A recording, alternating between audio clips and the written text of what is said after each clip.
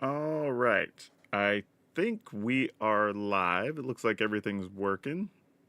I think. All right. Got to make sure we're on all the platforms we're supposed to be on because last time we had a little hiccup where some of y'all on YouTube couldn't see the stream. So now I think we're all set. Everything looks good. Should have no problems. So here's what we're going to do today.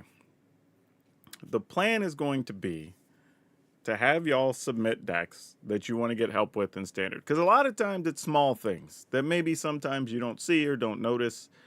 Or maybe even a case of where I've tested some of those decks and they didn't work. And I can at least tell you reasons why they didn't work or whatever. And save you a little bit of effort and hopefully help you win more games with your decks, right? That's the goal. That's why we always do this, to help you be better in your efforts in playing Magic. Or hopefully everybody gets to learn something. Now, there will be a point here in probably about 5 minutes or so where I just say go, and then you will be able to submit a deck in our Discord. I'll put the link here in a second. And you go to the standard portion and you will post a link to your deck. Wherever you host it online, we host over on Moxfield because they're a channel sponsor, but it could be anywhere. Give me the link, we put you in a queue, and then after you're in the queue, we work our way through it. If you are late and the queue is full, you can skip the queue by leaving a donation or bits or super chats or whatever. And that's the way we'll extend it. But otherwise, once the list is full, it is full. We do not add anymore unless people pay to skip the line. Partially because, we got to pay bills. But the other part is we can't go on forever. I still have to make actual videos for y'all and everything else. All right. So let's see where we got people coming in from today to get started. We already have small crowd gathering on YouTube, so welcome. Hey, RJ Loftus, welcome as a hatchling. Thank you so much. Yeah, if you want to support the channel, we do have memberships on YouTube, and we get to keep a bigger portion of that than memberships or subscriptions on Twitch, so just saying. But I'll take them either place. If you have your free Twitch Prime sub, we'll take those. Let's see. Neas Last Breath says, "Hello, Dragon. My deck is 42 Hair Apprentices. Oh, Heir Apparents, I think you're saying, in 18 planes. That's probably not going to be good enough to win most games. You should be doing something with the tokens. Either doing something that makes them bigger, cycling them out of the graveyard, like whatever. Otherwise, your opponents are just going to be attacking with like flyers or something with life gain or whatever, and you're just not going to be able to do much. Like, you have a bunch of 1/1s. I mean, you might have a lot of 1/1s, but you're probably going to lose more races than you win, I'd imagine. So if I had a guess, I would say find something to do with those tokens, whether it's have them dealing damage when they enter the battlefield, whatever, gaining extra life, whatever the case is. There's a million things you can do with Heir Apparents, but something I would consider. Just playing whatever, 42 Heir Apparents, that's cool, but once you just have a turn or two where you just top deck land, then what happens? Or you draw lands and they kill like 2 or 3 of your early Heir Apparents, and then you just have like 5 tokens and a Heir Apparent later, and it's just kind of like, okay, that's going to make it hard to win. Domo, how's it going? Hi to you too, friend. Yeah, but looks like people are coming in here. Let's see, we got a few folks hanging out on Twitch already, so thank you for that. Welcome. We are just getting started here, so giving everybody a chance to kind of get settled. Timothy, how's it going? I think you meant to say hey, but hey to you too. Hello, there it is. I got you. All right. So let me grab that link to the Discord and we'll let everybody hop in there. Oops. Yeah, by the way, if you are, well, you're obviously in the Magic community if you're following me, but there's a lot of action for Magic happening on Blue Sky right now. Pretty much all the big creators in Magic that I can think of that I follow, and even a bunch of the smaller ones, have moved over to doing a lot of their main posting on Blue Sky. So if you haven't set up an account there, I would recommend it. I mean, I know everybody's like, I don't want another social account, but the reality is, wherever your community is, you probably want to follow so you can be part of like giveaways and tournaments and just general news and know what's going on. It makes sense to do. And I've been on Blue Sky for a while. Domo says, spending wild cards on rare lands. It's a thing for me. I can't do it, but I have to. Is it? Question mark. I can't do it, but I have to. Is it what? I mean, if you're asking, is it worth it? The answer is generally going to be yes. Because now cards are available in standard for 3 years, right? You're going to play the lands. Even if it's a later set and you just got in, you're still going to play them for a year to 2 years. So you might as well. Especially if it's in colors you play a lot. Like if you play green, red a lot, or white, blue a lot, or whatever, then you might as well craft the rare lands you need as the decks pop up that you need them for. Because you're going to use those lands in the next deck, right? So you might as well do it. There's really no loss. Like, that's safer in more cases than most of the other rares and mythics you're going to craft. Just because, like, some rares and mythics are only good in, like, one thing. Well, were there even any rare lands in, I mean, I guess there were rare creature lands in Foundations, but I don't know if we got any reprinted just lands. Unless they were already, man, I don't even know. Let me go look. Now y'all got me questioning myself.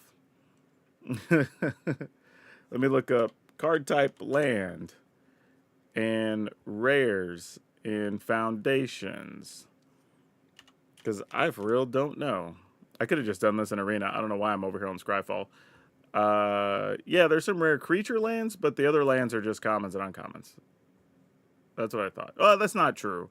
You do have Temples and Enlightenment if you need to scribe, but to be honest, I don't know if you need those. I mean, I guess if I was playing a slow control deck, then I might. And because I'd play those and probably the Surveil lands, but I probably want their Surveil lands more often than not. Yeah.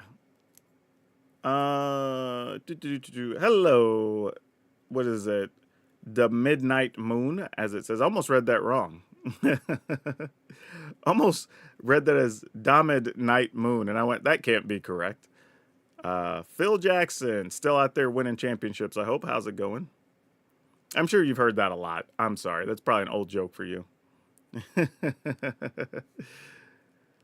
Domo says, okay, what are the best survey lands, fast land? There's no best ones. That's not a binary question. That's we can't answer that for you because that's what do you prefer to play, right? Because I could sit here and tell you, like, the green and red and white lands are the ones you need to have because that's what I play the most of. But you might be, but I play like Dimir all the time or something, right? So then you need the blue-black ones. So there's not a, like, yay or nay. Even among the different, like, Verges versus Survey lands, well, a lot of times you're playing them together because the Surveil lands help with the Verge lands, right? Because they give you more land types. So it's not even really which is better over there. It depends on the deck types, right? Because if I'm playing something super aggressive, I don't want Surveil lands, right? Because the Surveil lands are just going to be too slow. So I'd rather have the Verge lands. But depending on what my primary color is versus my secondary color, then I may want a full set of them. Might want just 2 or 3 of them. Right? There's every single thing has levers. That's one of the things that's tough about Magic, and I don't think we acknowledge that enough. Is the very basics of the game are very easy, and it makes sense where people don't even understand what they're doing wrong or why their deck's wrong or what play mistakes they're making in the middle of the game. Because there's so many things that can change. You know, every little lever is important. I mean, hell, you see pro players even still make mistakes because there's a million things happening at once. It's a very complex situation. Galahad, how's it going? Good evening, sir. Hope life is treating you as well as you treat. You know what? I got lucky because there was a crazy windstorm. For some people up in my area, it was almost hurricane level. And we did not get hit by it, so that was very good. Otherwise, I'm just trying to, keep up. I have some other content I need to get out, so y'all can have some fun stuff. How's it going, Jay White? All right. So here's the deal. If you want to get in the queue, we're going to post the link. There is the Discord link. You have to go to the Discord, go to the standard channel, and then post your link to your deck. Not your deck list, your link to your deck, wherever you are hosting it. And then we will start building the queue out. And whoever shows up late, you're going to have to donate to skip the line. That's going to just be the way it works. Or you can just donate because you want to support your boy and, keep the channel going. Keep my efforts going for working so hard for you. Double watching now. Hey, I appreciate it. Helps us get paid on both things.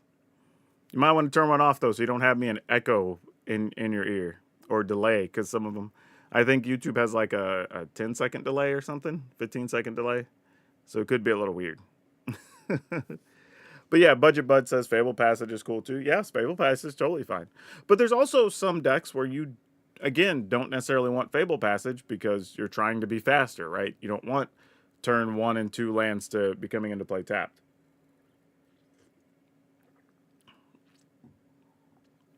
Based on the stream title, add Eluge.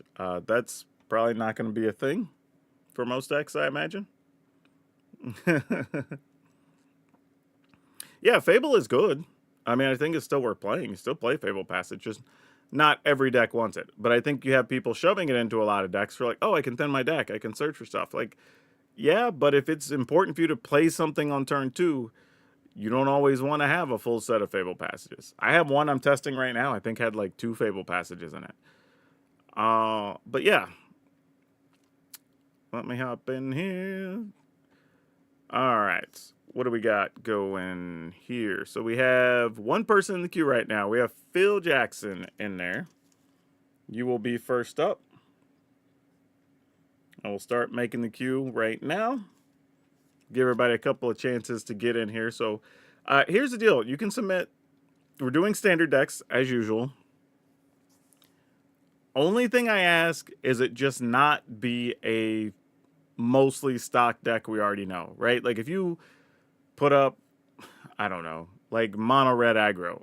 It's just like, all right, there's not going to be much to say. It's mono red aggro. We know what those look like, right? Same thing if you put up Golgari mid-range. It's like, okay, cool. There's demons, there's planeswalkers, there's kill spells, whatever. We know what those look like, right? I could help you, but I'm just going to basically, it's going to be like a 2 or 3 minute thing where I just tell you, play these cards because we all know you should play these cards. Not much to do with that. But if you're trying something different, maybe trying to build around certain enchantment, or you're taking a deck that exists in a different direction or something like that, cool. Let's talk about that, right? Because I think that's where we can all learn something. Because the thing is, deck building is difficult. You know, nobody wants to admit it, but, you know, I'm somebody who during the course of a season, I might build 200 different decks, of which y'all might see 80 of them, 100 of them, you know, like, but a bunch of them are trash. They never, like, I play some, just tank my rank playing bad decks or whatever, just trying stuff out for y'all, and you'll just never see them, right? Because it's a process. Like, some stuff that you think is good, I was just telling my woman the other day, like, I thought I had a deck that was going to be a banger, and then got in there, and I think I went like 0-10 or something. I was like, and at least half of them weren't close. I was like, yep, this ain't it. I have to go back to the drawing board, right? It's a tough thing. Forgetful Paladin says, I'm always building a new one. Hey, nothing wrong with that. That's part of the game that's fun for people, right? Some people really like deck building. But I also understand the people who don't enjoy deck building because it's difficult, right? And it can be discouraging when you go in and you try something 3 or 4 times and it just doesn't work, and you think you have all the right concepts. And like a lot of things in life, sometimes we just don't know what we don't know. So we think we're doing it right, but that's where the mental anguish comes from, right? Where like you feel like you're doing every single thing right, and then ultimately it just doesn't work out, which is tough. All right, so we will put the link in one more time. So if anybody wants to, what do I think about raise the pass? Like, what do you mean? Like, just as a card in a deck? Like, I need some context. I'm trying to combine Shipwreck Dowser, Extravagant Replication, and Time Stop for infinite turns. Yeah, good luck with that. That's one of those things that if you're willing to accept, it's only going to work like once every 25 times. then continue trudging on, right? Nothing wrong with that. Like, if you're just playing in the play queue and you're just waiting to see that one time it goes off, then great. Have fun with it. The reality is, though, that won't be competitive. Like, you're talking about, a 6 mana enchantment that has to sit on the board to your upkeep. What is Time Stop's also like a 6 or 8 mana thing? Or is Time Stop 5? Whatever. Either way, there's just a bunch of things you're trying to do that are expensive and slow. And you get in that situation if your opponent has one enchantment removal or one counter spell or whatever at a key point, you're just not going to be able to win. So that's a tough one. And that's an example where, like, I could give you suggestions to make it better, but your ceiling is going to be very low. No matter how good we fix it, it's just going to be very low. The card has power enough to be core for future tier 1 decks. I mean, okay. If you're talking about that, if we're still talking about Raise the Pass, I think it's a good card, but here's the problem. If Raise the Pass is ever a key part of the meta, then Graveyard Hate just goes up, right? You're going to start seeing way more Tranquil Frillbacks, more main deck vacuums, more people playing Jaheira, right? It's just going to be a thing. So then your Raise the Pass is just going to lose its value and eventually get pushed away. And that's how it should be, right? Meta shifts, you get a bunch of things that are caring about the graveyard and Raise the Pass. Everybody goes, oh, okay, we're going to attack graveyards. Then people move off the graveyard things. Now the graveyard cards are dead because they don't hardly have anything to get rid of. And then, maybe they come back later in the season. That sort of thing. So could it be part of a tier 1 deck? I don't see why not. I mean, there's bound to be something. Like, I've seen a few combo decks that are trying to use it. With like Bartolome and, LSL Core, stuff like that. When things are dying, you lose life, all that.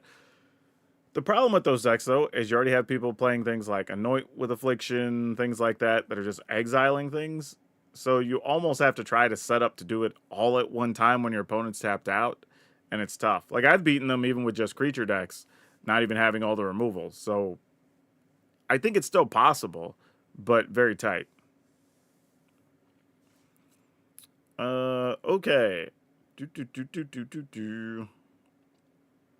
All right. We have 2 people in the queue, Phil Jackson and Guadar. I'm surprised there weren't more people. I thought with Foundations, there'd be people really hammering through stuff here. But, all right, we're going to hop in. Feel free to hop in the queue still. All right, let's see what we got here. Let's export this and bring it into good old Arena, and we'll see what we could do.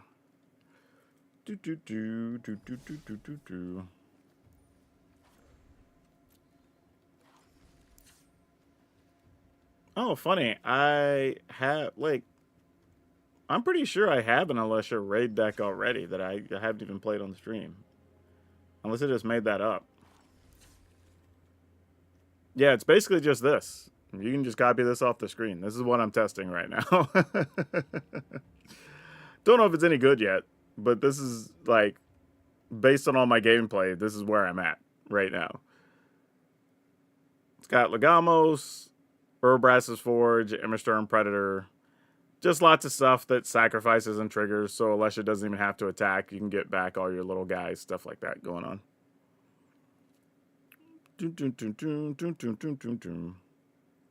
But your version, let's scroll back, because that's what you posted. Let's see, because this is going a little bit of a different direction here, right? We have Vengeance, which is fine, because you have stuff you can sacrifice, get back out of the yard. Feed the Swarm also makes sense. Forming Artist, obviously, because you make your opponent lose life. Yeah, this is another one. There's not really a lot to change here, This is kind of like, this is what the deck does, right? You can have different versions, but it's mostly just metagame calls, right? If you're running into a lot of sweepers and whatever, then you want to have, like, Urbrass Forge or things that make tokens or whatever, right? Which you do have some of those already in here. Maybe you want some Duresses if you're worried about, combo graveyard things or whatever. But outside of that, I mean, there's not much else you really want here. This is kind of what the deck does. There's not really a lot to comment on because, again, my version probably plays like 60% of the same cards. You know, I've got some Final Vengeance. Instead, I have freebooters so I can scry and get treasure. But, you know, Percussionist, Fear of Missing Out, NT, Undead Sprinter, Eurobrass Forge, Alesha, right? A lot of the same cards are going to be in each list. Mine's just going a little bit bigger with an extra Forge and the Emberstorm Predator and Legamos. But even Legamos could probably be Braids if you wanted to be Braids or whatever. So I wouldn't... Yeah, there's not a lot to change there. It's mostly going to be just... The question I would say is, what are you dealing with that you're struggling with? And that's probably where you make the changes more than anything.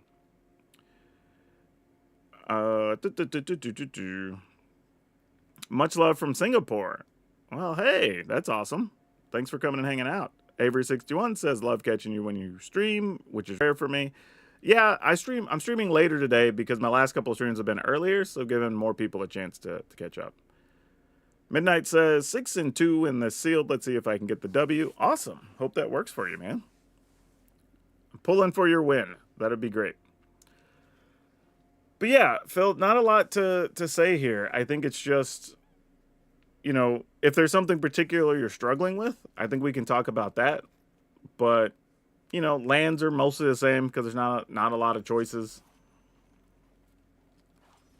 It's just kind of what you feel you want to go with. You know, in your case, you're going with Spiteful Hexmage. I went with the Freebooter. But again, you know, that's just personal preference. Tried some of your options. I'm more just curious how you found it. Yeah, I've only played a couple of test games with it. I haven't really dove into it too heavily. But again, I expect it's going to be much of the same stuff that you're running into. But yeah, this is probably fine against most decks, I'd imagine. And Screaming Nemesis is a good Magic card, too. I've been playing a lot of Calyx Enchantment deck lately with great success. Enchantments are strong. Oh yeah, Enchantments have been good. They were already good leading up to Duskmourn, and they got better with Duskmourn. But let's see who else is in. Gridar. By the way, anybody else who wants to hop in the queue to have their deck reviewed, let me put that in here because it looks like another round of people just showed up. We will put this here if you want to talk about and share your deck. Especially if it's something that's off meta, that's the thing. If it's something that already exists, we're probably not going to have too much to say about it. But if it's new, we'll definitely take a look at it. You want to go into the Discord, you want to go into the standard channel and post a link to your deck. Not your deck, but a link to your deck so that we can pull it up on screen easily for everybody. All right, Guadara, you are up next. We are going to pull this up and see what we got. Oop, that's not what I want to do. Export. That's what we want to do. All right, fantastic. Let's bring that into Arenas. Mardu Revive, it says. Okay, let's talk. Doma says, I feel there is a wave of Boros burn decks, or is that just me? I mean, probably. I mean, there's a little bit of everything, so I don't know what we're even calling a wave anymore, because I run into all kinds of stuff on the ladder. Okay, so we have some Get Lost, Parting Gusts, Deep Cavern Bats, make some tokens, Sanguine Evangelist.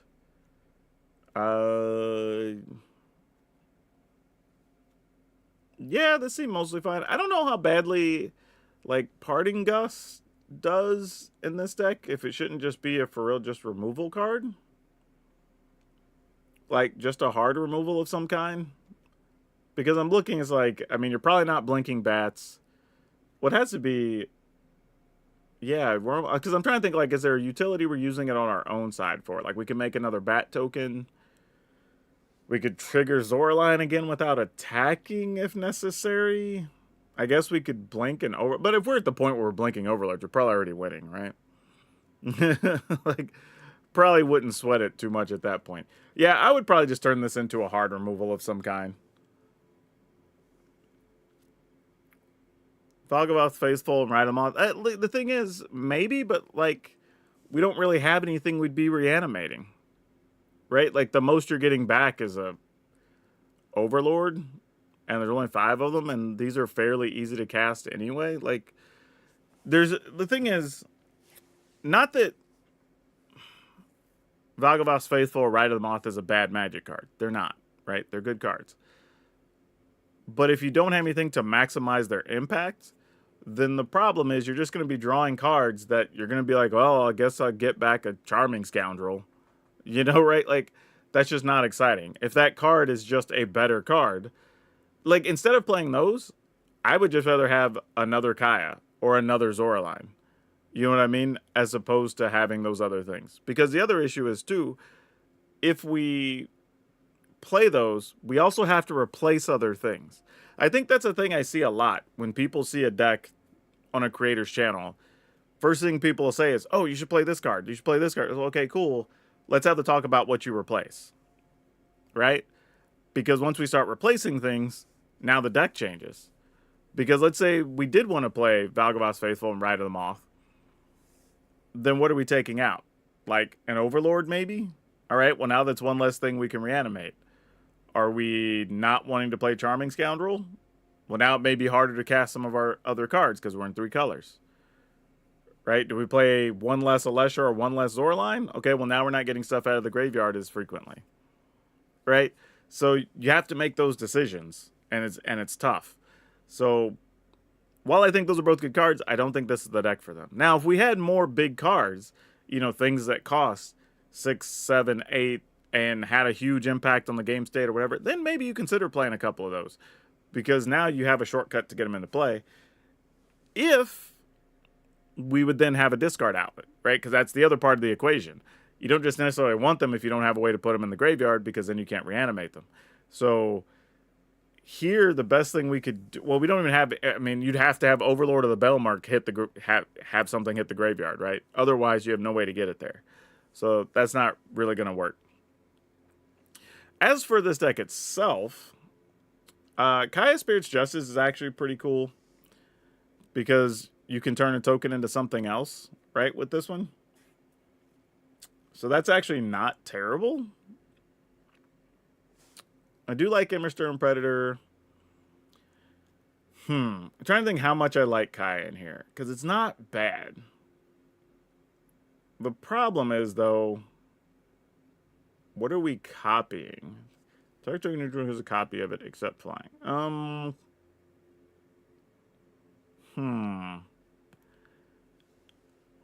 Like, are we turning something into...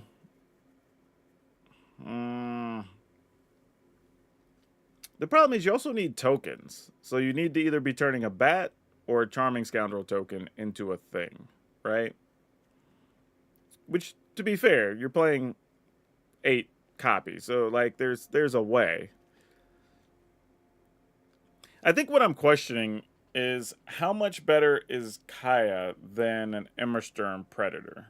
I mean, I'm still probably playing Kaya, but I'm asking myself the hard questions right now. Like, what are we benefiting the most from? I think the biggest thing for me is mostly just changing Parting Gust to a real removal card. Like, it's nice sometimes to be able to just turn something into a fish or whatever, which is cool. But because we're not often blinking things on our side, don't get me wrong, there may be some corner cases where, like, blinking a Sanguine Evangelist pays off or whatever. But I would rather just shoot something with like a, I don't know, go for the throat or something is probably fine. And I'd rather go with that. Or if you want to play one of the removal spells where, like, you have to sacrifice a thing or whatever, that's fine. And then you play off of Alesha and Zoraline. You know, I think that's okay. Or if you're doing Alesha Zoraline shenanigans, you could play... Oh, I have this in my humans deck. Human sacrifice enchantment. This guy, Cathar Commando. So then you have a way to get rid of artifacts and enchantments, and you can save your get lost just for actual removal. I mean, maybe this is what, if you change like one Overlord of the Bellmark and one Kaya or something, could turn into 2 of these. Like, now you have a thing you could just sacrifice every turn and get back with either Zorline or Alesha, which is pretty sweet.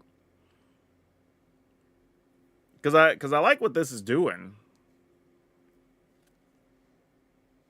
If anything, there is a slight problem that the deck can probably get hands that are a little gummy because of the 3 and 4 mana slots, but I think that's fine. But yeah, I would have Parting Gust be 2 actual removal spells. Maybe find room for Cathar Commando. I mean, I also like what you're doing with Thrill Seeker. I think sometimes it might be a little slow for what you're trying to do, but it is a good, like, late game draw it, just fling something for like 5 or 6. Deck needs card draw if it's aiming. Well, not really. I don't. Here's the thing. That's the other thing too, Trilix. I've seen a lot of people look at deck lists and say like, oh, well, this needs card drawing. I think some people just think that's a thing, but not all decks need that. Like, this deck is actually getting stuff out of the graveyard. Like, it's card drawing, technically, if you want to look at it this way, is Zoraline, Alesha, Overlord of the Belmark, right? Overlord's going to get something out of the graveyard when it triggers, and then you also have Zoraline coming into play, getting a thing back. Alesha, you can just run your Charming Scoundrel in and then get something back from your graveyard, right? So it's not even worrying about new cards, it just wants old cards. Technically, if you really want to talk about card drawing, you have Charming Scoundrel, right? That can dig you deeper to find something. As a top deck, it's just a free card draw, because you don't even have to discard anything. Your hand's empty, so you just draw a card. So, I mean, those are options. I'm just saying, like, not every deck has to have a bunch of card drawing. Like, I mean, pretty sure the Elf deck I played did really well. The Naya Elves.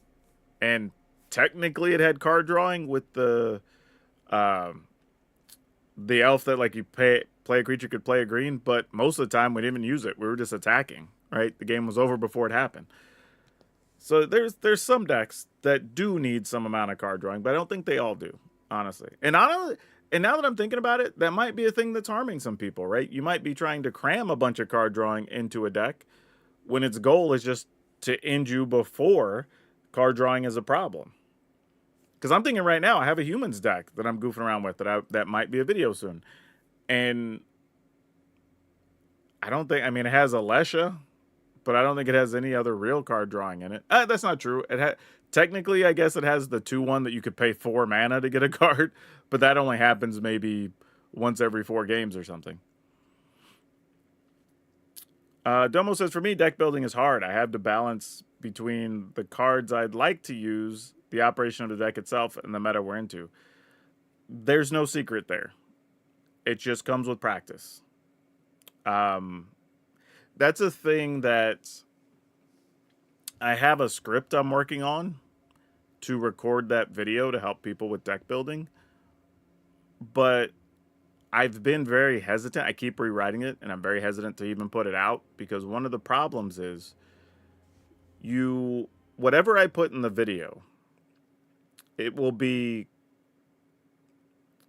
correct when I make the video, but probably the next time you go to deck build, you will have the exception to the rule.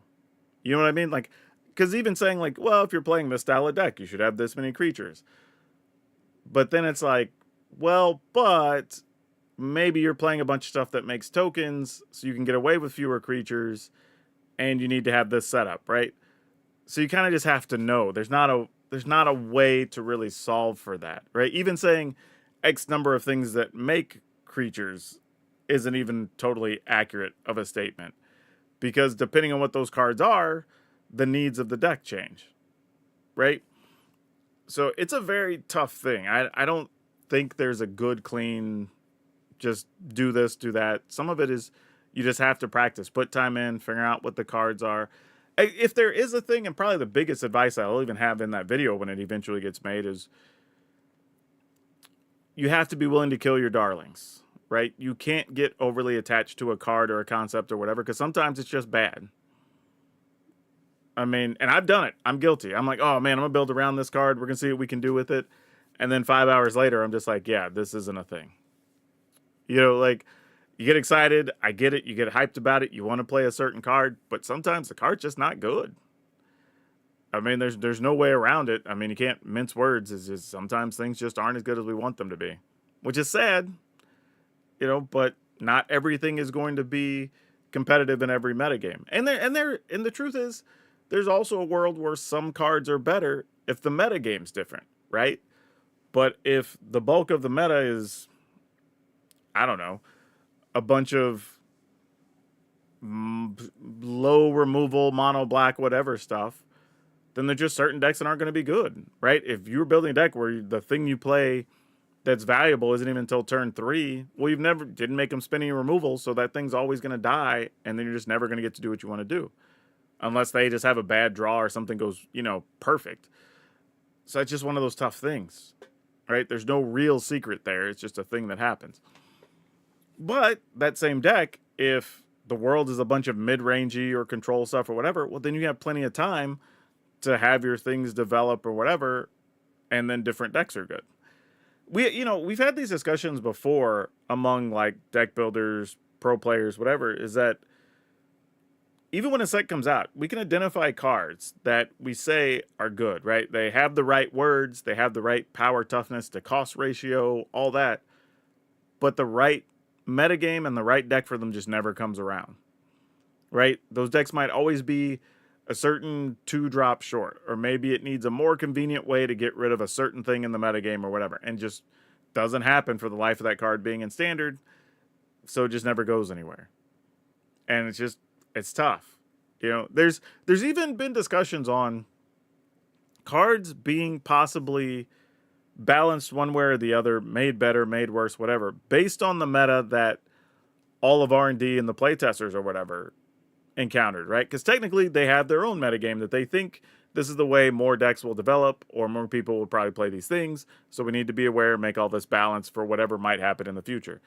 But then we, as a, who knows, 20 million player community, get a hold of stuff, and then ultimately it's like, well, the decks that they found never materialized in the meta. So certain things they expected were going to be good just weren't. Or vice versa, right? Certain things they thought weren't going to be good end up being good because everybody's playing, I don't know, mono red, and these other cards are really good against mono red, whatever the case is. So it's a weird time for sure. Hey, Toke, how's it going? Says, you can keep your darlings if you're willing to lose. Yeah, that's true. Loftus says, I'll never give up on Simulacrum Synthesizer. I keep playing it till the meta adapts to make it good. I think Synthesizer's a fine deck, actually. I think you can totally play that card. Anything can be good in a vacuum? I mean, using the term in a vacuum is always fraught with problems, right? Because technically, you can justify theft in certain vacuums. I'm just saying, like, we have to look at it for what we actually have is the thing. We don't get to have the realities of those vacuums. Kami says a good example of this is Voldaren Hexcatcher. Phenomenal card, but merfolk aren't very competitive right now. Yeah, that's a thing. I think merfolk are playable. I think that's a thing, but I would say for the overwhelming majority of players, that's not the route they want to go, right? Because for merfolk to be playable right now, you're playing a creature deck, but it's a creature deck that functions almost as a mid-rangey type deck, right? You're trying to counter some things. You're maybe trying to combo and make a bunch of tokens. There's a couple different things you can do with them. But I think a lot of people go, well, if I'm playing blue and I want to play aggro stuff, I just want to play Dimir, or I want to play Pirates, or I want to play whatever, right? And those are where people lean for the aggro deck. So Hexcatcher, you just don't see a lot of it. I think it's still playable. I think the deck's still more than viable, but I get why people are going the other way, right? And you get hard removal if you're playing blue-black or blue-red, right? That's the other thing. You just get straight-up removal, which is a big deal. All right. But yeah, those are the only changes I would make here, honestly. Just turn Parting Gust into a real thing, and then decide if you want to play any number of Cathar Commandos. Because if you're playing against enchantment decks and you get a Cathar Commando that you're just getting back out of the graveyard multiple times, like, you just win those games. Like, if you were able to get that out against, say, like, I don't know, like domain, and you're like, all right, cool. I'm gonna get rid of your ley line, get it back. I'm gonna get rid of your overlord. I'm gonna get rid of your beanstalk. All right, you know what I mean? Like, that's probably it. So yeah, those are the only two things I'd probably consider. Everything else seems mostly fine for what the deck should be trying to do, honestly. Is there a list where we can submit decks? Well, let me go look and see how full the list is. I have 2 people in queue right now. I have Loft Tech. So as of now, the queue is not full. And Ashburn.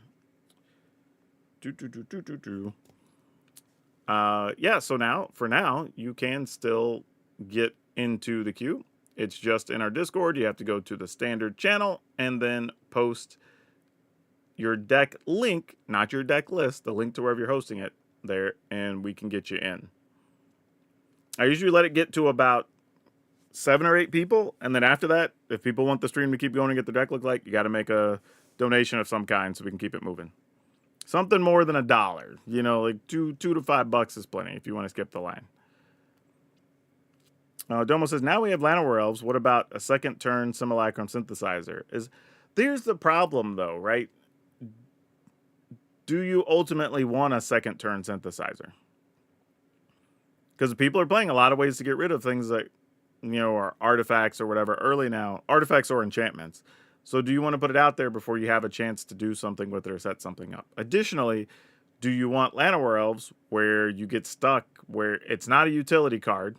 Because once you play Simulacrum, you almost don't even need Llanowar Elves ever again, right? So it's a top deck that's really, really bad for you. Whereas pretty much every other card you're going to play in those decks tends to do something important for those decks.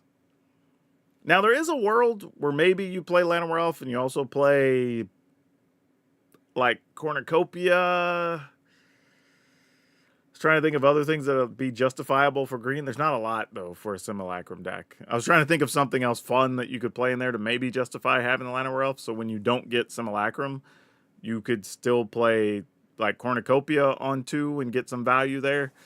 So, like, I don't know, maybe there's something. The list would look very different, though. Because, again, if we're making the change to add green and play Llanowar Elf, something else has to come out, right? And all those other cards we know help those decks quite a bit. And so that's kind of that conversation we keep coming back to is we can do it, but at what cost? You know? All right. So moving along here, we're going to take a look at Loft Tech's deck. Uh-oh. It's apparently hosted on MTG Melee, and it says, 401, I am not authorized to access this deck list.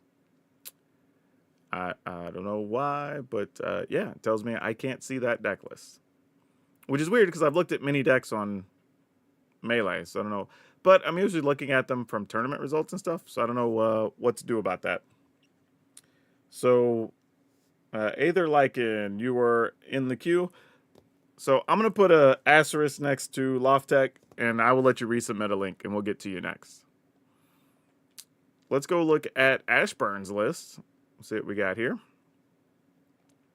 Export that. Bring it over to the arenas. Oh, Omniscience Mill. You're going to make me do this. I'll be honest. Omniscience is one of those cards that I think should not... That's the only card I think in the whole set that should not have been reprinted. Personal thing completely. But my issue with Omniscience is... Never is a deck playing Omniscience and wanting to play interactive Magic. And to me, that's always bad. Like, anything that encourages non-interactive Magic, I'm not a fan of. That being said, I'm still going to take a look at this list. Okay, first thing, there are 75 cards here. That is bad. I'm okay going 61 cards, maybe even 62 if we got to be greedy. But there's no way this is focused at 75 cards. There's too much going on. And there's a bunch of one-ofs, right? We have one Soul Guide Lantern, one Cut Down. We have one Tranquil Throwback, one Jace. Like, And how many lands are in here on top of it? And there's only 25 land. My goodness. Yeah, this can't work. This can't work. I mean, it can work, but consistency is going to be a big problem for this deck. So let's have some. Let's start simple. Did it copy to the main board? That's possible. Well, no, because I mean maybe 1, 2, 3, 4, 5, 6, 7, 8, 9, 10. No, because some of these one-ups would just be in here. Because like Sphinx, Lumra, Coma, Valgavoth, these aren't sideboard cards. Portal, these are things you all want main deck. So I don't think that's it. I think this is for real just 75 cards.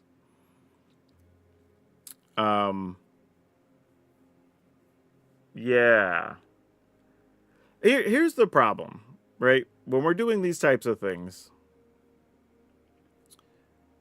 you want multiples of things, especially in this type of deck, because consistency is huge, right? You're trying to fill up the graveyard as fast as possible so you can get a Squirming Emergence and hit one of these big cards, whether it's Atraxa, Portal, Omniscience, whatever the case is, right? So you got to get that as quick as you can. All right, so cut down, like we just don't even need cut down. You just want Bitter Triumph, straight up, because if you have any of these big things in hand, you want them in the graveyard, right? That's a given. So I think no matter what, you need Bitter Triumphs. I'm gonna be honest here, and this isn't anything against the deck. This is a me thing. But I've not had consistent good luck when I've been testing the Sultai Reanimator decks, which is basically what this is. We're just now adding in a level of Omniscience, right? I have many times beaten these decks from either just removing one thing out of the graveyard or they die to themselves. So I do also want to put that out into the world that that's just a thing, right? Sometimes that just happens here. I would probably cut Duresses as well as the side Soul Guide Lantern. I would double up, go max on the Archaeologist so we can get stuff in the graveyard. So now you have Archaeologist and Prankster on 2. You have Bitter Triumph that can kill something, put stuff in the graveyard. Whale can also put stuff in the yard. Kiora, obviously, if you've already filled up the yard, can easily get the 8/8. I think Sage and Throwback gotta go. I mean, we're already tight for space here. Whoa, what? Insert a sorcery you control can't be countered. Like, why is this here? Yeah, definitely don't want to play this. This is the weakest of your big cards. I mean, never wrong, it has hexproof, but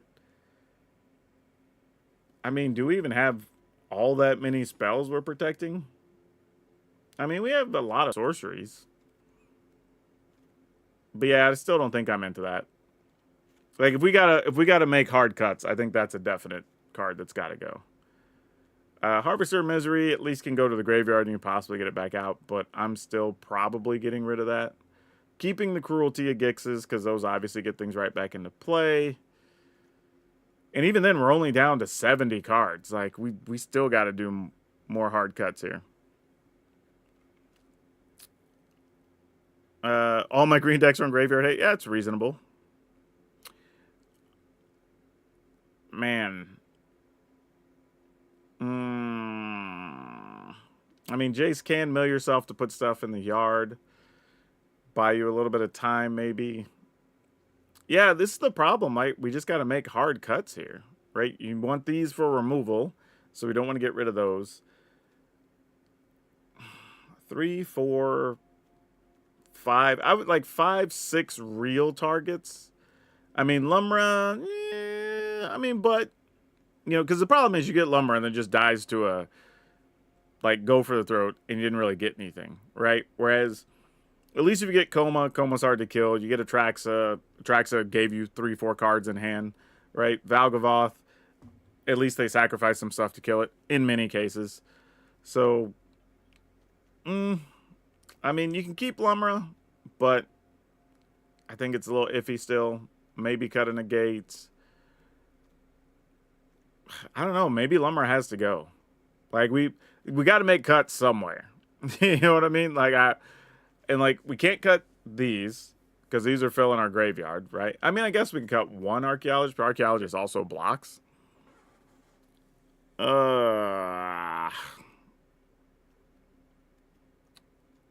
Maybe one Well Forgotten, since we have Kiora, they can also put stuff in the yard now. I mean, this is the deck building part that's tough. Like, we're just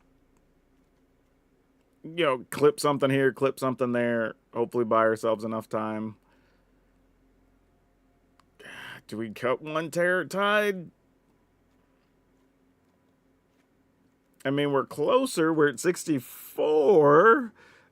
Like, yeah, I'd have to cut at least 2 more cards, maybe even 3 to feel good about this, honestly. This might be a case where negate just has to go. You know, I think for real. Because here's the thing. The only way negate's going to be helpful, really, is either they're playing something probably on turn 3 or 4 that gets rid of your graveyard before you've had a chance to, like, Squirming Emergence or Cruelty a Gix. Or you're on, like, turn 6 or 7 and you're trying to protect the Squirming Emergence when you play it, right? They have a counter, you counter back. I think the meta is light enough on those counter type situations that they are probably just as likely to counter something. Well, but even then, you have Founding of the Third Path you could set up. Yeah, I'm just cutting the 2 negates. All right, you're at least at 62 cards. This is closer. Granted, this looks like a lot of the versions of these we've already seen as well, right? So this isn't anything new going on. This is just cleaning up the deck list. So I wouldn't be surprised that if you saw some other decks doing this, they're probably playing the same combination of cards. Just, you know, maybe 3 instead of 4 of some different stuff. But this is probably the deck. Like, I don't think there's much else to be said here. Like, this is kind of one of those cases where you're playing a deck that's already known, so we can't really do much with it. It just kind of is what it is. But you at least had all the right cards. There was just a bunch of excess stuff hanging out in here that we just didn't need. But yeah, it's at 62. Realistically, I think it could be 61 if we want to cut like a Cruelty a Gix maybe, but that has various uses, so you probably don't want to cut it. But if you were playing it at 75, you're definitely going to be better off at 62. Like, I don't even think that's a question. All right. Moving on from that. Let's see what else we got here.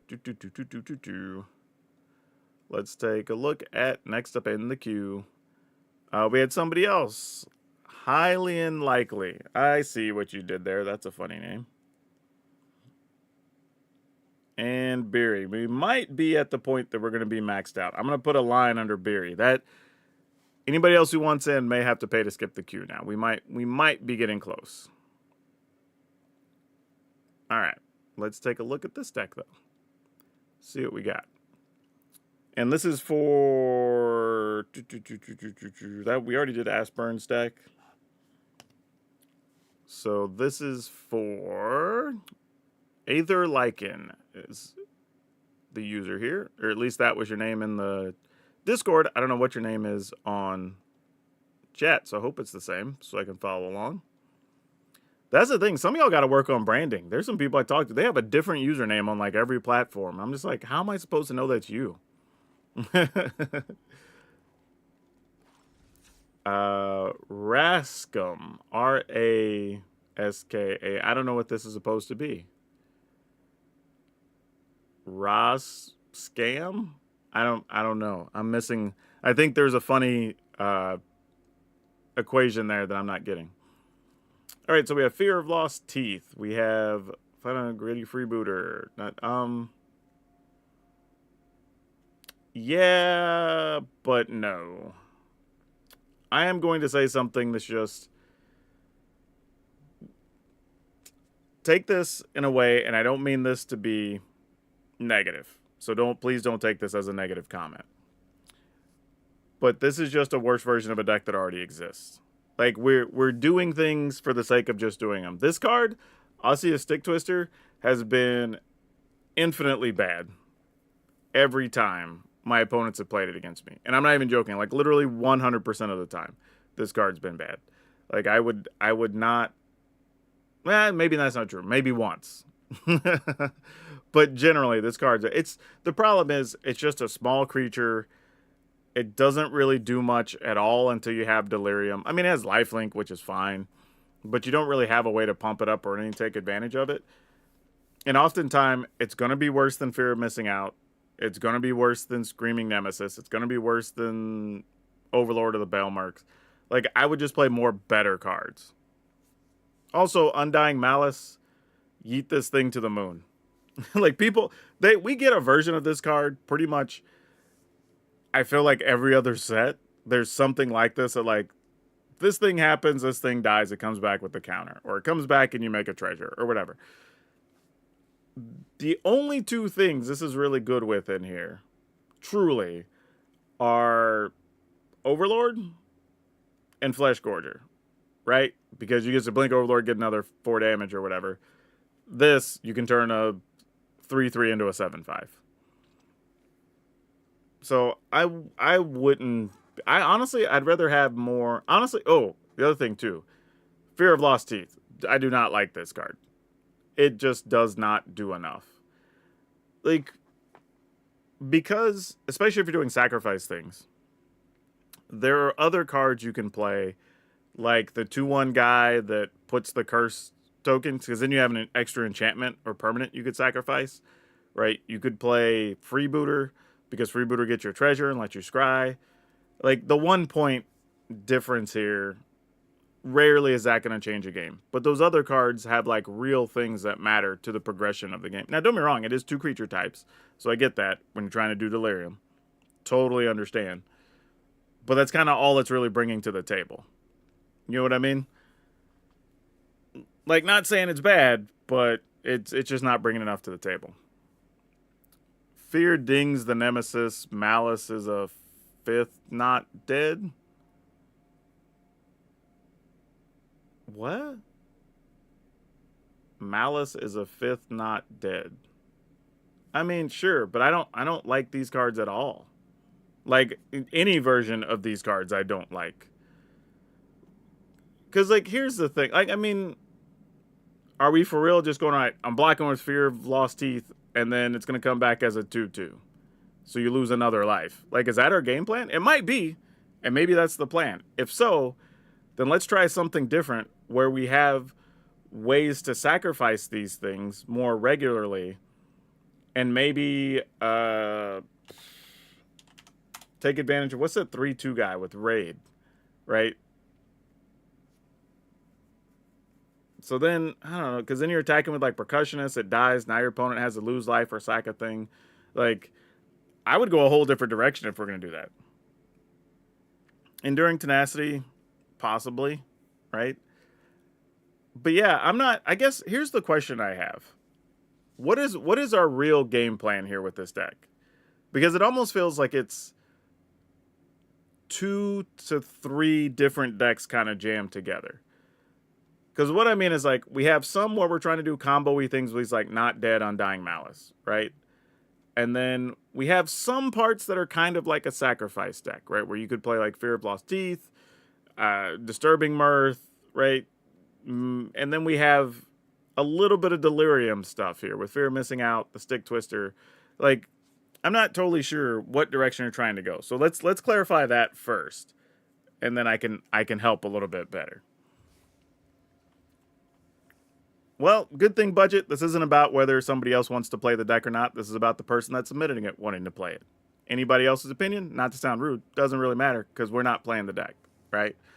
There's a lot of decks people submit that I wouldn't play, but it's not for me. This is for me to help you, or whoever submits the deck, fix the decks up that they're trying to play.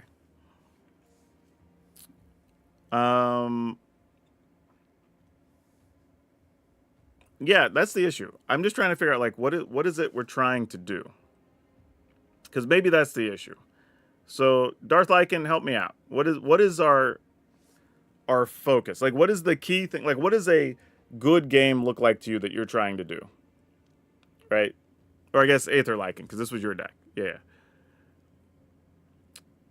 All right, so it's about 2 decks slammed together. Start off as a sacrifice shell, then switch to scam. Like, that's a bad strat. Like, we need to be, we're sacrificing our stuff, or we're playing a Delirium style deck. We gotta pick a direction. Because if we're doing the sacrifice thing, then let's just go all in. Play the big snake, right? The Viper. Right? If we're gonna do that. play the things that give you more permanence. So you're talking about the 2/1 guy, like I said, that puts the curse thing. You could play Scoundrel because it makes a treasure, right? You can play exactly. You can play Braids. Like let's do that if that's what we're trying to do. The new vampire that drains your creatures dying would fit here. Yeah, probably if we're gonna do hardcore sacrifice stuff. I think that's viable. Actually, did we get? Or did I just make this up? Did we get Bastion of Remembrance? Or is that not one of the standard legal cards? Nope, it's not. I thought we got that reprinted in one of the things that was going to be standard, but it's not. Okay. I did initially have Viper, like the Overlords, that seemed alright. I don't think Overlord's a bad card. I'm just saying this is the issue with deck building, right? It's very easy to say, all right, I want to try to do all these things, but the problem is you end up with a very unfocused set of cards, right? Because let's say you get the Phyrexian Fleshgorger, Overlord, some lands, and Fear of Lost Teeth draw. Those don't really do anything together. You know what I mean? Like, not saying that they're bad cards. It's just like they're kind of filling different roles for different decks. So if we get those, we're playing this weirdly slow, kind of weird deck that like the wrong cards come together too often and they don't do anything. Or you're like, well, I got these cards, but like they killed my creature and now I got to play Overlord to get rid of something. And now I'm stuck with this not dead after all without anything to even target. Right? That's the issue. So that's the problem when you're trying to do all these different things at one time. You got to narrow down the focus.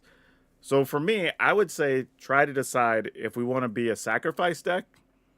And if we are we just doing sacrifice for value and size? Or are we trying to like ping our opponent for a bunch of little damage or whatever, right? We can make that work. Or are you just trying to be this delirium type deck and then we can focus on all the cards to make that happen?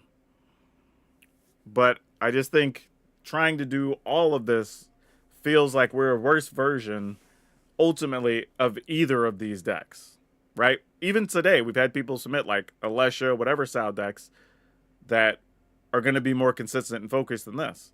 But we've also seen delirium decks that are going to be more focused or whatever, because you're trying to do everything both decks are doing, and you just can't do that because key cards for both decks just aren't going to appear in this list. So yeah, I would pick a direction, personally, and then figure it out.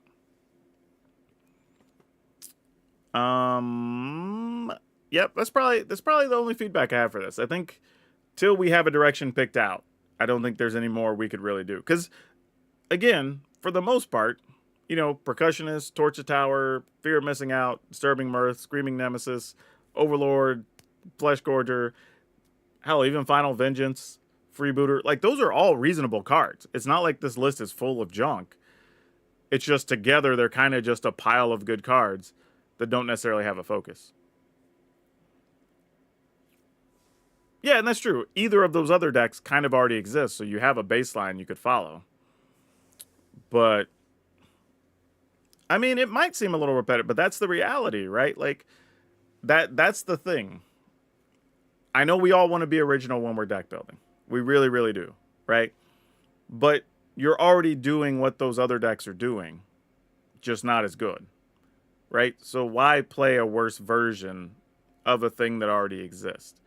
Now, if there were certain cards we were building around and everything was focused to making those things work, then that's a conversation I think that could be had. But, you know, you literally took two different decks, jammed them together, and just have a... Like, it's not as good as the sum of its parts, basically. You try to take all these cards that are good in different piles, and then we jammed them together, but they're just not going to check the boxes.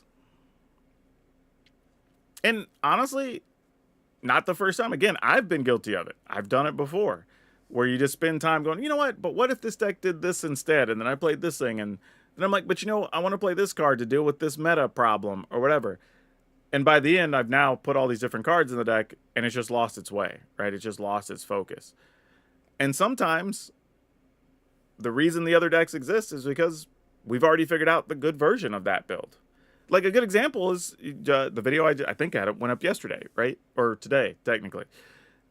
it's an equipment deck, but I was already working on equipment, and after looking around what other people were doing, it's like, well, everyone's already done the work for me. They've mostly decided that this combination of cards is good. Now, plus or minus different things, and I had 1 or 2 cards that were different. But for the most part, 90% of the deck had been decided because multiple people had already put in the work and said, hey, these are the best directions you should be going right now. And I agreed. Even in my testing, the cards that made the list, I'm like, yep, these seem to be the good ones in my list too. So that makes sense. So I could have made a different thing with equipment, but, you know, we've already decided these are the good cards. There's not really a point of going that way. But yeah, I get it. We want to be different. Totally understand. But sometimes we're being different to our own detriment, you know? But again, I would say this. If you come back and there's a different card you want to particularly build around, and that's what the deck's focused on, we could do that. But as it stands, you know, we're just playing different versions of cards in either deck, and we didn't end up in a better place, unfortunately. Let's take a look at who is next up. Oh, I see you got back in there, Loftek. Good, good, good. I was just about to ask about that. Highly Unlikely is next up. So hope you're still here in the chat. So we can talk about this deck, which I think I also have a version of this somewhere floating around. I have a feeling there's not going to be a lot for me to say here. I might end up just like, hey, here's a list you can look at. Nope, we were playing some different cards for sure. This, I think, do I have that here? Yeah, this is where I ended up. With Novus Inspectors as another way to draw cards early. Just another permanent, cheap card. Spectral Sailor, because it has flash. Oh, you know what I'm missing? I totally forgot. Well, no. That's fine. No, I have Mastermind. Yeah, this is the wrong card. This shouldn't be here. I should be playing the Merfolk that gets a +1/+1. What is that guy? Y'all know what I'm talking about. This guy.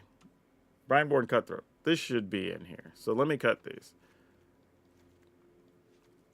Something more like this. Let me cut 1 Siren for more Cutthroats. Maybe something like this. Why do I have a weird... Oh, because I have them from different sets. I was like, what? Yeah, this might be a little bit better. Because now you can play Masterminds, Drowners, whatever. So yeah, this is probably closer to what I would do.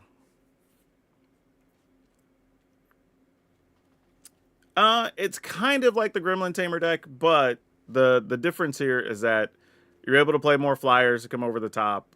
You can also tap stuff down, so if they are, you know, putting Sheltered by Ghosts on their things or whatever, hopefully you can keep them from coming across. And then you just get to play both Enduring cards, which is kind of nice. But I do agree. We know the Blue-White Enchantments is actually a good build. But this, if you're trying to do the flash stuff, this feels cleaner. I think the issue here is we're not really taking advantage of things having flash enough. Though I do like Aven Interrupter. I do like this. I think it's a good card. So that is worth considering. If you don't want to play the 2/1 Enduring guy or whatever, right? This is a totally reasonable replacement. But, like, Surge of Salvation... Like, in a weird way, Surge of Salvation is actually less good in this deck because your things have flash. Right? Because, like, you're going to play something during their end step anyway, and they're a lot of times not going to commit to it or whatever. So, like, I would rather just play more threats. You do have 21 creatures, but that's not a ton, especially since your creatures tend to be smaller than what your opponent's going to be doing a lot of the time. So...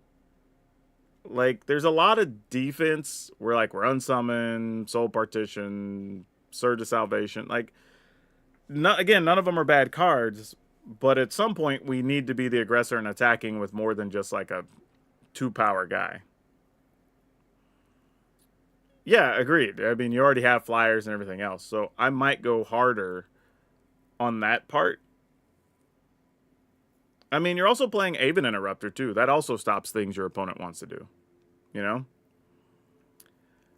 The Eagle's not bad. The problem is, though, again, you're already getting benefits. You also probably want to maximize your cutthroats, by the way. But you're already getting benefits of the cutthroat by playing stuff hasty. You also want to sometimes want to leave mana open to use Mastermind, right? So it's not the thing you want to be doing on turn 3. Like, you'd rather just leave mana up to either counter or play a thing or kill something. You know what I mean? Like, Eagle's not really necessary. Just like giving some other things with flying +1 is cool, but it's not what you need to do to win. Yeah, it's not good enough, I don't think. But yeah, that's where I would start. I would just make this more aggressive. There's almost feels like too much defense in here for what the deck's trying to do.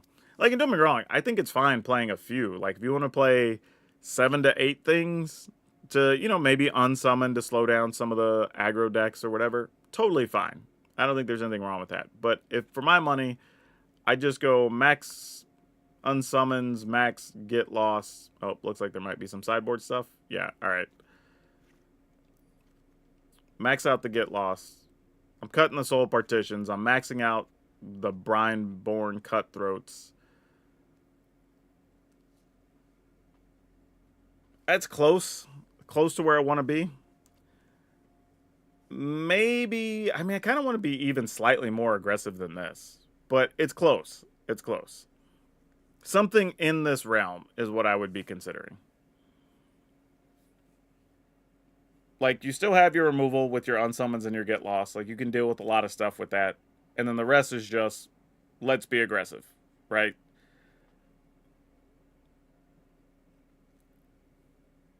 Yeah, obviously, we can play more 1-drops, but you have to make a decision there on if it's like 1 less Interrupter, 1 less Curiosity to squeeze some room here or there, which I think is fine. Totally justifiable to do.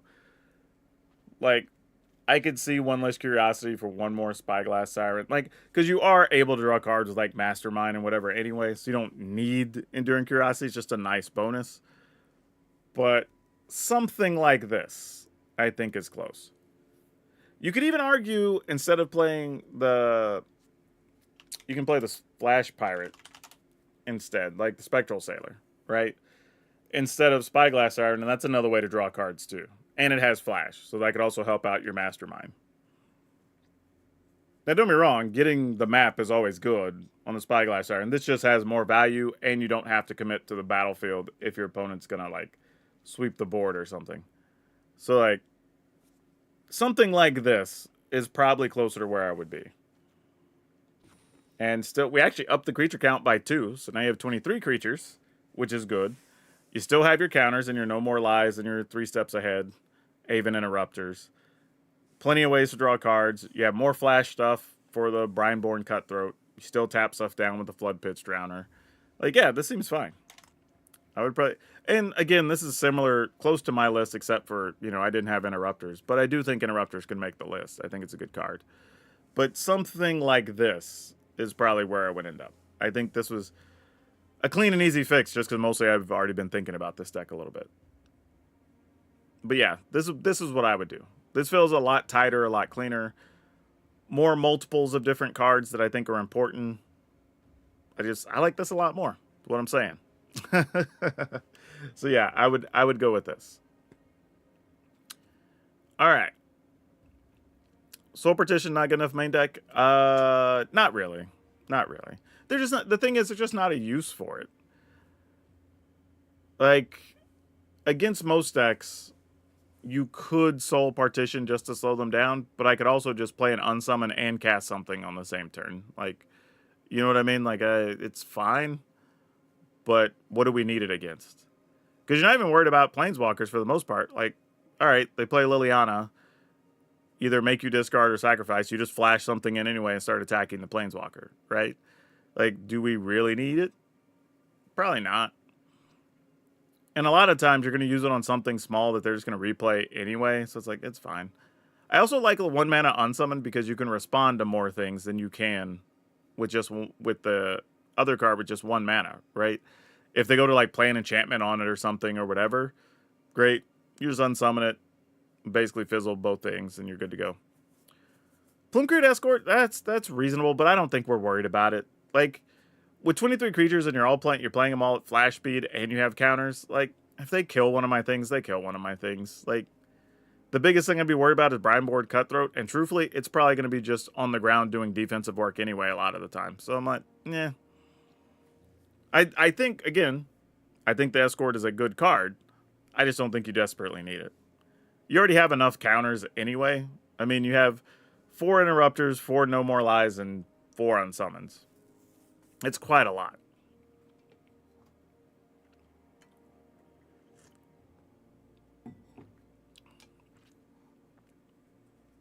If an Interrupter makes Carl sick, well, I mean, sure, that's true. I agree. It can make them cost more, but is that the game of Magic you need to be playing? I would rather just be more efficient and just be a constant nuisance to your opponent. Just in step, here comes another guy. In step, here comes another guy. Oh, you played something? All right, we can kill it or bounce it, and maybe still play a guy. Right? Like that's the nature of Magic I would be playing with this. Like you get the benefit. This is one of the rare builds where you can both be the aggressor and still be the defender. Right? It's not often you get to do that. Because you get the benefit of Aven Interrupter and Flood Pit's Drowner, which help that a lot.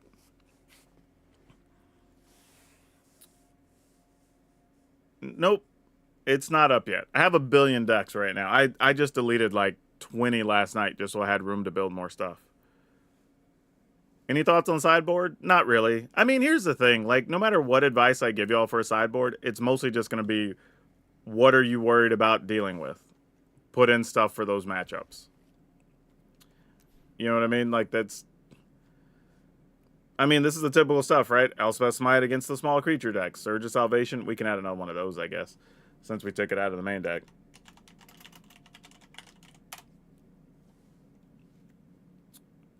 I mean, you have Ghost Vacuums. You got Disdainful Stroke. I just play Negate. I don't even care about Disdainful Stroke. Like, what big creature are you worried about stopping? You know what I mean? Just play another Negate. Make it easy so you can just stop everything. Any kill spell or whatever.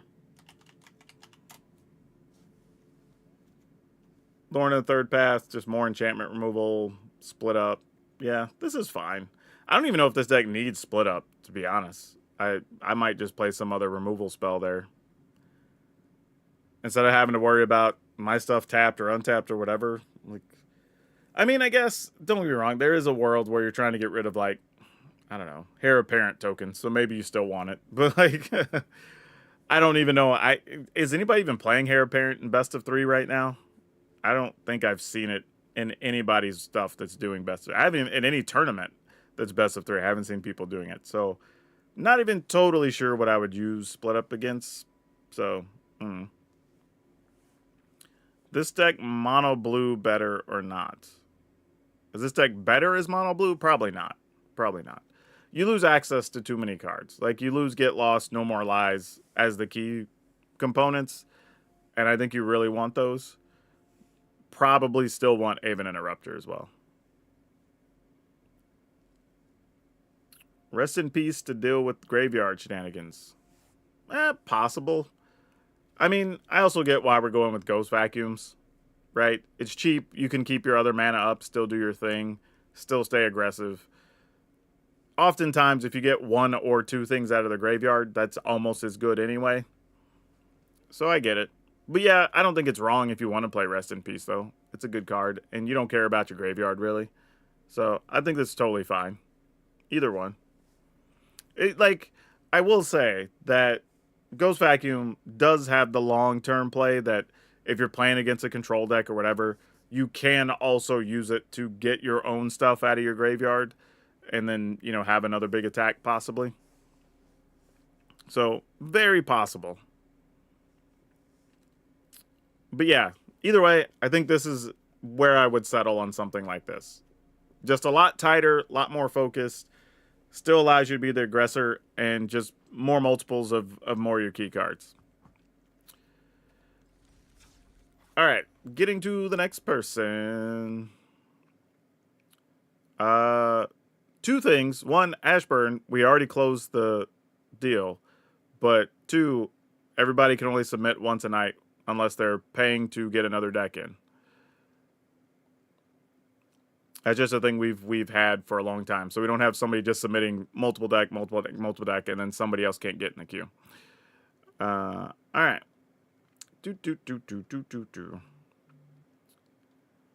Let's take a look at this next one. I don't know what's going on social media, but my phone is blowing up something fierce right now. I'll check it later. All right. So what do we got going on here? We've got all kinds of stuff happening. So we got Getaway Glamour or Glamour. That is a weird name. I don't know why, but let's see your spree. You can exile a non-token creature, return it. So basically 2 mana blink, or destroy a creature if no other creature has greater power. Unwanted remake, let you manifest stuff. Freebooters, faithfuls to reanimate things. All right, we can turn inside out. I see what we're doing here. An Icos Rat, okay. Demand answers, not okay. I mean, it's at least an instance. Real possibilities. I feel like I would just want 4 of one of these. I don't know if I need 3 and 2. Because they're basically the same card. Rite of the Moth, so if you get stuff in the graveyard.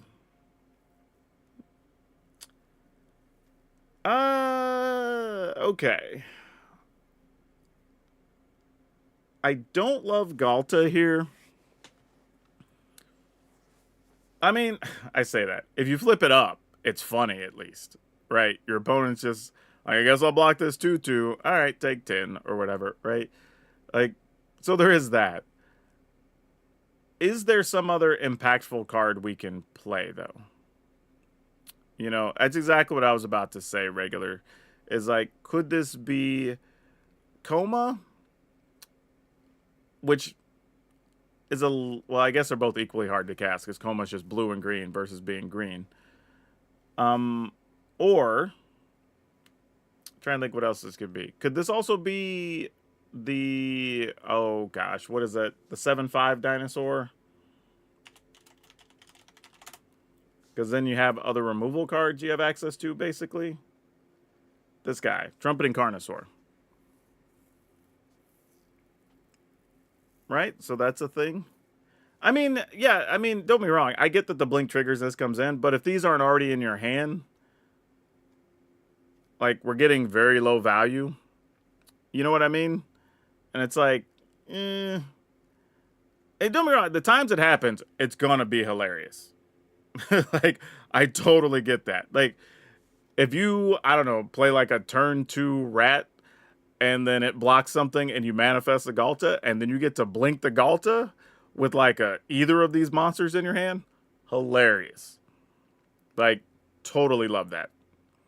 The problem, though, is we don't have a lot of ways to either get these things in our graveyard or get them into play unless they're manifested.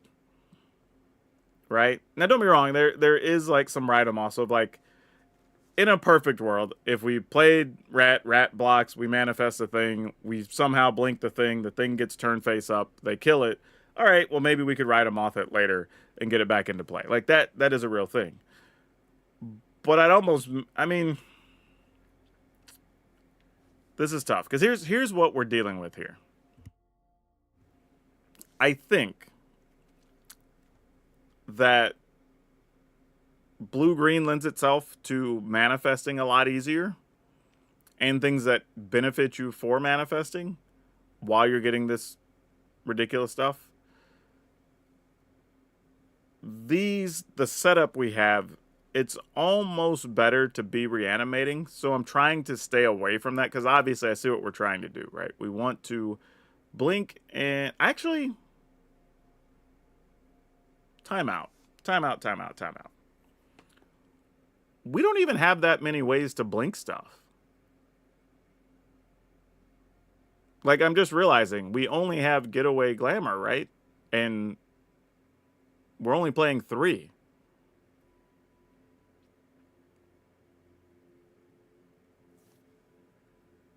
So I'm a little... Like, I just literally just realized that. I'm like, okay, let's say things do go perfectly. If we don't have Getaway Glamour in hand, we just have sadly way overcosted tutus that we can't ever turn face up.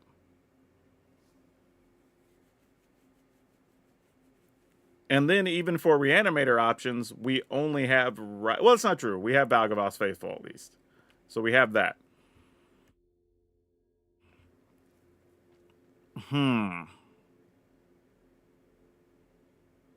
Yeah,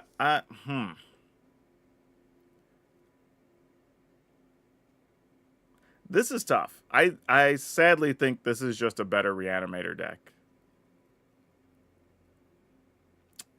Yeah, I think this is the same thing. I was just about to say that. Like, we're coming back to... We're trying to do a whole lot, and we're not doing either one of the things well. Right? Because what's our best situation more often than not? Right? It's going to be some combination of early freebooter, demand answers or whatever, get something in the graveyard, turn 3 or 4, fire off a Valgavas Faithful or a Ride of the Moth, right? That's our best thing that the deck's going to do. So more often than not, we're really a Reanimator deck. We're not really a Manifest deck. Because we're really only playing 2 rats, so we're not maximizing that option, right? We have Unwanted Remake, but targeting our own stuff to get a thing is very convoluted and not a good use of cards. And then we only have 3 cards to blink a thing. So we should just be maximizing being a Reanimator deck.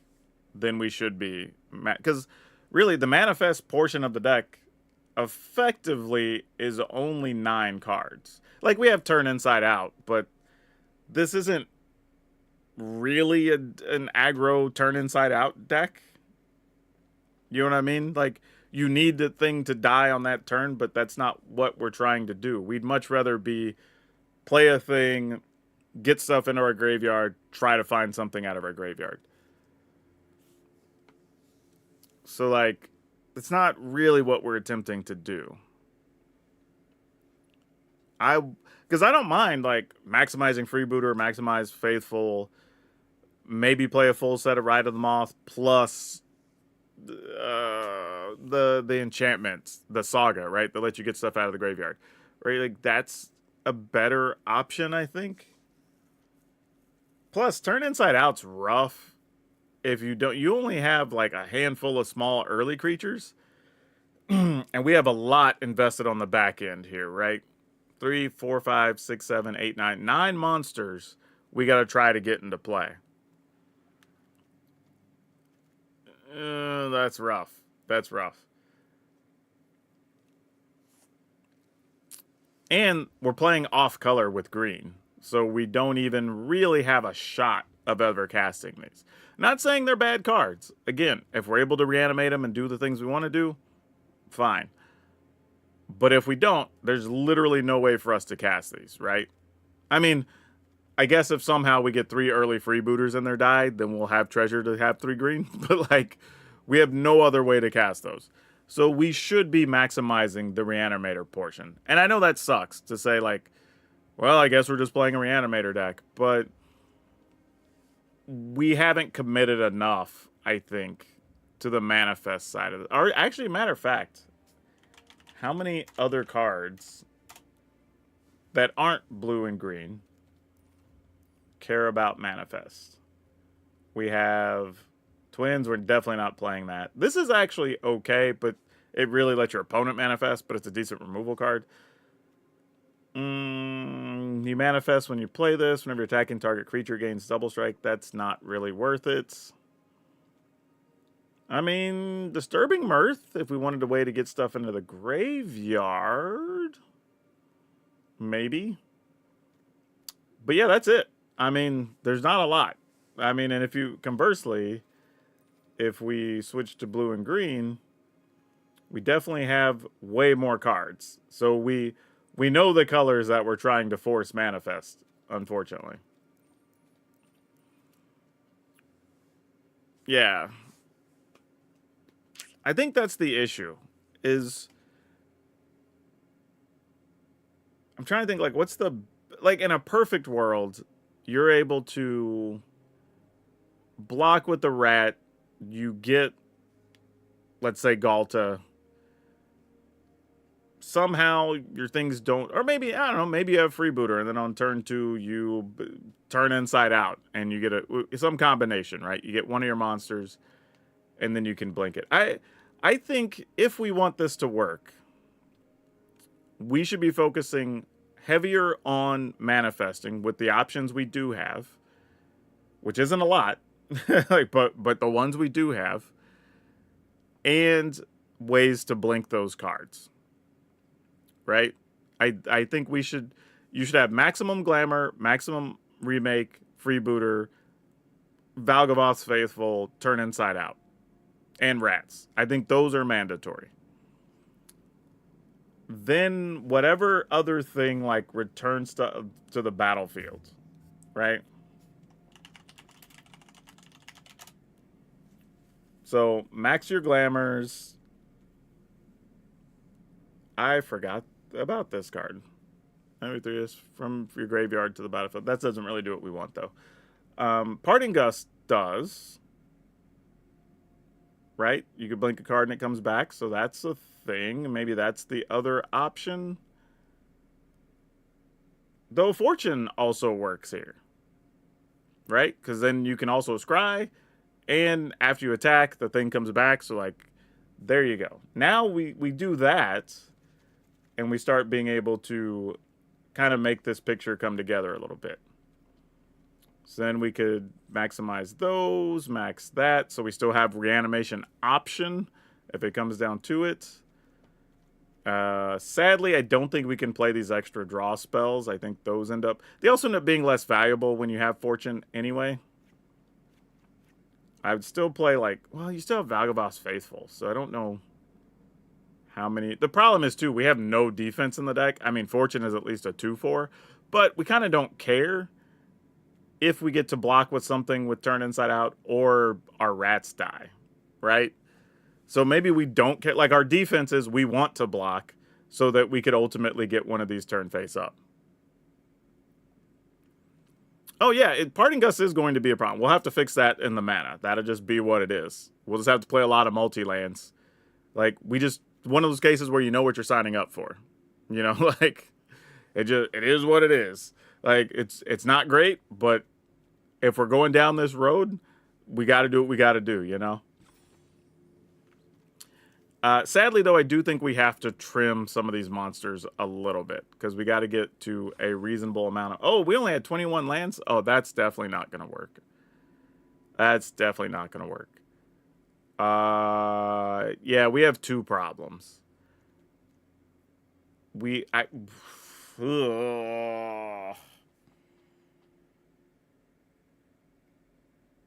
Dang it. I don't even know, like, yeah, we got to make some tough calls here. We may have to say the only Reanimator option we have are the Valgavoth's Faithful. Because, like, stuff's got to go, and we still got to find room for a couple of lands. Because 21 is nowhere near... Like, I mean, to be fair, 21, I mean, not enough. But if we can get to, like, 23 or 24...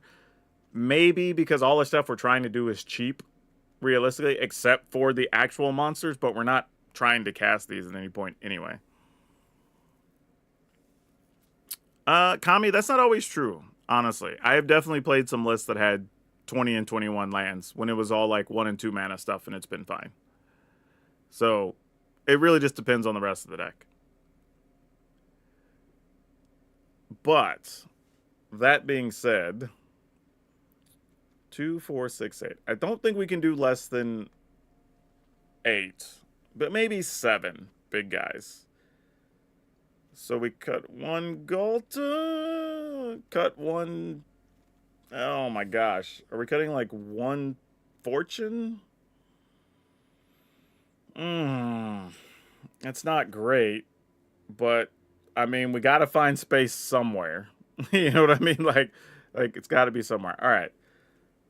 The mana, you're going to hate me if you don't have wild cards because we absolutely have to maximize our early lands. Like that's pretty much non-negotiable if this deck has any chance of doing what it wants to do because you need to be able to have access to some combination of either double white or white and black or white and green or I mean black or black and red or whatever. So right, we can play a thing, put something on it, it dies, we get the treasure we need, right? We kind of have to have that. Like there's just no way around it. And we don't even want lands that come into play tap because our plan is everything's one or two that we want to do early. So we want as few tap lands as possible, I think. So yeah, any of these ones where you got to have like at least 13 life or whatever that is, like those are just bad. I probably would never play those. There's probably a deck where that's the correct thing to do, but I have no idea what that even looks like. Why is it not? Oh man, hold on. It's just lands of different types, so I'm just gonna make it easy on myself here. So we need those, and we already have Blackleaf Cliffs. We're going to cut some basics. Actually, let me check. We're at 16 black and white, though that also includes Valgavoth, which we're not hoping to cast, and Traxa, which we're not hoping to cast. So maybe it's got to look something like this. With black and white being heavy, let's see, that's 8, 9, 10. What does that give us? 24 lands? All right, we're closer. I don't even think we need a basic mountain. I'd rather just have another multi-land in that spot. Take out Shadowy Backstreet, and that leaves us 23 lands. All right, I mean, we're closer to doing the thing. All right, maybe now we have a chance. Like, this is a closer. At least now you have Glamour, Parting Gust, and Fortune that can all blink your stuff and do the thing you want to do, right? We have Unwanted Remake, Turn Inside Out, and Oculus Rats that can all hopefully manifest one of our, like, 7 monsters. You still get to scry with Fortunes. You could set up stuff from the top of your library, potentially. If you aren't able to blink a thing, at least Valgavas Faithful can still reanimate stuff later. This is probably the best I could do. I mean, yeah, Thran Portal's more than possible. I was just kind of sticking to what was already in the deck. If we play Portal, I'd just replace the Galta with the Portal. I mean, realistically. Because you're not going to get any more value out of Galta at that point, so there's really no use to even having her. I would just cut it, play Portal, and let Portal be another removal option for you. Which is totally fine. Portal's a good card. I mean, you get rid of a couple opponents' things, and then now you just get their stuff forever unless they deal with the Portal. So, like, so people know what we're talking about. Phyrexian Portal. That's the card. This thing. Though, I will say this, though. Here's the problem. This doesn't really enter unless you blink it. So, I mean, if we get the blinking effect, cool. You know, so, like, if it's in the graveyard, Valgavas Faithful doesn't do anything, but that's fine. It's not like Galta's going to do a lot at that point either. So, yeah, something like that. If you want to just play the Portal. I mean, it's a totally reasonable card to play.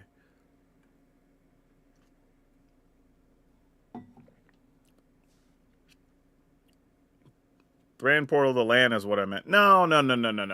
I hate Thran Portal. Like, we're not hoping to be in, because here's the thing. We really only need black and white. Red is for 4 cards that kind of help enable the plan.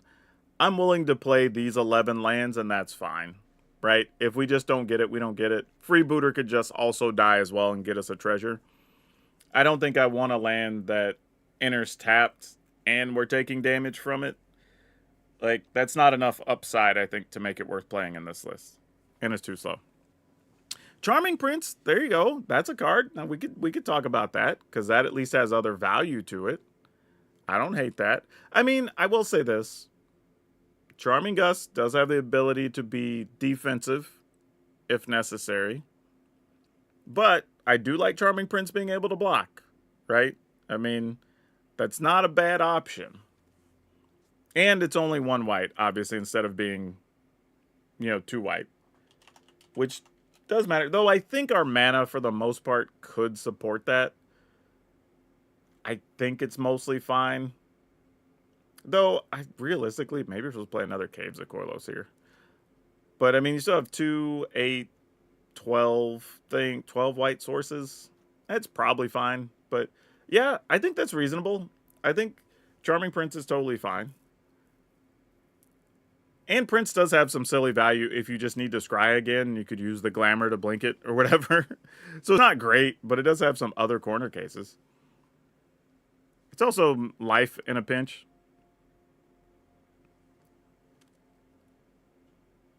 Yeah, that's reasonable. I think it can be talked into that. I mean, it's also kind of sticking very singular-minded what the deck is, and it makes it harder for you to stumble. So yeah, I think Charming Prince is a reasonable call out there. They're never going to expect this deck to work. Oh, absolutely not. Like, if this was across the table from me, I would literally... Like, most of the cards look normal until you get to Innocuous Rat. Like, as soon as you cast that, your opponent knows you're up to shenanigans, right? Like, if you see a Valgavost Faithful or Freebooter, you're probably mostly like, all right, whatever. As soon as I see this, I'm like, yeah, some dumb stuff is at hand here, right? Because it's one of those cards you're never playing in a, what we'll say is a real deck, right? You're playing this in a deck that's trying to do shenanigans. What about the Blinking Angel? Possible, but I'd only, like, basically it's that or Fortune. You know what I mean? Like, those are your choices. And Fortune is still good if you don't have a thing to blink yet, right? Like, it can still scry and find you the next thing or whatever. Whereas the Angel only really works if we already have the Manifest thing. Otherwise, we just have a 3-power flyer or whatever, which is still good. I mean, it's still a creature that's legit, but it doesn't do anything unless you already have it. To try the original and edited deck. You're asking me to play both decks? That's not going to happen at this point. We still have a couple more people in the queue we got to get to. Though I do appreciate the offer. Like, I think we just have other things we got to get to. But this is... I mean, this might be able to do something. It's at least different enough and has all the right parts. Now, how often it does the thing, I don't know. But it can, right? And that's kind of the goal. It's just, can we get there? This probably gives you your best shot from where we were. And that's probably the best we could say about it. But again, this is an example of, like, we know we're playing a non-optimized top-tier deck, right, when we're doing this. But this is like, how close can we get to pulling off the shenanigans reliably? Maybe this is it. You know what I mean? Don't know that it is, but it seems reasonable, right? It's not... It's at least one of the strategies, when you put it together, you don't have to squint too hard to see the light at the end of the tunnel, you know?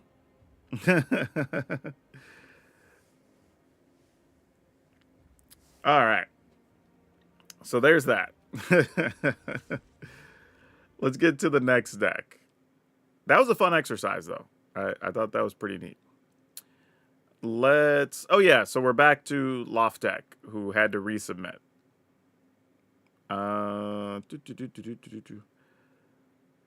All right, so we will go back and... Oh, you said the same deck, but it's set to public now. Let's see if we can see it. All right, looks like we can. So we will copy that, and we will see if it lets us load it into the arenas. It did. Fantastic. All right. So let's see what we're doing here.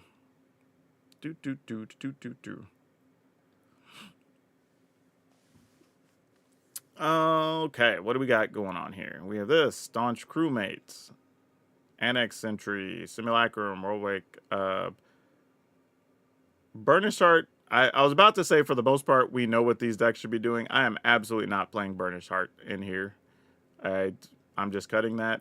We are not Leyline axing because there's no point in this kind of deck. I mean, I say there's no point. Like, if you're going to do it, you need to be playing 3 or 4. Otherwise, don't play it because you're not going to get it enough for it to be consistent and matter. So, not excited about it. I also don't think this deck needs Patchwork Banner. Like, why don't we just put some Simulacrum in your Simulacrum? Right? Like, let's do that if we're worried about that. Like, this just makes way more sense. Right? If that's what we're worried about, let's just do this. And then you get land and a card. And maybe get to chump block something or kill something. Like, that just makes way more sense. Beyond that, I mean, you could play stuff that helps your artifact mana. Let's see. What is this thing? Not that. What am I thinking about? Oh, this. The Clay-Fired Breaks. Because then on the backside, like, if you craft it, you get 2/1/1s, and then your creatures get bigger anyway. So, like, this is better than playing the other option. Yeah, it only costs 2, but you need some more early plays regardless. So, like, this is probably fine. And it has good late game value anyway. So, I just go with that. And you do get a little bit of life off of it. You make sure you hit your mana so you can play stuff more consistently. Let's see, 16. Yeah, if you have it, I would just maximize some of these multi-lands. Like, obviously the Surveil lands are good. And you know, this deck might be a deck that wants to play the temples. Did we get the blue-white temple? We did. Oh, we have all the temples. Never mind. Could be worth considering. Actually, wait. Yeah, all right. So yeah, maybe. Could be worth considering. Because here's the thing. Like, you don't need to be untapped on 2, really. You only have a couple of cards that we're really trying to hit on 2. So playing a tap thing on 2 doesn't hurt you if it ensures you get your, like, synthesizer or whatever on 3. Right? So that's probably a better situation to be in. Because not just that, but like hitting what you need on 3 could include Annex Sentry or Assimilation Aegis or whatever, just to buy yourself more time. Even if it's not a synthesizer. So I'm probably okay. I mean, Mockingbird, it's so-so. But I get what you're trying to do. Like, even if you copy just one of the golems or whatever, it's going to be really big for 1 mana. It's like, I get it. I see what it's doing. You know? The only downside to it is you don't have a ton of creatures. We do have a little more now that we added Simulacrum, so at least does something. Again, our draw is... We don't need to have a ton of card draw, but your drawing isn't going to be normal drawing. It's going to be go get mana with Clay-Fired Breaks. It's going to be get an artifact with this guy. It's going to be... This is an actual draw thing, but it gets you land and draws a spell, right? So it's not just, hey, do this thing, draw cards. It's kind of parts of other things that are happening help you get to where you want to go, if that makes sense. Yeah, that's true. Tutoring for an artifact would be the ultimate play to make sure you can get a synthesizer when you want. But that's a lot more difficult to do in current standards. So you kind of just got to take what you can get. So it's, can we play a decent game of Magic on the way to getting the synthesizer if we don't have it immediately? I would consider probably even 2, if not 3 of the temples. Yeah. Probably something like this. Just because, again, being able to scry or surveil get you access to just 1 more card down or help you. That's fine having a lot of tap lands, though. Like, what are we really doing on 2? You know what I mean? Where our goal is, we're either playing Clay-Fired Breaks or Crewmate, possibly, but that's only going to be bad anyway if we get exactly either of these tap lands together. I mean, it's 10 lands, so it could happen. I'm not saying it's not possible, but if we're worried about it, I just assume cut one anchorage and do whatever. Because our goal here is get closer to synthesizer. You know what I mean? Like, that's the goal. If we can get closer to synthesizer and it sticks, great. Like, that's the game plan. So yeah, something in this realm is probably what I would do. But yeah, I think the Clayfire Bricks and the Simulacrum are just better than the other cards you had in there by a long shot. Like, I don't even think it's close comparatively. You just get way more value out of those than you were getting. Verge lands are fine. I mean, that's totally reasonable if you want to play it. I don't have a problem with it. The only issue with the Verge land, and I'll say this, is that it's base white and not base blue. And that would be it would be a real concern. Because you aren't really going to replace other lands with it, right? Unless you're replacing basics. But if you replace islands, then now you have fewer blue sources. And the reality is you're playing 22 things that need blue to 10 that need white. So I would be at least a little leery of playing more than one or two of them. And maybe even in the place of just a couple of planes if I were going to do it. I don't think I would play it in place of islands. Which, to be fair, maybe that is the right play. You know, you can play a couple of them. Because it's basically just like a planes plus at that point. Right? If we're willing to play 3 planes, then we can get away playing like 2 planes, or 2 Verge and a planes. Because if we draw it, it's effectively the same thing. The only time it is less valuable is if for some reason we've had to surveil the planes to our graveyard, and then, you know, we need a white mana later for some reason all we have is islands, like, and they make us sack and search. Right? It's such a quarter case situation that it probably doesn't matter. But that's probably where I would be. And then at least ensures that later those planes give you some blue mana, if that matters. So yeah, something like this is probably closer.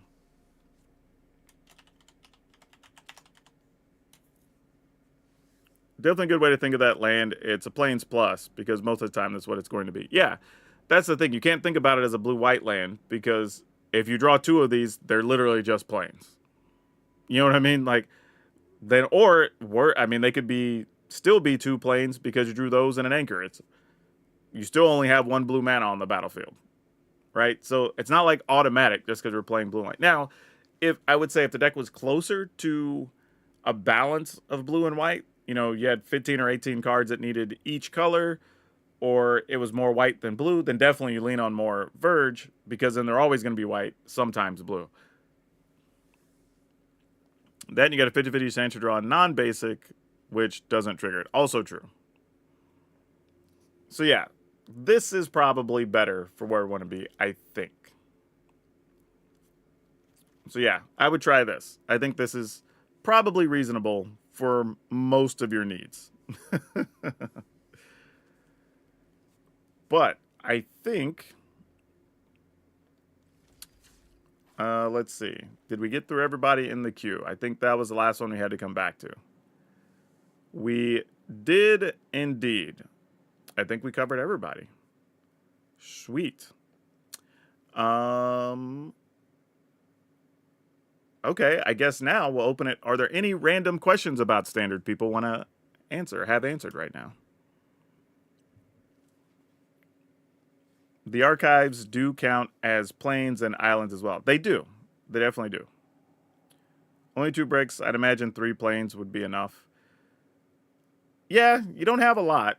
I mean, that is true. With only 2 bricks, you know, sometimes that's going to be the downside is, you know, you get your 3 life, you don't get to search your plains. But truthfully, if you draw bricks later in the game and you've already got the plains, you probably aren't going to be that upset. But I mean, if we're worried about it, we could always go in and just add a second plains just to make sure you can always get at least 1. I mean, like, that's doable. Replace one of these other lands, I don't know, for another plains. That's fine. Now we're kind of splitting hairs, but sure. But yeah, I'm just curious, because I know there's standards kind of all over the place right now. Lots of decks kind of popping up every day, it seems like. So just curious what everybody, if there's anything you're trying to solve or any questions. Josh asks, what do you think would be the best win cons for non-blue control decks? I've been trying Thrun, and I like that a lot. I mean, it's a difficult question because every deck's going to be different, right? You might have a way to power out a Valgavoth or an Atraxa, right? If you're playing something that has, let's say, the green overlords and cornucopias or whatever, right? Then color and quantity becomes less of a problem. I think Thrun's a good card. Nothing wrong with that. You know, having that as a removal option or as a finisher option, I'm okay with it. There's a few things you could play. It really would depend on the deck, but I don't think Thrun's bad. Honestly, I think that's fine. Boros Humans viable? Yes, I think so. Though, I think you are somewhat benefited by possibly playing Mardu Humans. And I have a list I'm working on currently as well. But I do think it's viable, honestly. I think you could just play Boros Humans and be fine. I think that's totally a real deck. I just like the flexibility of being able to have Jaheira, both for graveyard and protection against sweepers, and for being able to play Alesha. Secular says, I've been trying to get Boros Humans and Boros Soldiers to work for a bit. I think Dragon's Equipment deck was a pretty good shot at the best Boros setup right now. I think they're just different. I think you can definitely do multiple Boros setups. I've still seen the Boros Convoke tokens running around. I think that's still viable. Obviously, the Boros Mice is still a thing. You still have Boros, we'll call it auras, you know, with the 1/1s and you're putting enchantments on stuff. I think that's totally still a viable deck. Yeah, there's a lot of options, I think, for Boros, especially if you're doing Boros creatures. There's also still the Boros control stuff, right, that are playing removal spells, the white enchantments like caretakers and stuff, playing the forges, right? That's still a thing. That's still good. So yeah, there's a lot of ways you could do Boros right now. I like the Kellen's Foundation, but it seems janky too much. I mean, the thing about that, though, is you're mostly just, if you play the Kellen, you're mostly playing it as just a 2/1 beater. But then if your opponent doesn't do anything, or you don't, like, you know, you play it on turn 1 and your opponent, you know, plays a tap land, then, like, cool. You attack, and then during their instep, or your instep, whatever, you just level it up. So then now, every time it gets through, your opponent has a decision to make, right? Are they going to kill it, or are they going to let you have access to a card while you're doing other stuff? Right? So it's fine. It's just not ridiculous. Now, I have had later in the game, even in some stuff I've tested, where it's just like, oh, it's still alive later because you dealt with my turn 2 and turn 3 thing. Well, now it's just double striking. You know what I mean? Like, now it's a 3/2 and it's doing real business. And that happens too. I mean, the thing is, you're not looking to invest all that mana all at the same time, right? You literally look at it as a 2/1, but it has upside if you don't want to commit to the battlefield, or you don't have anything better to do on turn 2, you know, whatever, right? It just gives you options to do with your mana so you don't have dead turns. And then it eventually becomes a thing your opponent has to deal with because they don't want to give you extra cards, right? Or they don't want it to double strike. And sometimes you may just have to run it right into a Glissa to trade, or block a Glissa in trade, right? That's a real thing too. So yeah, it has uses for sure. Now, is it the best 1-drop you could play? I think it depends on the build and how aggressive you want to be, right? And what the rest of it is, but it's not terrible. You can throw some hexproof equipment. You can, but I don't think if you're doing equipment that Kellen is the card you're looking for. Not that Kellen. I think if you're doing equipment, you want the other Kellen that just double strikes on its own, and you can put equipment on it, right? You want the 3-mana red Kellen, not the 1-mana red Kellen. I don't know why I say it. I should probably just bring them up on screen so people know what I'm talking about. When we say Kellen, if you're doing equipment, you want this Kellen, the Fey-blooded, not Kellen, the planar Trailblazer. Like, that's the way you want to go. Also wild that there's been that many Kellens. 1, 2, 3, 4, 5. It's hilarious. But yeah, I think Boros has a bunch of different ways you can go. I don't think you have to be locked into one build there.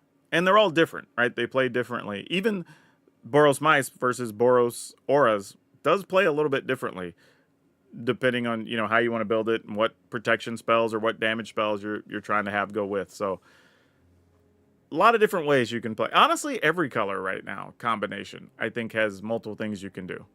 Even when you're talking about Simic, right? You can still do the Simic artifact, aggro, whatever stuff, or you can do the big ramp and try to kill somebody with like doppelgang shenanigans, right? Both of those are very viable.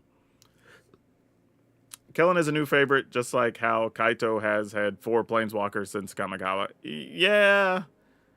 Kaito's showing up in competitive decks finally, too, though. So that's kind of cool. Like, it had all those different versions, and then this latest one is the one that people are playing the most with. Not against Kellen being one of the next big main characters. Actually, we're finished with Kellen's story arc, is my understanding. So we've now seen what we're going to see at Kellen, and I think we're now following Loot for the next couple of sets. So we've got 2 Loot cards so far. And then I guess we'll get 3 or 4 more, and then that story arc will be done, and then we'll be on to some other. I think the idea now is we get to follow a character across, what are they calling them? Like the ley lines or whatever, since I guess the way the planes jump or whatever got broken. So now they have the ley lines that connect stuff or whatever. Omen paths. That's what it is. So they're following those, and we get to follow the characters' adventures as they encounter these other worlds or whatever, I guess, is how it works. At least that's my understanding.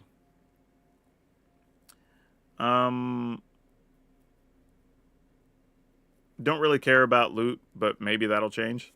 Here's the thing, like, Loot, if you get, like, if we were to already have had the animated series out, right, and Loot was the character we were following for the Omen Path saga or whatever you want to call it, and then we got one Loot card that showed up in some high-end tournament decks, we could market the hell out of Loot.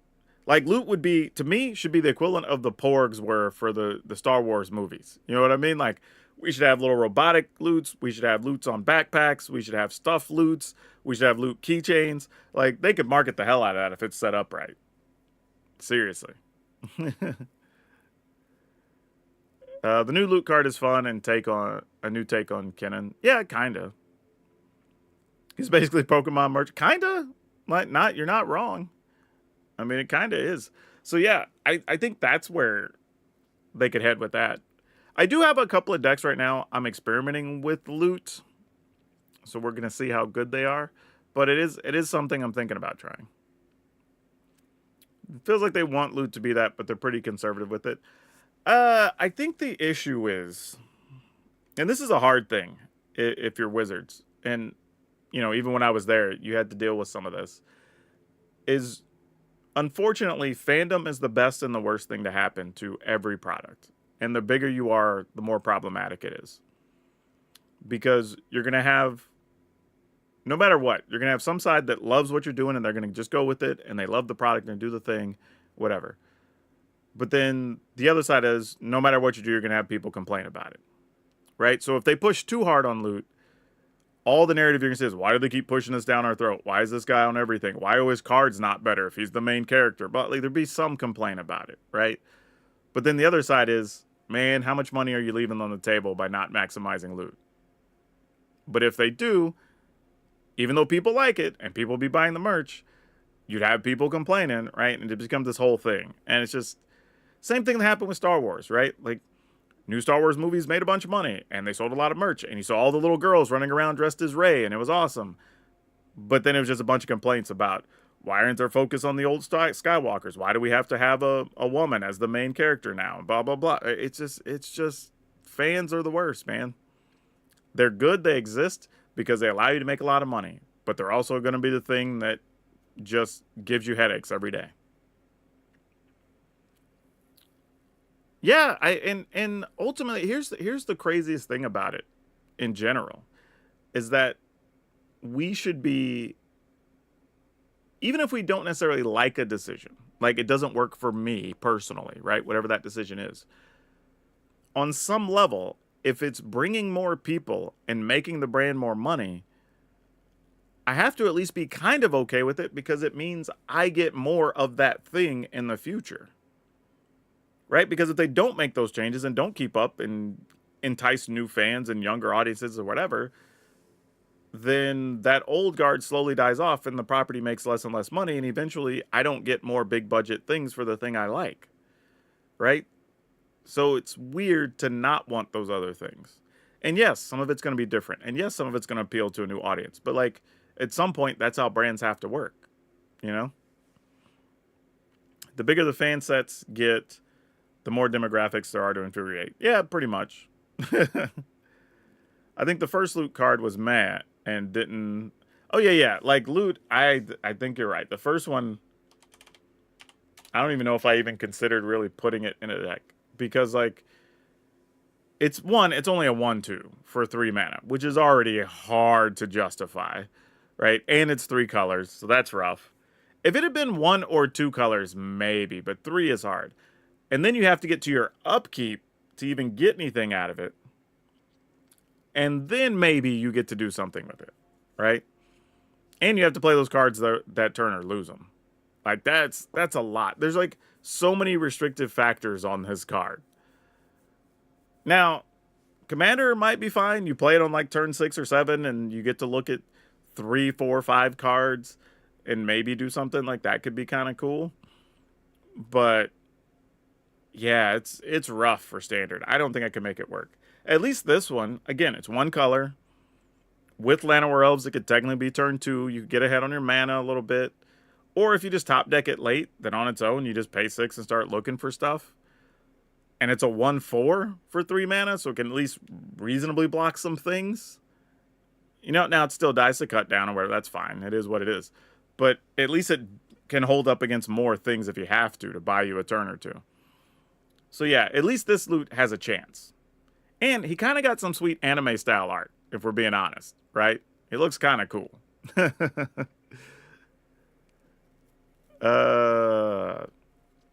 Made some waves in CDH, but I don't know if that's a spot for it in Standard. Yeah, definitely not in Standard. His hero pose? Yeah, it kind of is, honestly. That's funny. I didn't really think about it, but kind of is sort of like overlooking the city from whatever rock or ledge that he's on.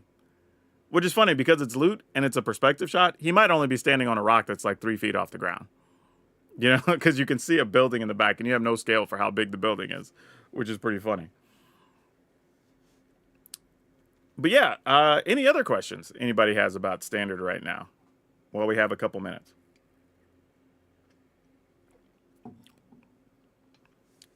Yeah, this was there were some interesting decks, you know, I will say. Vampire Nighthawk with the lights turned on. No, Vampire Nighthawk at least has the full, like, mask and everything else. Like, it's kind of crazy looking. What do I think of Urborg Scavenger list running around? I haven't seen it, but Urborg Scavenger is a fine card. I'm assuming it plays Sire of the 7 whatevers, so you can get all the different abilities. It seems viable.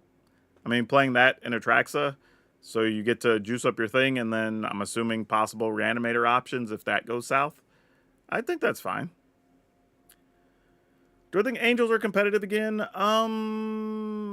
Yes, but probably with support. I don't think it's just, like, can you do Mono White Angels? Yes, and will you win a fair amount of games? Probably. You probably need some amount of black in there. I mean, just because there's, like, too many combos with, like, losing life, gaining life, having better spot removal, you know, like, you just get a lot from the extra additive, and it's also easy to pay the extra color on the Archangel of Wrath. So that's probably what I would do. And just give yourself more options. Roll or get rolled RNG. I think that's why you have to play the black, right? It gives you more options. You also get a creature land out of it that matters. You know, the Restless Land. So, like, a lot of things you can do if you have black in there that you can't do with just white, I feel like. What's your favorite to play lately? I don't even have one. I've been playing so many different decks testing stuff, I couldn't even tell you. I mean, to be fair, a lot of what we've played this season already has been pretty good. So, I mean, a lot. I mean, I've enjoyed a lot of decks this season. White black is better than white red with Aurelia and burn spells. Yes, because the black, like, here's the thing: is by playing black, you get access to, um, what's it called? The enduring snake, right? So when you gain life, they lose life or whatever, right? That's a thing. You also, if you want to, could play the black vampire, the flying death toucher as well. That, like, when your opponent loses life, you gain life or whatever, and start that combo, right? So there's a few things you could do. Plus, you get actual death or go for the throat or whatever version of black removal you want. That's just going to be better than what you get in red. Like, you could play Lightning Helix, or you could just play go for the throat. You know what I mean? Like, that's kind of what you're looking at. And it's like, oh, but if I play go for the throat, I also get access to these other cards that are really good. Whereas if I'm playing red, it's mostly for a couple of burn spells and Aurelia. And I don't think that's enough. Yeah. Going Boros and not Orzhov. Yeah, I think that's the issue, right? Because, like, we kind of all know the angels you play in the deck, right? You're playing Jada for sure. You're playing Valkyrie. Maybe not playing Overseer. Probably a couple of copies of Resplendent Angel. Like, so I think, like, that part we've mostly figured out. Like, if you're worried about super aggro stuff, then go ahead and play Archangel of Tides. But probably not in most cases. But I think when you get here, it's like, okay, well, we have two Aurelias, and one costs 6, one costs 5. They both have haste, which is cool. This is a 4/4, this is a 3/4, but this gives you another attack step. But I think ultimately, at the end of the day, if they've dealt with your other cards, this makes it really hard to do anything with these. Again, not terrible cards, but a huge investment for what you get. Especially when you consider the other things you're adding in from black cost 4 and 5, not 5 and 6. Right? It's a small thing, but it makes a big difference if you're talking about adding those to your deck. 5+1 triggers on an attack. Right? Yes, I agree. It does trigger, but don't you need...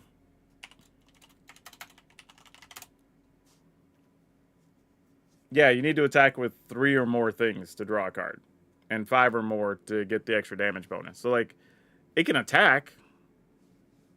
Like, and sure, on a defensive attack when your opponent attacks, but like, a lot of times they've either killed this to punch through, or they're just gonna just do what they can to just run into it because you're probably low at that point. It's a good card though. I'm not against it. I don't think it's a bad card, but I just think with the options that exist because of the life gain, life loss, it's probably better adding black. Now,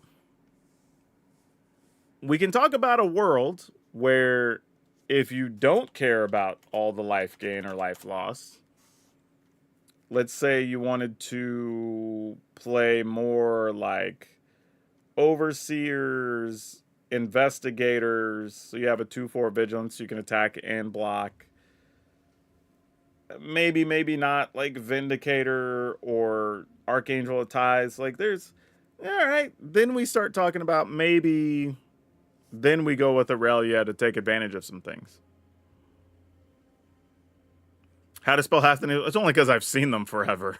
That's the only way that I could spell a lot of these. But yeah, that could be an option. I think you could do that. But I think if you're already focusing on any real amount of life gain, you might as well add the black because it just has an I win combo-y situation, right? So you might as well take that because it's just laying the option on the table. But if you're not focusing on that and you want to go a different way with like more aggression, then either of the other Aurelias I think works. Going Mardu is too much. Yeah, because like the black cards need double black. Like, I mean, your Go for the Throat doesn't, but when you're talking about playing your Enduring guy, playing the other vampire, whatever, like those need double black, and then you would still need red early to do the other things. And then the other problem becomes all of those lands you would play, like Caves and Courtyard or whatever, can't really be spent to cast the Go for the Throats, can't be used to cast the lightning helix, whatever. So then you start running into this complicated problem of, okay, now I'm trying to play all these colors. How many non-creatures do I get to play on top of being able to play all these other lands? Because now I have all these different things I'm trying to deal with and cast. So now my mana is kind of wonky, but now I can't reliably cast my angels because I played all these multi-lands, but I drew the wrong ones. You know what I mean? Like, it's a little weird. You can do it, but your mana is going to have to be real tight to pull it off. And it means you probably lose some amount of access to Caves of Cavernous Souls, but like you probably still play it anyway. It's too good not to. But yeah, it's tough. It's tough. I'm mad we never got played versions of Sarah and Shivan Dragon. Well, if you started playing Magic after the year 2000, you probably didn't. Prior to that, though, we played those cards quite a bit. The one I've enjoyed playing recently is Golgari Elfolja. Yeah, that makes sense. I feel like any deck other than skeletons, I think is what you're saying there, or elves is kind of trash. I don't think that's true at all. I think mice are still viable. I think humans are still viable. I played raccoons not long ago, surprisingly still playable. What other creature types are there that we would possibly play?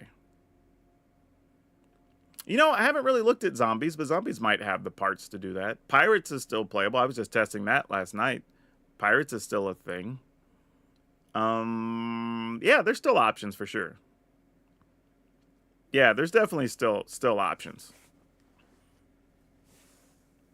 Matter of fact, I would argue that skeletons, their issue is if they hit their cards on time, banger. But if you disrupt their sequences of things, it does have trouble closing out longer games, at least in my experience. Lizards, yes. Birds, no. Though I haven't tried birds with any of the new reprinted cards, so don't know. But yeah, lizards we know is still playable. Well, it's just bird, not birds plural. What new birds would we have added? So, like, let's say you get some combination of Healer's Hawk, maybe Life Creed Duo. You probably play Jackdaw Savior. Play Interrupter, Plume Creed Escort. I mean, I feel like you can, but even with the Eagle, I don't know if that's enough. I think Blue-White just has better options doing other things. I was looking to see if there were some other birds I forgot about that got reprinted, but nah. I wouldn't be pushing on birds too hard.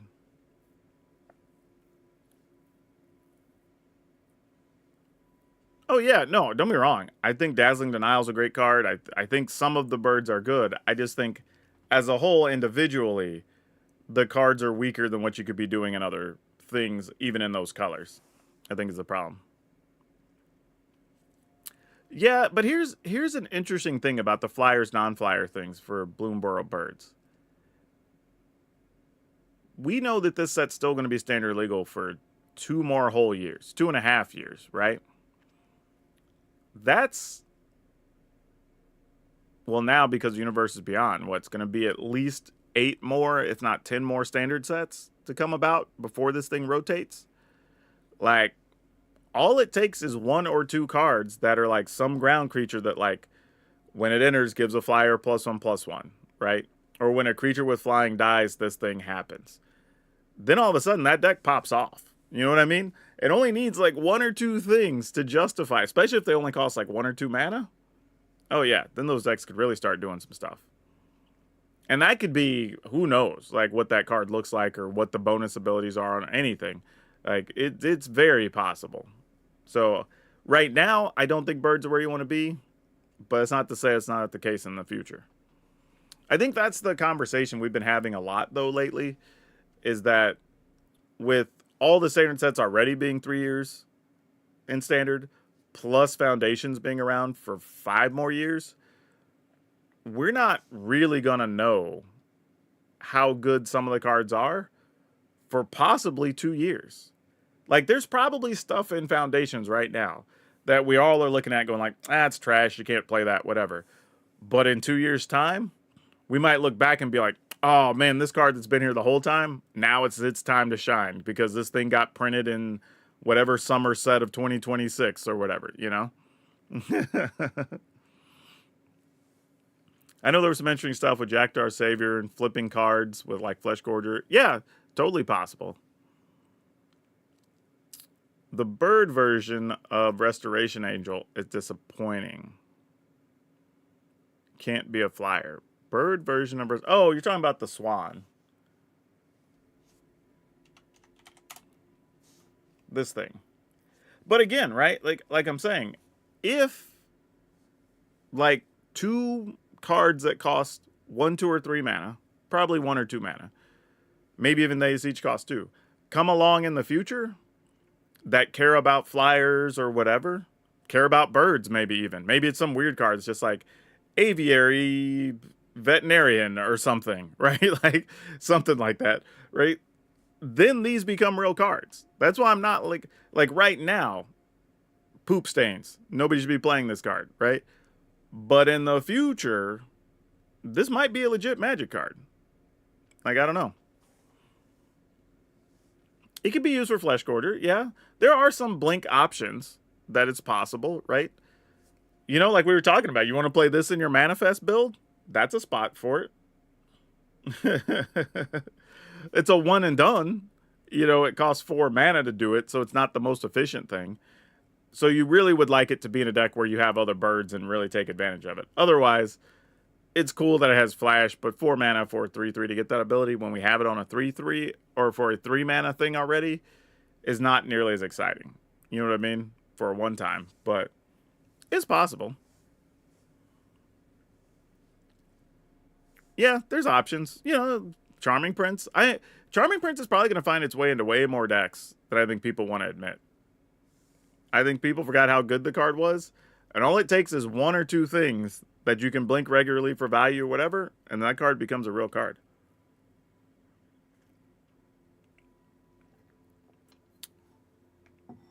Charming Prince has got some real combo power, definitely. We played a lot of it the first time it was standard legal.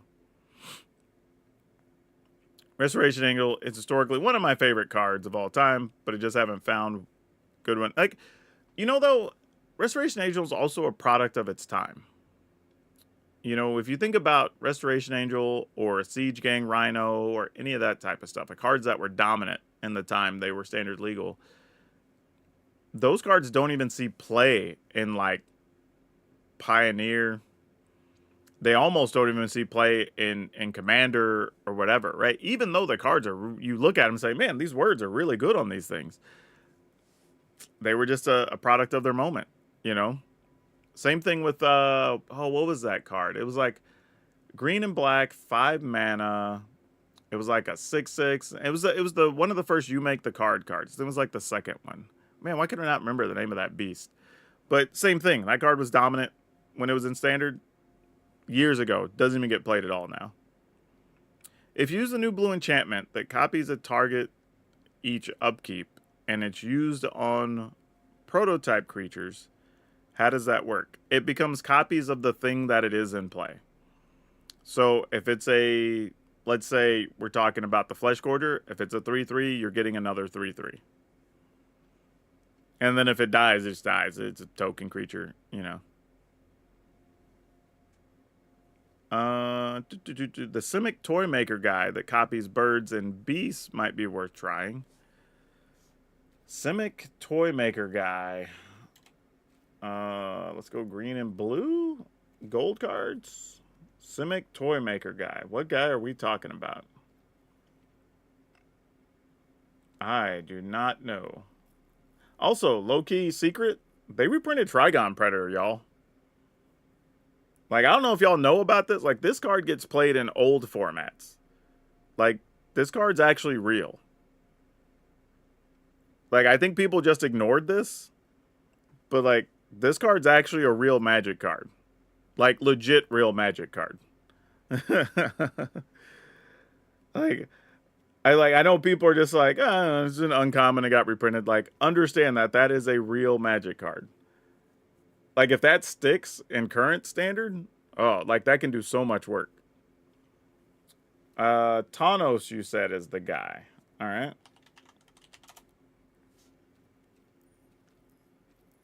Okay, then maybe. Oh, because it's not set on the right. I hate when Arena does this. Okay, there we go. That's why I couldn't see it. All right. So Thanos. Oh, this is 5 mana though. Maybe cast a bird of species copy. Yeah, I mean it has to be because you're just getting free copies of everything. But yeah, the problem is for 5 mana, you just have so much stuff that, like, you could play Overlords. You know what I mean? And like they just have instant value. You don't have to do anything else. So like that's tough. The thing is though, like you wouldn't play this in Simic Ramp. Like this is the type of card that, like, while it has a neat ability, if you're playing Simic Ramp, why wouldn't you just ramp into Coma and Overlords and Doppelgangs or whatever, right? Those are just gonna win games. Like this is like, all right, it's a 3/5 with no protections, and then like maybe it lives, and then I have to have another bird and then get a copy. But if I'm not playing some other insane bird, I'm really just copying, like, I don't know, like a 2-power thing. You know what I mean? Yeah, Vaultborn Tyrant. It's better, right? It gets you life in a card, and then if it dies, you get it again. Dark Penguin says, I have a newbie question. I started playing Arena during Bloomburrow. With the new changes to Golden Pack progression, would it be worth it to buy older packs that I missed? I wasn't even aware that there was a new change to the progression, but generally speaking, Golden packs are just going to give you what they give you. They're just based on the number of packs you buy, so it doesn't matter which sets, is my understanding, unless that's changed. But it's only worth buying older sets if some majority of cards you need come out of that. Like if you were, again, let's say you missed some stuff in Bloomburrow and you were wanting to build a frog deck, well, most of the frogs are going to be in Bloomburrow or frog relevant cards. So then you were just better off buying Bloomburrow packs, right? If that makes sense. Gold packs are most current only. Thought it was still coming soon that gold packs would go up with any set packs. Gold packs tend to be, in my experience, are current and either the last set or 2 sets that they could be mixed in there. And then you can buy the mythic packs that have mythics and more mythics instead of rares for like an extra 200 gold or whatever it is. Kami says, I'm open, in your opinion, open sets that have good dual lands, like the Verges or fast lands. Well, in theory, but again, it depends on the type of deck you want to build, right? Now, if you need cards from, I don't know, 4 different sets, and some number of those that you need are from the current set, just open the current set and just get the wild cards and get the wild card progression from the pack wheel or whatever. And it's basically the same thing. Just whatever you're building, if the majority of stuff comes from one set, buy those. If not, just buy the latest stuff and get your wild cards. Ixalan has the restless lands. It does, which is important. Those are good. But yeah, I think that's, sadly, there's not a good answer there. It's mostly just, you know, whatever you need. Yeah, that's what you did and just got the wild cards. Yeah, that makes sense. I'll say the amount of cards they gave you for Foundations for free is great. Yeah, every time there's been any type of major rotation of anything, they give you a lot between like the 10 free decks or whatever it is they give you. Because which is wild, because I think we just had that happen with Bloomburrow or one of the other sets, maybe Dustborn. There was like 8 or 10 decks they gave you, and then you got another round of them with Foundations, which was pretty cool. I need a booster that is just dual lands. I'm so behind on rare lands. Yeah, that's always tough. That's always tough. There really isn't one set that is ridiculously better than the other. No, there's really not. They're all playable and good, right? And for different reasons. I mean, if there's a weak one, it might be Karlov Manor. But even then though, it has like the Surveil lands, the Black Sweeper is in there. There's I mean, it probably has the lowest concentration of what we'll call like tournament viable cards, I would say. But that's probably it. The others all have kind of just a lot of different stuff in there that people play, I feel like. The rare lands in FDN are underwhelming. They scry. Surveil is strictly better right now. Yeah, but kind of like we were talking about earlier on some of the decks we were looking at. Like, you might play both, you know? And there is a non-zero chance that the meta goes to a world where you don't want as much stuff in your graveyard, you know, depending. So maybe you do want to scry. But either way, I mean, they're effectively the same thing. So in a lot of cases. So if you have the Surveil lands, you don't need the scry lands. Yeah, the fact they don't have the land type is generally what makes them worse, especially if you plan to play them alongside any of the Verges. Like, that's a real thing. Vein Ripper is good. Yeah, but how many decks are playing Vein Ripper right now in Standard? Like, occasionally a Reanimator thing will pop up that's playing it. But even the good winning vampire decks aren't even playing it, you know? So it's like, it's a neat card, and yes, it comes out of that set, but it's just not showing up anywhere. One day we will get the pathways back. Will we? Will we get the pathways back? I mean, at some point we're going to go back to Kaldheim, right? Because I guess the way they told the story, we only found out about like 3 or 4 of the different subworlds that existed on Kaldheim or something. So the next set could be the rest of them. So, I mean, like, that's possible. And then we probably get different. Well, no, but we had them for every color, didn't we? Yeah, so we probably just get them back if we go back to those. Back to Kaldheim.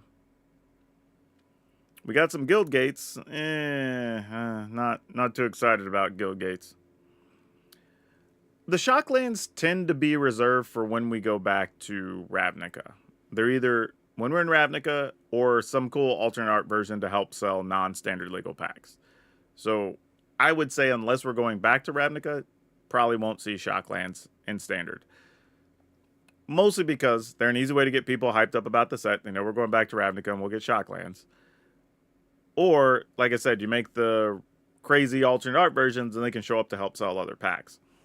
And that also gives time for those cards to go up in value a little bit. So, because, you know, I think when the last time they got reprinted, some of them came down as low as like $7 or $8, right? Because they don't get reprinted for a while. They creep their way back up to being $10, $11, $12. Then we go back to Ravnica, they get reprinted, boom, they're back down to like $6, $7, $8. Slowly work their way up again, right? It's just kind of how it works. That's true. The guild gates ain't good, but we did get them. You are correct. Pathways are fun for Pioneer? Yeah, I bet they are, actually. Murders is technically Ravnica, but they didn't want to give them... I have given a rant before that I think putting Murders at Karlov Manor on Ravnica was the absolute wrong decision. And I wish I was still at Wizards to argue that when that came up. I think we should have just put it in New Capenna, and it would have made so much more sense. There's already crime. There's already crime lords. We did some stuff to put the angels back in charge. If you want to do that and help you solve the mystery, it could have been a whole thing. Putting it on Ravnica when the guilds don't matter, and that's the whole reason people like Ravnica is because their favorite 2-color combos or whatever are a thing, right? The guilds basically didn't matter, so that's already bad. So the thing people want you to go to Ravnica for aren't being a thing. The name characters that were there were kind of just thrown in there and weren't very important, just so like they exist. And we didn't really even commit to killing a main character and making another main character guilty, right? We killed like a lesser name character, and then the killer wasn't even one card. It was 1/3 of the trio or whatever, right? Like it's like, what are we doing? So like, yeah, it was just weird. It just didn't make sense. I would have left Ravnica for the Ravnica feels, nostalgia, or whatever.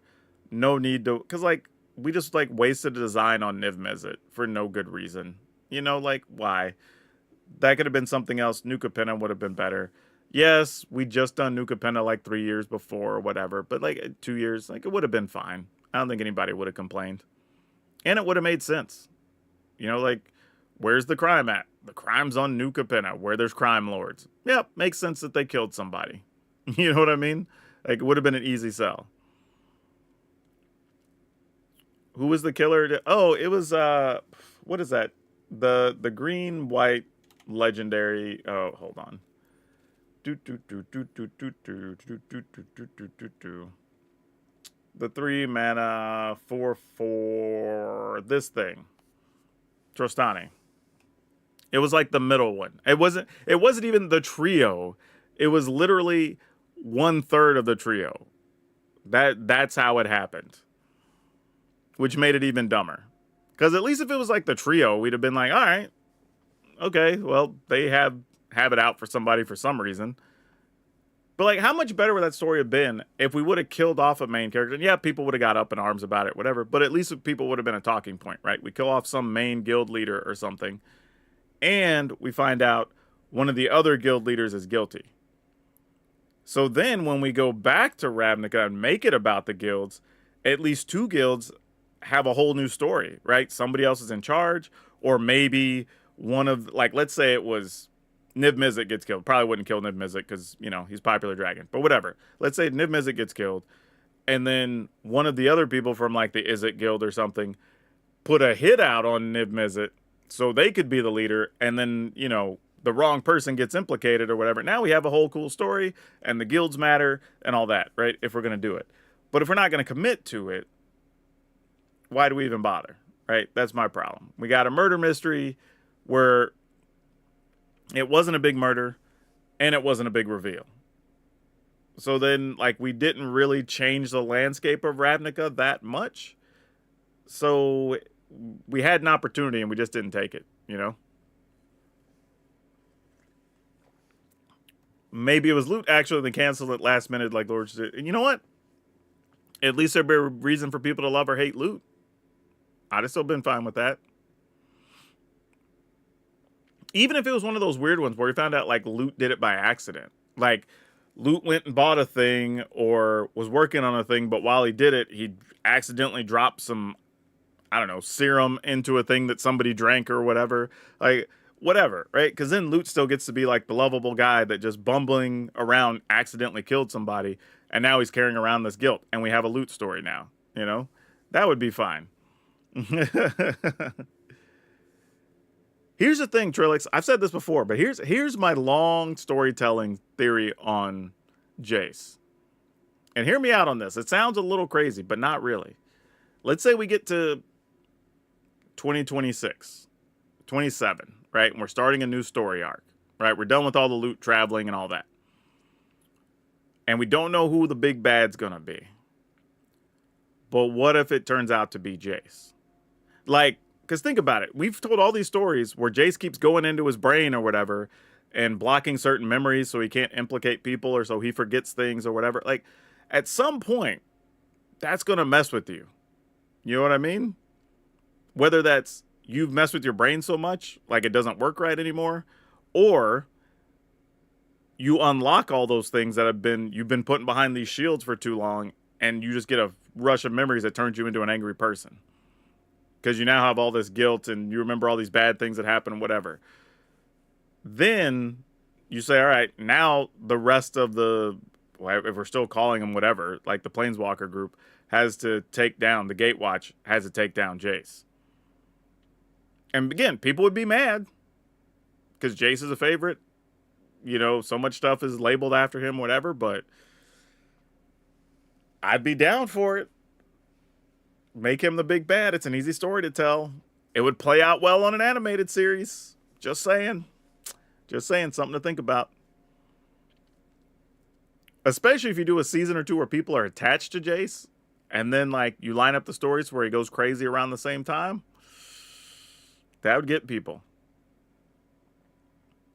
Jace was a poster board in MTG decades ago. Yeah, he was. Still kind of is, in a way.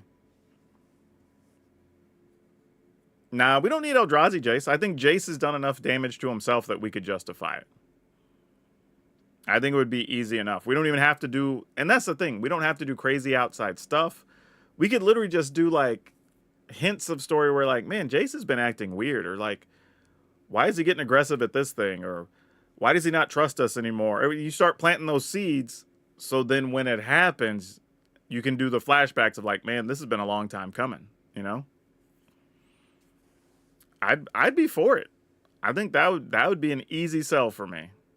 Because like when Gideon died, it was like, oh, we lost one of the Gatewatch. Like, did we really though? Nobody gave a damn about Gideon until he died. And he got that cool montage with the music or whatever in the trailer, right? Like other than that, nobody cared about Gideon. So it's like, it's cool that we were willing to kill off a name, if you want to call him that, Planeswalker, but like, even if we listed the white Planeswalkers, he's at least third, right? Behind Ajani and Elspeth at this point. So it's like, we didn't really kill off a big... Like, if we'd have killed Ajani or killed Elspeth or whatever for real, now we'd have something to talk about. But it's just like, oh, Kami, you were one of the few that loved Gideon. Like, when I was at Wizards, I remember seeing the polling results, and like Gideon polled pretty low a lot of the times. He was not popular. Not that anybody hated him. It was mostly that they just were indifferent and just didn't care, right? Because if you ask people, they totally are attached to and relate to all the other Planeswalkers. Whether it's Chandra, Nissa, Garrick, you know, whatever. Liliana. Like, they all have a following. But you just don't... You never really saw a lot of the, like... Man, I got to get me the Gideon t-shirt. You know what I mean? Like, oh, I got to get me a Gideon sticker or whatever. Like, even when people would see their favorite artists or whatever, go get stuff signed. Like, if you had the cool Chandra or the cool Liliana or whatever, like, people were stacking them up to get signed. You know what's weird? Now that I'm thinking about it, I don't even know if I've ever seen a signed Gideon, period. Like, for real. I feel like I've seen at least one version of all the other Planeswalkers that somebody has gotten signed to put in their like favorite deck or their commander deck or whatever. I don't even know if I've seen a signed Gideon ever.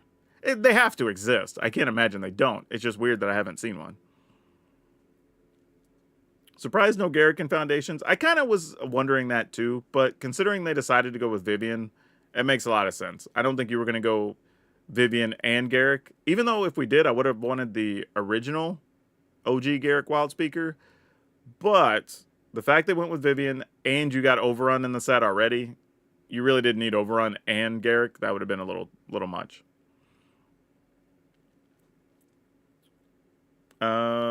Gideon was cool, if not a little vanilla. Yeah, that was kind of it. Just didn't really have much to connect to. He was a great concept, the original Planeswalker that was also a creature. Weren't there 3 of those that happened at the same time? It was like Gideon. No, they all had them because it was Gideon, Liliana, Jace. No, they all had it. There was 5. Yeah, because Jace and Nissa each had one. HGMZ in here with the corgi butts. How's it going? But yeah, it's a weird thing. I if given a choice, that would be my next big bad. Is just make it Jace. Hell, to be honest, I'd almost be down with like this whole loot thing just being a whole wild goose chase for Jace to really want to be using loot to help find some things he's looking for to put together, I don't know, planar domination machine or whatever the hell he wants to do. But like, that would almost be worth it as well. I could be okay with that. Oh, you mean it was creature during your turn, not the flip Planeswalker? Yeah, that's true.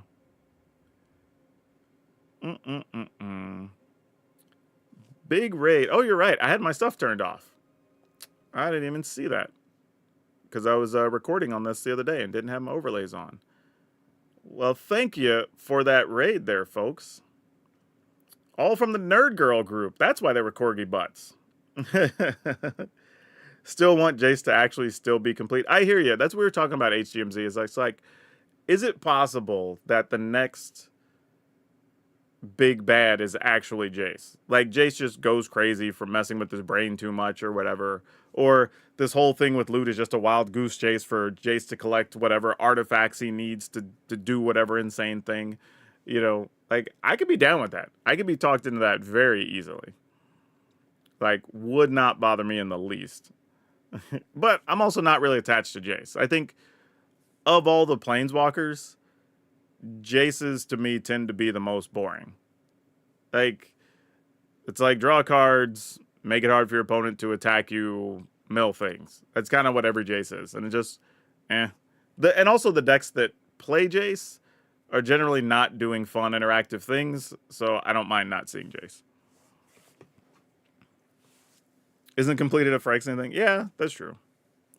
I mostly want them to introduce more planeswalkers. Okay, I could see that. Hey, thanks for that. The thing is, planeswalkers are always a tough thing, right? Because from an R&D side, you have to be careful to not make them plain or boring or just too repetitive. You know, so I get why they kind of want to cut back a little bit. But also, how many new characters do we really need to introduce that are planeswalkers? You know, because we have a lot already. I mean, there's a giant pile of planes. Now, some of them have lost their spark, so, like, technically we have, like, a third as many as we had before.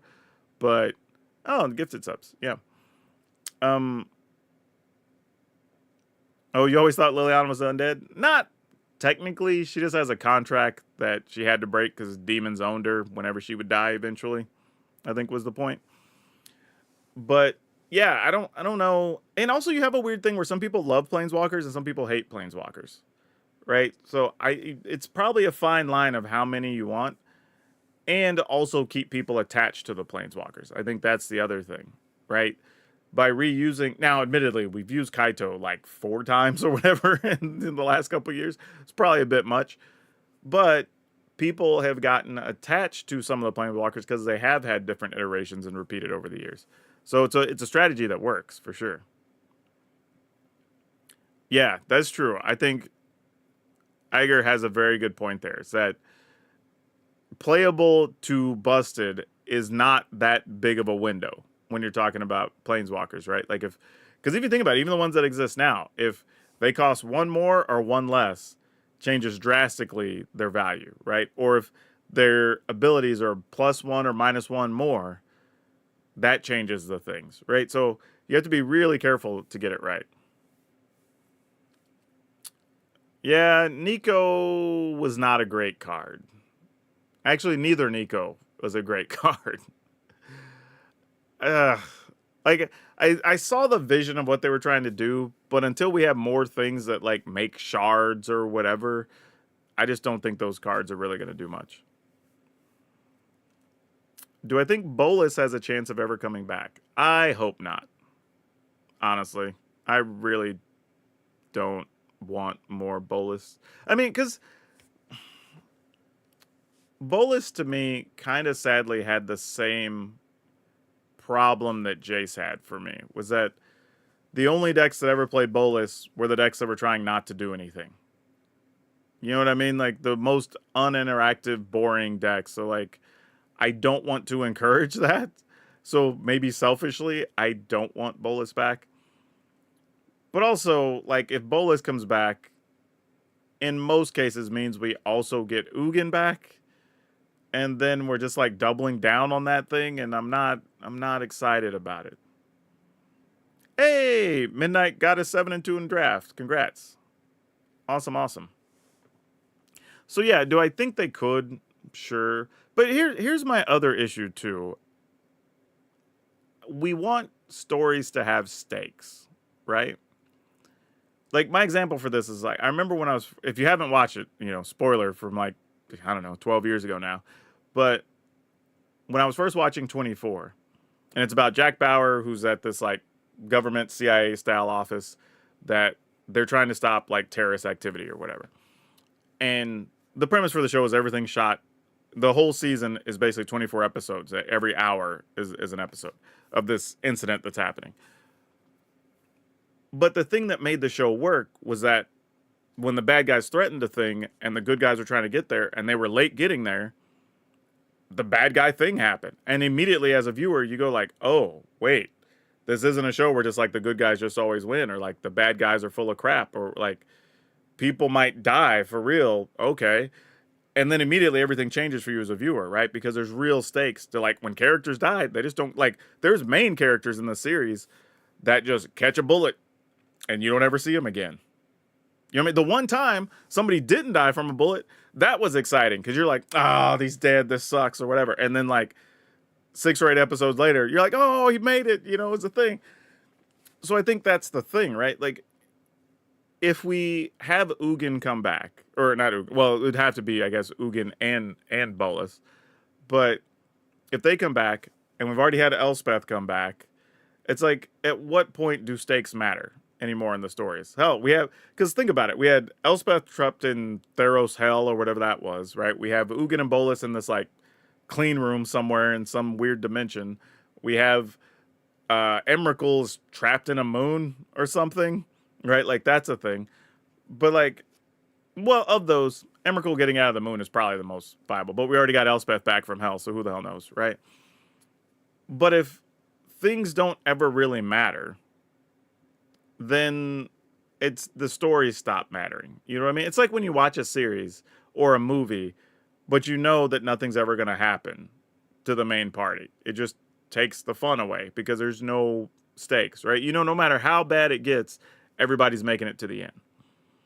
Like for me, it was like when I was watching Rogue One, right? When the droid died, I literally looked at the people I was with and I'm like, everybody's dying. They're not making it out of this, right? And all of a sudden it goes from being this really kind of like, oh, action adventure, we're going to get this scrappy group of folks and we're going to do this thing, to where like nobody's making it out of this thing, right? And once you have that realization, it's like, well, this is just how it has to go. Like, they're going to be heroes, but nobody's going home, right? And I think that's the same thing. You know, it's just, once you raise the stakes at that point, everything changes on how it feels. And I think if we just have stories in, like we go on these whole adventures, because hell, the whole, or the Bolus arc basically was what, like 5 years of storytelling or something? Longer than that, I think, to get to the end. And then we don't even really kill him. We just lock him away so he's available if we need him in the future, I guess. But I'm fine just ending some of them. Hey, if you hadn't seen it by now, I'm only spoiling things that are years and years old. So, because hell, wasn't Rogue One like in the middle of the pandemic or something? It's at least 2 or 3 years old. So like, I don't feel bad. I'm pretty good about spoilers anyway. But here's the thing, even in 24, like, which is probably one of my favorite series, minus like the first half of season 2. But that worked because while you knew Jack Bauer was the main dude and probably wasn't going to die, there was enough other main characters that you occasionally had the thought of just like, but maybe. But even when he didn't die, he got some severe punishments. So even that character, because he got out of line and broke some international laws, like, he had hell to go through. And I won't ruin that because if you decide to watch it, it's totally worth it. But like, again, it gave everything stakes that if somebody said, oh, well, I know this could be bad news, but I need to do it, right? As a viewer, you're like, man, I don't know if it's worth it. Like, you know what I mean? And so it changes everything. Oh, well, Rogue One was before the pandemic even? Then oh yeah, then it's even longer. But here's the thing. Like, for me, Rogue One is by far the best Star Wars movie. And I've said this before, and Star Wars fans hate me saying it, but like, I legitimately don't even think it's close for me. Like, if I put them on a chart, I would have Rogue One, probably like 5 empty slots, and then let you insert the next one, whatever one you like. But yeah, it's not even close to me. Let's see. Honestly, that's why we've got a bit of superhero fatigue. They've all got plot armor. Yeah, in a way, I think that's what made both the snap, right, where people fizzled out, a big deal, and the end of Endgame a big deal, right? Because once the snap happened, we were left for like a year going like, what are these people not coming back? Like, what the hell, right? So now everybody's amped up because we're like, well, now we got to watch the next one because we're not just going to, like, we just lost Spider-Man and like, what's even happening right now? Right? So that added real stakes to it. But right now, we're not attached enough because I think people forget when we first started, none of us thought Iron Man was going to be a thing and Captain America was going to be, they were just a couple of cool movies. But after 12 years, we got attached to these characters and now we're invested in anything that happens to them is a big deal, right? I don't think we've had enough time to, hell, right now, the most common character we've seen might be, what's his name? That was like the sidekick to Doctor Strange. He's might have made the most appearances in this current iteration, or whatever you want to call it, of Marvel, right? Since the reset. I think that's it. He's the one. Yeah, Wong. He might be the one, right? Like, am I mistaken? Because he's appeared in a couple of different movies to like take somebody away or hide them or whatever. So like, he's the one that we're attached to. Like, we get excited when we see him. The others, we don't know well enough yet. Like, they're just kind of there. I mean, we still have Spider-Man, we still have Guardians, whatever. But like, of the new characters, we're not really that attached to any of them. Yeah, Robert Downey Jr. is coming back, but who knows? He might just be wearing the mask as Doctor Doom most of the time. You definitely think Urza is the main villain. Yeah, Urza's definitely a bad guy. Like, Urza basically was pushing, like, eugenics or whatever. Like, he's an awful person. Yeah, Urza's a hell of a problem. But yeah, we were doing a stream earlier, by the way, for those who just showed up, kind of on the back end of the stream here. This is one of the streams I do every once in a while where I have people bring their decks and we try to fix up their decks. And we go through 7 or 8 different decks and kind of just help people's decks be better, especially right now with Foundations and there being a billion cards. So we went through that exercise. So yeah, if you want to follow me so you can participate in future ones, pretty cool. I'd appreciate it. Also, I have a YouTube channel that we have stuff up every single day for when we get to, did y'all know that when we get to the end of February, it'll be 5 years I've had a video every single day on YouTube. I think the numbers actually say it's 1.3 a day, honestly, which is insane, truthfully. Oh, well, of course, that's YouTube. YouTube.com/PowrDragn. If you want to follow me, there you go. That one. That's the link you want if you want to go follow me. Yeah, I don't know if Mishra is too much of a hero either.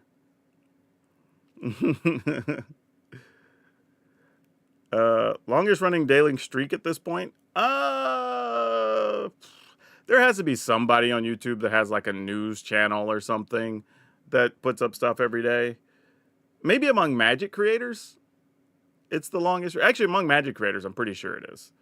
But other genres, nah, there's got to be somebody. There's probably somebody who posts like 2 or 3 times a day.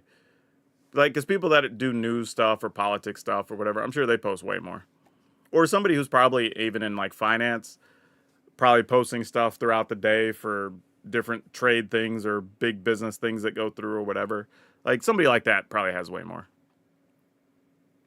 Didn't play MTG during the early days, so I missed a lot of the Urza stuff. Yeah, well, you're not missing out. Like, a lot of the Urza stuff wasn't as good, but it was definitely a named character that was, like, important to the early story. Agar says, yeah, but those things that aren't crushing our souls, well, that's fair. Negative Reflex says, they're both bad. Urza was the lesser of 2 evils, if I remember correctly. Yeah, I mean, they're both bad. I don't know which one I'd say is lesser, but they're definitely both bad.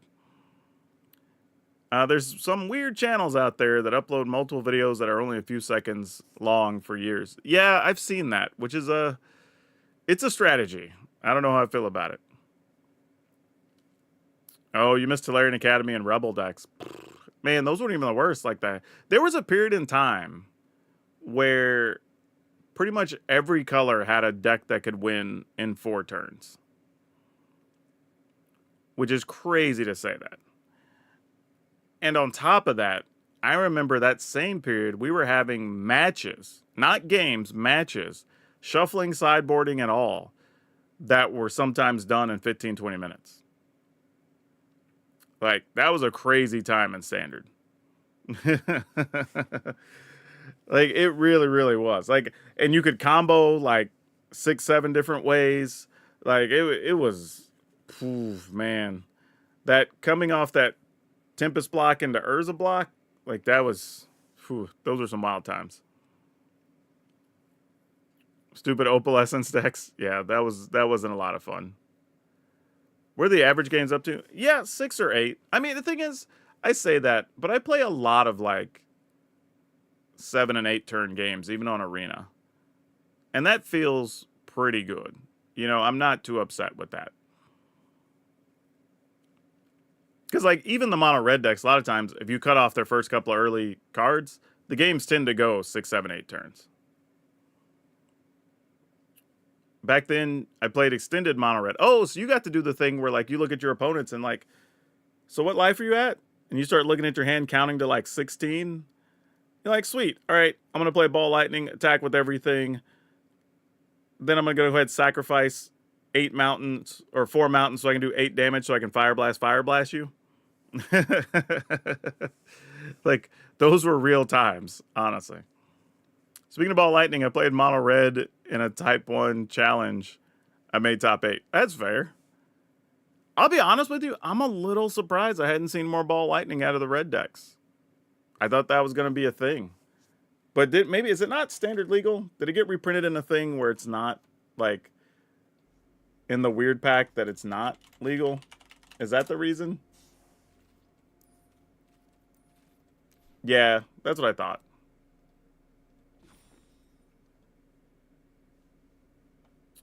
Dun, dun, dun, dun, dun, dun.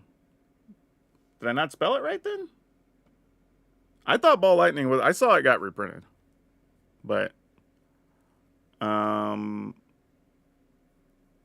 getting your opponent down to 10 and urges rage them. Yeah, that's a thing that happened too. Yeah, Alchemy and Pioneer, definitely legal. No, like, let me go look. I'm pretty sure it got printed, like, because we had some products where Ball Lightning was in, but it wasn't in, like, the 2 standard legal products, I think, was the problem. It's number 618 in the set for Foundation, so I think that comes from the extra product, not from the regular ones. It's like from Jumpstart or something. But either way, that could explain why I haven't seen people playing the Ball Lightning yet.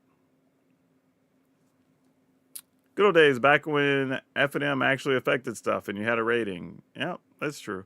The thing is, the ratings were always weird because there's no good way to do ratings outside of just, like, points that you've earned in things, because the closest thing we try to use is the ELO rating, which a lot of things in the world do use, but those are things that effectively don't have any randomness to them, right? And Magic, it's a complicated system, but your points you could win or lose also max scaled based on the size of the event. And, you know, so you got these weird things where, like, if you were rated high enough, your opponent's rated low enough, and you showed up to play F&M, which I did have happen, where, like, you could go 4-0 and gain no points because there was only, like, what they called a K value was only, like, 8. But if your ratings were far enough apart, you were getting literally, like, fractions of a point for a win.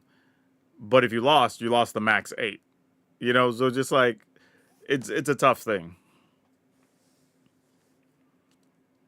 Just want to dip in and say that your content is amazing. Well, thank you so much. I appreciate it. Jorgen says, but it just ended up with all the point holders not playing in events with people. Well, yeah, and that's the other problem, right? Because you end up in these situations where, okay, well, if I show up and I want to play, if my rating's high enough to keep me qualified, then there's no reason for me to play. And I was in that situation for a bit. I literally wrote to Wizards because I had played enough just in local, regional things or whatever, where my rating was high, but I was running a business and stuff, and I didn't want to spend the money to go to an overseas pro tour or whatever when I could just be at home making money at my business, right? So I wrote them and said, hey, is there any way you could pass invites on if I know for sure ahead of time I'm not going. And they were like, nope, we just use the system and it is what it is. So then I was blocking people from going to the Pro Tour because I was just eating a spot for like 2 years. But it also wasn't worth it for me to go play some events and risk the points when the time came and I did want to go. Right? So it was just like it was a weird, tough system at times. So what we have now works a lot better. You just show up, you qualify, you get to play in the regional stuff. If you do well in regionals, you're in the Pro Tour. If you get enough points in the Pro Tour, we just track your points and you just stay ranked among the other pros. That's really it. Don't need to be any more complicated than that. First big tournament was States in 2000. I got 11th place and went up around 150 points. Yeah, exactly. That's what I'm saying. Like, because the K-bags were so big on some of those, especially if you came in and you just ran hot as the sun for a day and maybe you only had like a 1650 rating and you played a bunch of people that were 18, 1900, 2000 points, like you were getting max value every win,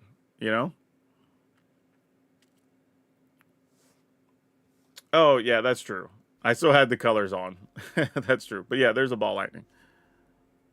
Yeah. So it is there. Should have made top 8, but I got mana screwed. That happens. Deck I was playing won States. I've seen, deck I was playing, or a version of it, did well at a Pro Tour that I went like 2 and 4 at. So it's a thing. But yeah, man, I don't know. Standard feels like it still has a lot to be done right now, y'all. So I wouldn't worry about getting caught up on like, is this deck good or viable or not or whatever. I think right now people are playing the safe things.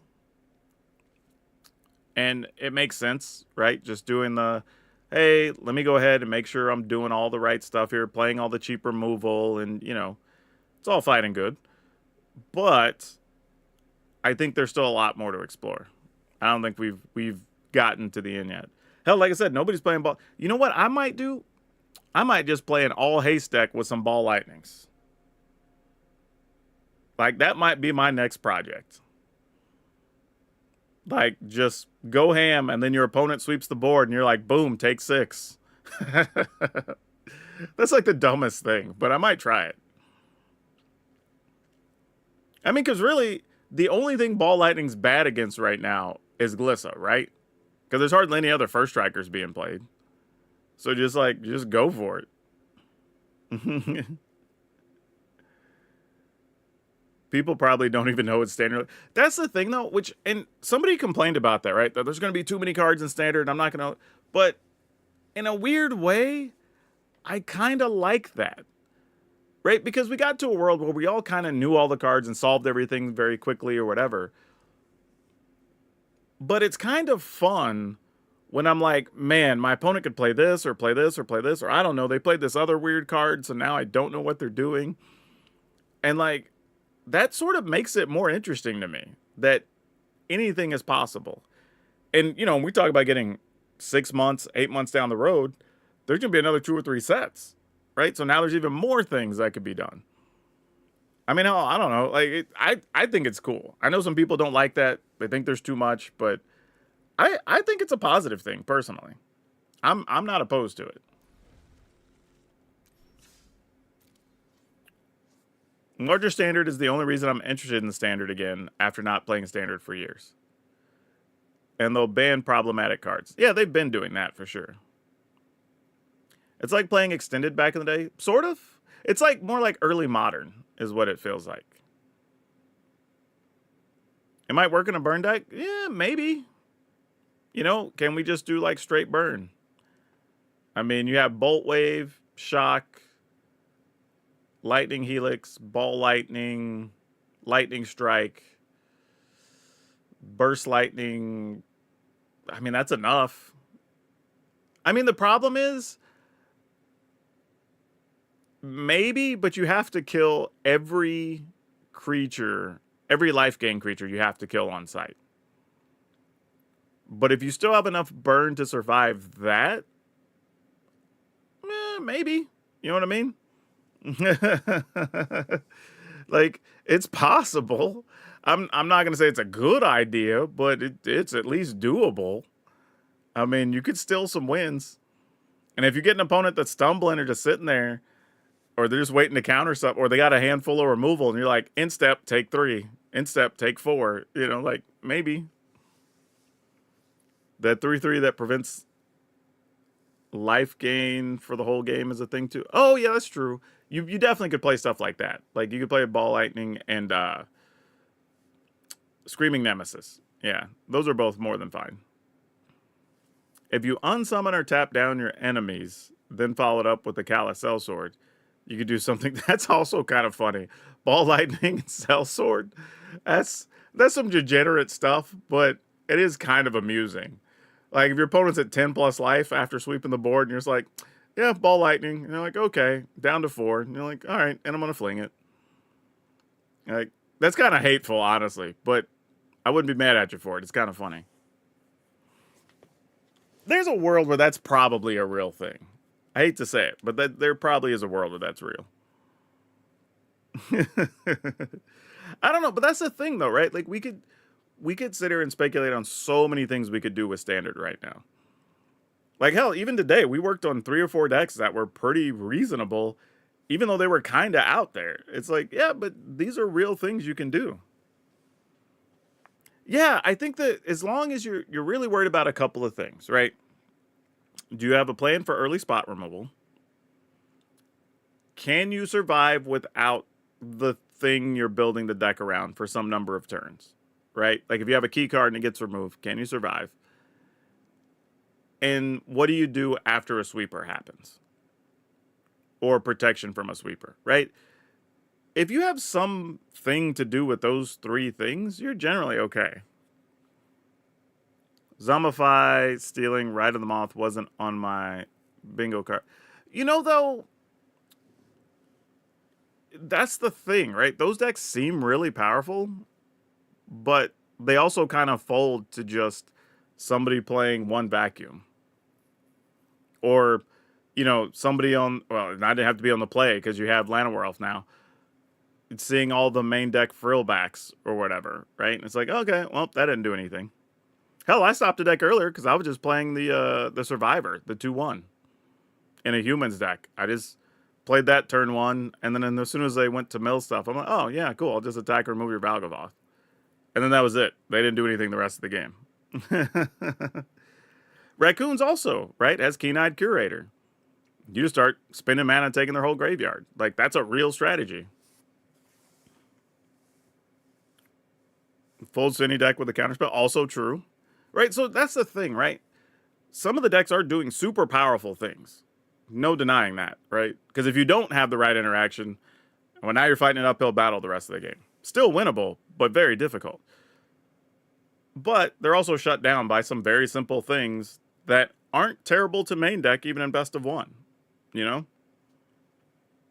I think that's the biggest thing to me. If the answer to a popular strategy, especially in best of 1, is you have to make your deck worse by playing a bad sideboard card main deck, that's tough, right? But if you get to play something, like we're saying, like Frillback or Keen-Eye Curator or the Vacuum or whatever, right? Those are all real cards that can just do things otherwise.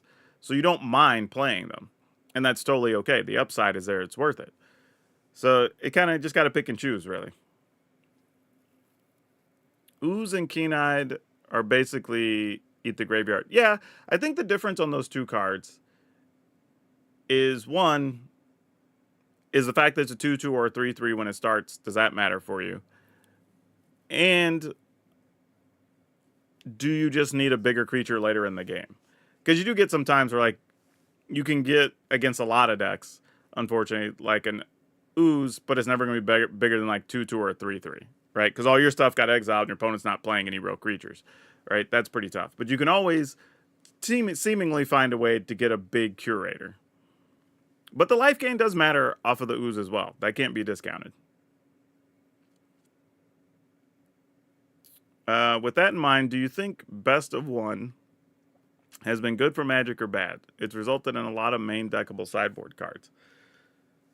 I don't think it's good or bad. I think it's just a different way to play Magic. I mean, truthfully, I know it's kind of a cop-out answer, but I mean, best of 3 is still totally healthy. The Pro Tour has seen some of the best games and matches we've seen in a long time. You know, there's still content being made for both. I just think what best of 1 allows is people who don't have a lot of time can definitely get on and knock out 4 or 5 games in a small window of time, right? And get a little bit of variety, and that's good. So yeah, I don't really have an issue. I think there's a lot of people who try to best of 3 sucks because the games are too long and blah blah, and best of 1's not real Magic and blah, but it's just a different way for each group to play, and I think that's totally all right. I play 15 to 20 games every time I log on and play half and half. Yeah, that makes sense. And that's totally reasonable, right? If you have a reasonable window of time, you want to get your 15 games in, yeah. Especially if you try to hit like all your dailies on Arena or whatever. Totally doable. So yeah, I don't have a problem with it. I think it's a good thing, I guess. If we were going to say good or bad, I think it's good. I think giving people more ways to engage in ways that fit their lifestyle or schedule or whatever makes a lot of sense. And every way may not be for everybody. Like, I don't play Timeless. I don't play Alchemy, really, right? But that's okay. That it's there for other people that enjoy that style and want to go for it. Great. Cool that there's an option for them. Now, especially since we have a long Mastery Pass this time. Well, yeah, because this has got to go all the way till February? End of February? Something like that? Mid-February, I think, when we get the next standard set. I've never bought the not real Magic thing. I mean, yeah, because here's the thing. If Best of 1's not real Magic, then, like, any kitchen table Magic isn't real Magic. Right? Commander's not real Magic. You know, like, any of the weird 3-player variants people have come up with aren't real Magic, right? Like, it's a weird argument to want to make. It's just, it may not be tournament Magic, which is a reasonable statement. And if you focus on tournament play and best of 3, then that makes sense. That's not going to feel like real Magic to you. But for people who just play fun games with their relatives, cousin, brother, whoever, you know, some quick games at the local game store without sideboards, then they're basically playing a bunch of best of 1. You know what I mean? So it's like,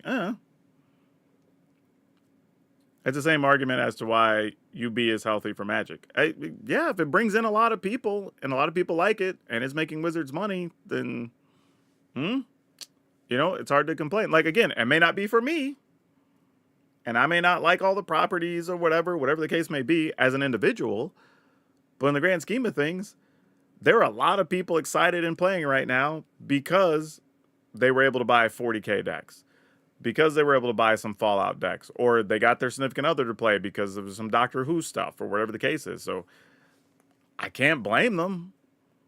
And we see the numbers going up and up. We see those selling out all the time. We see more players coming to the game. Hell, the last Magic Con had 16,000, 17,000 people in Vegas. That's crazy. When you're talking about for just a single game, you know, we keep seeing more and more people at each event. So it's working, right? People can be mad at it, but it's doing exactly what it's supposed to do. I don't get when people complain about best 3 taking so long. Sideboarding takes about as long as to find another match. Not necessarily. I definitely take longer to sideboard than I do to load another match. I don't think that's accurate. And it's also that if you get stuck against a control deck, you literally are now just stuck playing a control deck for the next 40 minutes or whatever, right? That's the other issue, which is fine. I'm not saying people shouldn't play control decks, but now your choices are, okay, I'm stuck playing this control deck for the next 40 minutes, or I can take a loss, so I'm taking 2 losses on the ladder rung, right? Versus the one I would take playing best of 1. So there are reasons that they are functionally different. To be fair, also red ley line in 1 is bad, and best of 3 it wasn't that good. Yeah, it was still playable in best of 3, but definitely not as good as it was in best of 1. And that's going to happen. There's going to be cards that have more value in one versus the other, and that's totally reasonable. I mean, you're playing Magic different ways. There you go. Like Corrupt Drake says, I'm one of those people. I got back into Magic because of Assassin's Creed. They literally, there you go, right? That's why they're doing it. I don't play best of 3, Secular says. Does each win count as a win for your dailies, or is it just whoever wins? It counts as 2. So if you win, you go up 2 steps instead of 1 step. Because you had to win 2 to win the match. So, I mean, you're still getting the same number of wins. You know, just you sit through singular matches longer.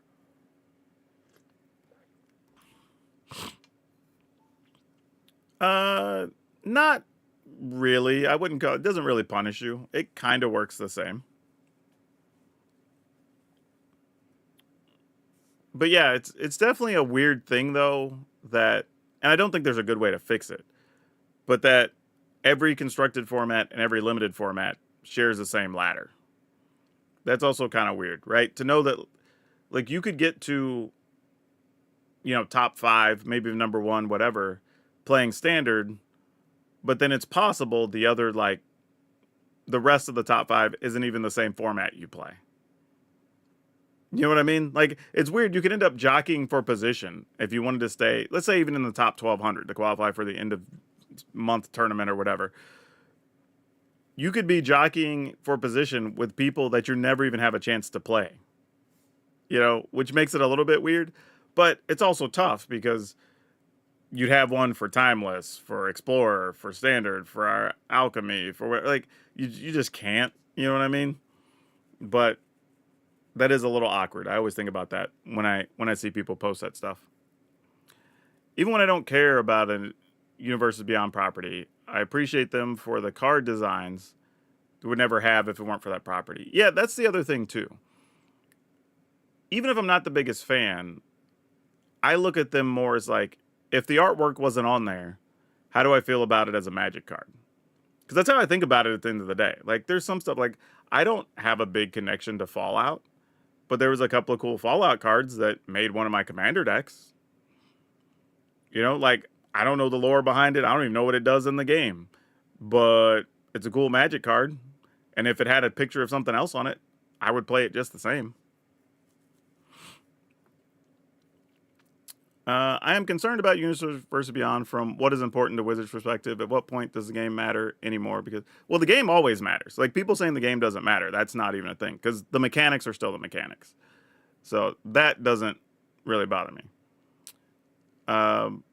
Wizards will keep making money, but they might not be a game to play if they don't do Universes Beyond responsibly. I don't think that's a realistic scenario. I just don't.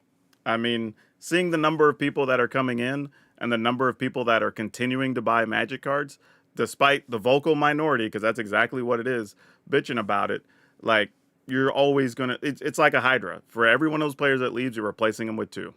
And they're becoming long-term Magic players. They're not, just like we were talking about in the chat a while ago, like, they're not coming in just for one set. They're buying the set and then picking up other Magic cards. So it's going to keep going. I mean, whether we like it or not. And and here's the thing I want to tell people, like, and it sucks because if you are a Vorthos person that loves the story, I get it. I don't want to take anything away from you. I think that's a neat thing. We've never had it be really good. I feel for you. Maybe that'll change when we get the animated series. But, and I've done this experiment, literally going to local stores, asking people at Command Fest or whatever, just randomly. Hell, even ask yourself, of the last Commander deck you built, how many of the cards that you're playing with do you even know the lore to? Hell, do you even know the lore to your... I can tell you for sure, I don't know the lore of any of my commanders I'm playing. I just know what the cards do. So we're trying to hang our hat on, oh, well, you know, Magic story and blah, blah, whatever. But really, though, when has that mattered? Right? The reality is, and we were just talking about this on the Magic Mike's podcast this past week, is as Magic players, we've always attached ourselves to strategies, creature types, and colors. We're not attaching ourselves, at least not the overwhelming majority. You know, there's probably some 5, 8%, whatever, probably even smaller than that. It's probably like 3 or 4%. But whatever, we'll say the lower 5% does attach themselves to the lore. But if you ask a Magic player, they're like, oh, I don't play blue cards, right? Or red's my favorite color. Or I really like goblins or whatever, right? That's just the way it is. It always has been. And you can still have that with Universes Beyond stuff. It's, oh, like a good example. What did I want Black Panther for? For my +1/+1 counters deck. Do I care that it's Black Panther? Nope. It could have been any artwork, anything on it all. But it has the +1/+1 strategy that goes into a commander deck that I'm playing. So I wanted a copy of it. Didn't care. Now, in the future, there will probably be another version of that that has non-Marvel art on it. And that's cool. And people can have that. Totally reasonable. But you just think that's going to be the end-all, be-all based on it doesn't tie to the Magic story. I don't think that's a legit argument. It just hasn't been ever. Now, don't be wrong. I don't want to sound heartless because I do think it sucks for people that are not the people that are pretending to be Vorthos guys and acting like it matters because they hate the idea of Universes Beyond. Like for the actual people that are Vorthos folks and follow the story and speculate on all that stuff. Like for those people, yes, it's going to suck a bit. And I do feel bad for those people, legitly. But for most of the people trying to make it an argument, they're full of crap. Like, it's just not a real thing. No,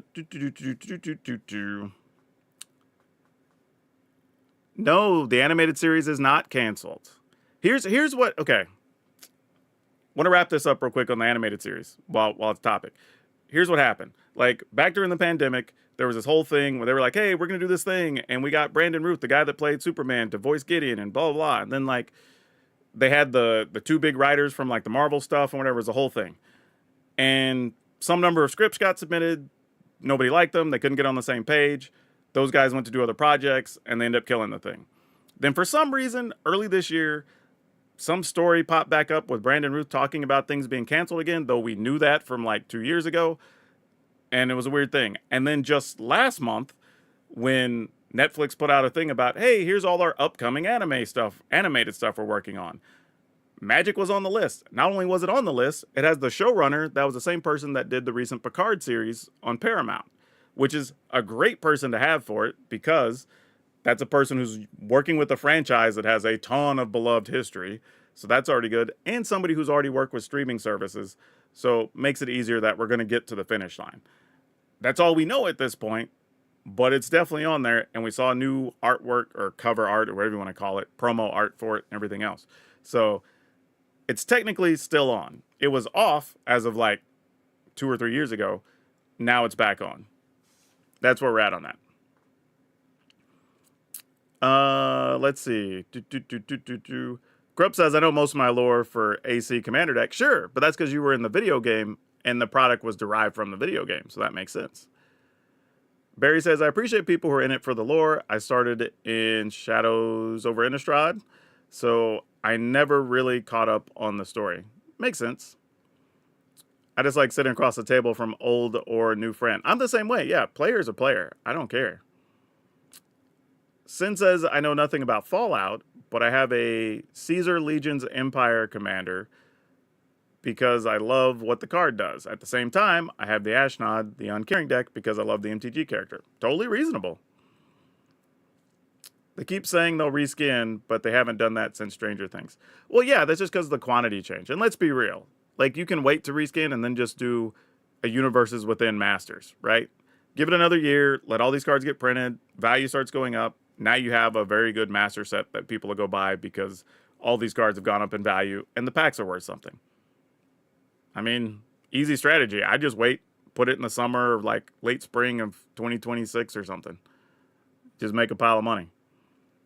It'll be perfect. Some of the other licenses will run out, so you can't reprint the cards with the old art anyway. You put all the new art on it. Great. Have fun with it. Let's see. Secular says there's a lot of 80s horror tie-in there. They just never got taken advantage of.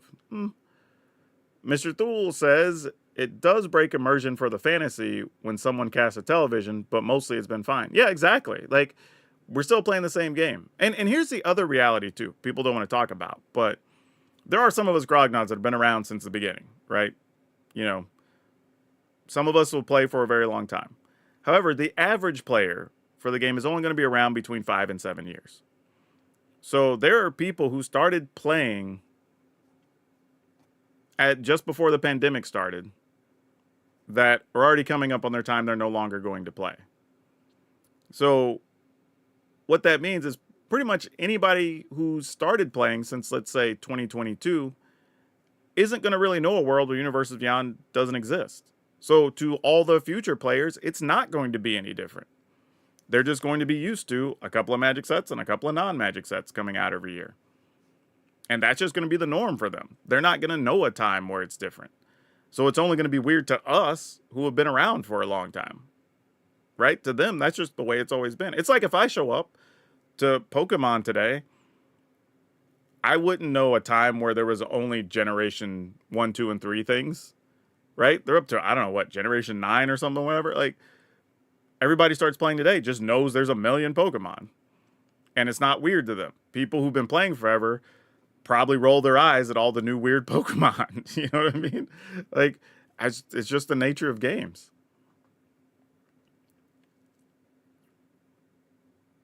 As a self-proclaimed Trekkie, you find that concerning about the showrunner. Hey, you know what, though? Everybody's going to have a problem with something. That's the thing. Like, here's the reality. No matter what they do with the Magic series, Magic players are going to complain. Because either they wrote a character slightly differently, or their favorite thing wasn't showcased, or whatever, right? It's going to be a thing no matter what. The thing is, at the end of the day, that series just has to not be crap. Like, obviously, we want it to be good. Don't get me wrong. It'd be awesome if it's good. But as long as it's just not bad, it's still going to bring in some number of people. And that's the goal, ultimately. Like, just like in the 80s when we grew up, we were basically watching a bunch of infomercials for toys we're going to buy in a month when we're watching Saturday morning cartoons. That's kind of the same thing. Just get people interested in it so you can sell more Magic or Magic-related stuff down the road. That's all it has to do is be just good enough. And it sucks. People don't want to hear that because we're like, we want it to be great. We want it to be like the all-time anime. I get it. It would be awesome if it was. But it just has to just not be trash. Like, that's really it. Jorgensen says, I'm not concerned about Vorthos stuff or immersion or even SpongeBob being a tier 1 in standard. Well, that's probably not going to happen. But I'm concerned about the future where Wizards will to make their game suck for a 6 to 12 month period for a bag of money and then banning stuff. I don't think that has to be the case, though. Like, realistically, so far from everything we've seen, what has there been? Like, the One Ring of Universes Beyond stuff that we're really concerned about? Most of the other stuff we've been concerned about are actual Magic cards. Seriously. Like, even in Commander, all these other Commander sets and things came out with all this stuff, we haven't even considered any of those being banned. It's actual Magic cards we have problems with. So I don't really see the concern with that, honestly. We've made plenty of cards that are playable without being busted in Universes Beyond stuff right now. The only argument I would make, really, that even furthers Universes Beyond stuff is it's almost bad that Lord of the Rings wasn't standard legal, because a lot of that stuff was well done and balanced and probably would have been playable in the standard environment, but simply isn't strong enough to be in the older formats, which is probably why they're making some of them standard legal. Really twofold. More of those cards will see play, which is good, but also if somebody new comes in to play the game, they don't have to jump right into Modern. They can play standard with their stuff, which is good. SOI was such a fun set. I loved playing Spirits back then. Shadows over Innistrad. That was like the original 3 Innistrad sets, right? That one was good. The middle 3 I didn't like. Or middle 2, I guess it was at the time. I don't think it was the third one. I gave Magic a shot because of the Miku secret layer drop, and now basically eating 75% of my free time. Exactly! That's what, I hear that story. When we were at MagicCon, there were multiple people who said, like, they started playing because they picked up Warhammer, or they picked up whatever. And some of them, sadly, said they felt bad saying that because they knew some people were going to be mad at them. Because they're not an OG fan, they just started playing because of whatever. But, like, I told them, don't be sad or upset. Like, own it, right? Nothing wrong with that. If you came in, it's not their fault a product exists. But if it brought them in the game, and now they're buying all the other Magic and buying singles from our favorite stores or retailers or whatever, great. that's a win for everyone. So sometimes I feel like it's like no one ever quits Magic. They just take it. I jokingly say that. Like, we don't quit. We just go on hiatus. Yeah, it's been a hot minute since I played some Pokemon. The kiddo got me into that, but he outgrew it, and now he's into Magic. Well, that's cool. At least y'all can share that. I built a couple of things, Pokemon decks, cats for me, owls for my partner. That's actually kind of cool. I hadn't thought about theme decks for Pokemon. They should make the series the original of the Markov family. Follow young Soren so they have Castlevania people do it. That's not a bad idea. I mean, that's tough, right? Because I think the idea of a vampire could go over well.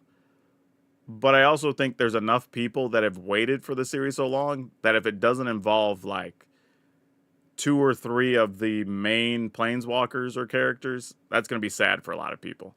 Like, if it involves, let's say, a Johnny, Chandra, Liliana, even if you're a Nissa fan, like, you're probably still going to be okay with that. I think if it ends up being a secondary planeswalker as the main character for the first run, that's going to be a letdown for a lot of people, I think.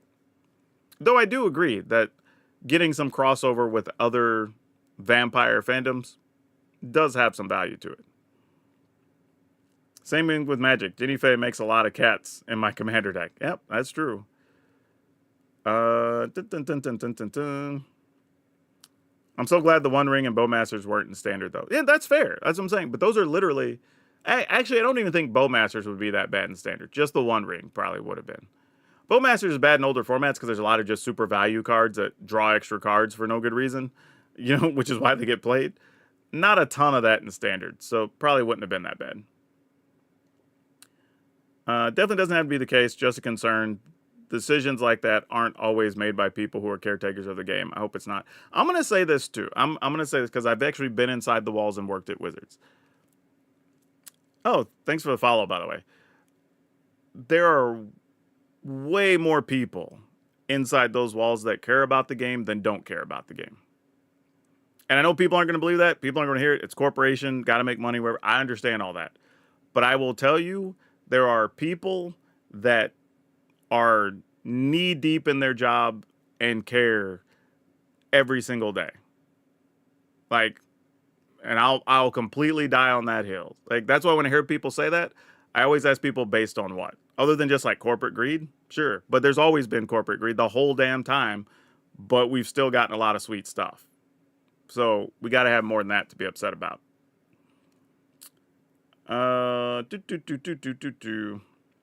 Let's see. Margin of Victory says, I have an Esper Reanimator deck I'm working on. I heard you mention how easy Reanimator strats can be to fold. What can you recommend as options for shoring up your strategy to better survive against graveyard hate? There's not really a thing. Like, they're purposely a glass cannon, right? Your plan is just have redundancy. Be able to get multiple things in the graveyard, have multiple ways to reanimate them. So the first one doesn't get you, maybe you get through and they have to have a second thing, right? Or have a way to do it all at one time, maybe at instant speed, whatever the case is. But like, it's kind of the same thing with combo decks, right? They're super powerful, but they're also very fragile. If you're able to interrupt what they're doing or have the right counter up or whatever, that's by design, right? You're taking the thing that says, okay, I have the highest ceiling, but also potentially the lowest floor, right? Like, and that's what you're gunning for. You're like, I just need my opponent not to have the right removal card, whatever the case may be, not get a fast start, whatever. That's the trade-off for playing that type of deck. I don't think there's really a secret, like I said, other than just building redundancy so you can keep the graveyard full even after they remove it or get a card there that you can get out all in one turn, whatever. That's all you can really do.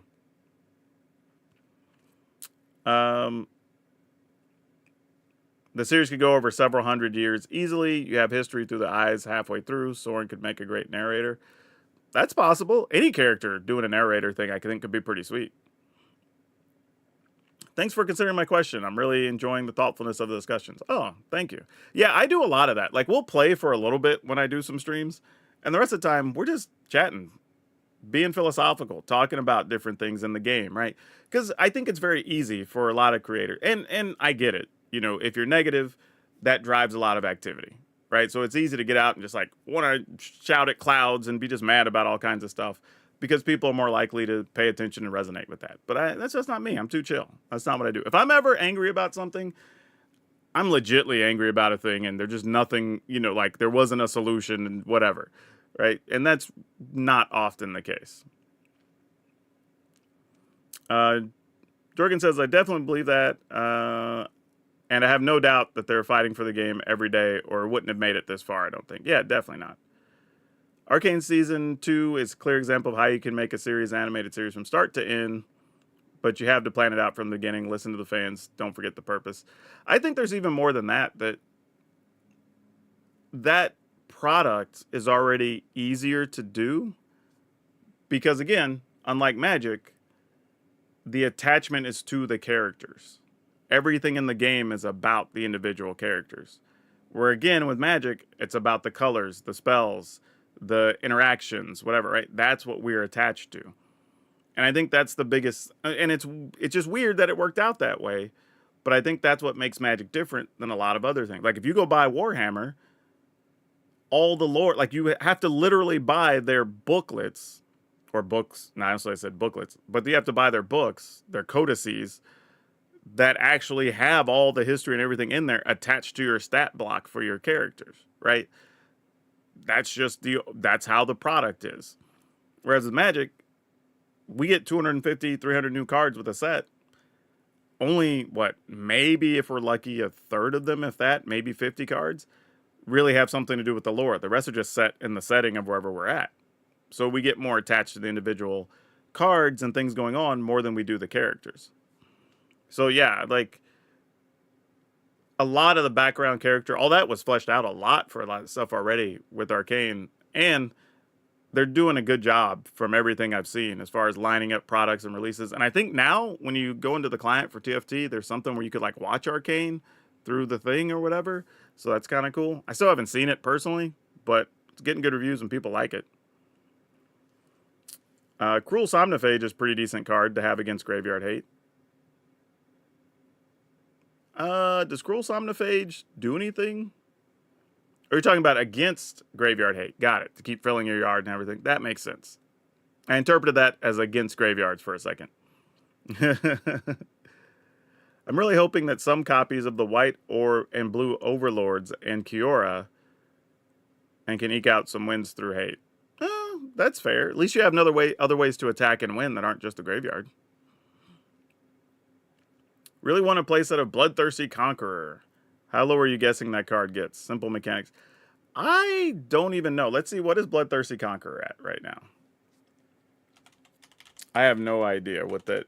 Haven't even looked one up. All right, so Bloodthirsty Conqueror is going for $20-ish on the low end right now. Oof.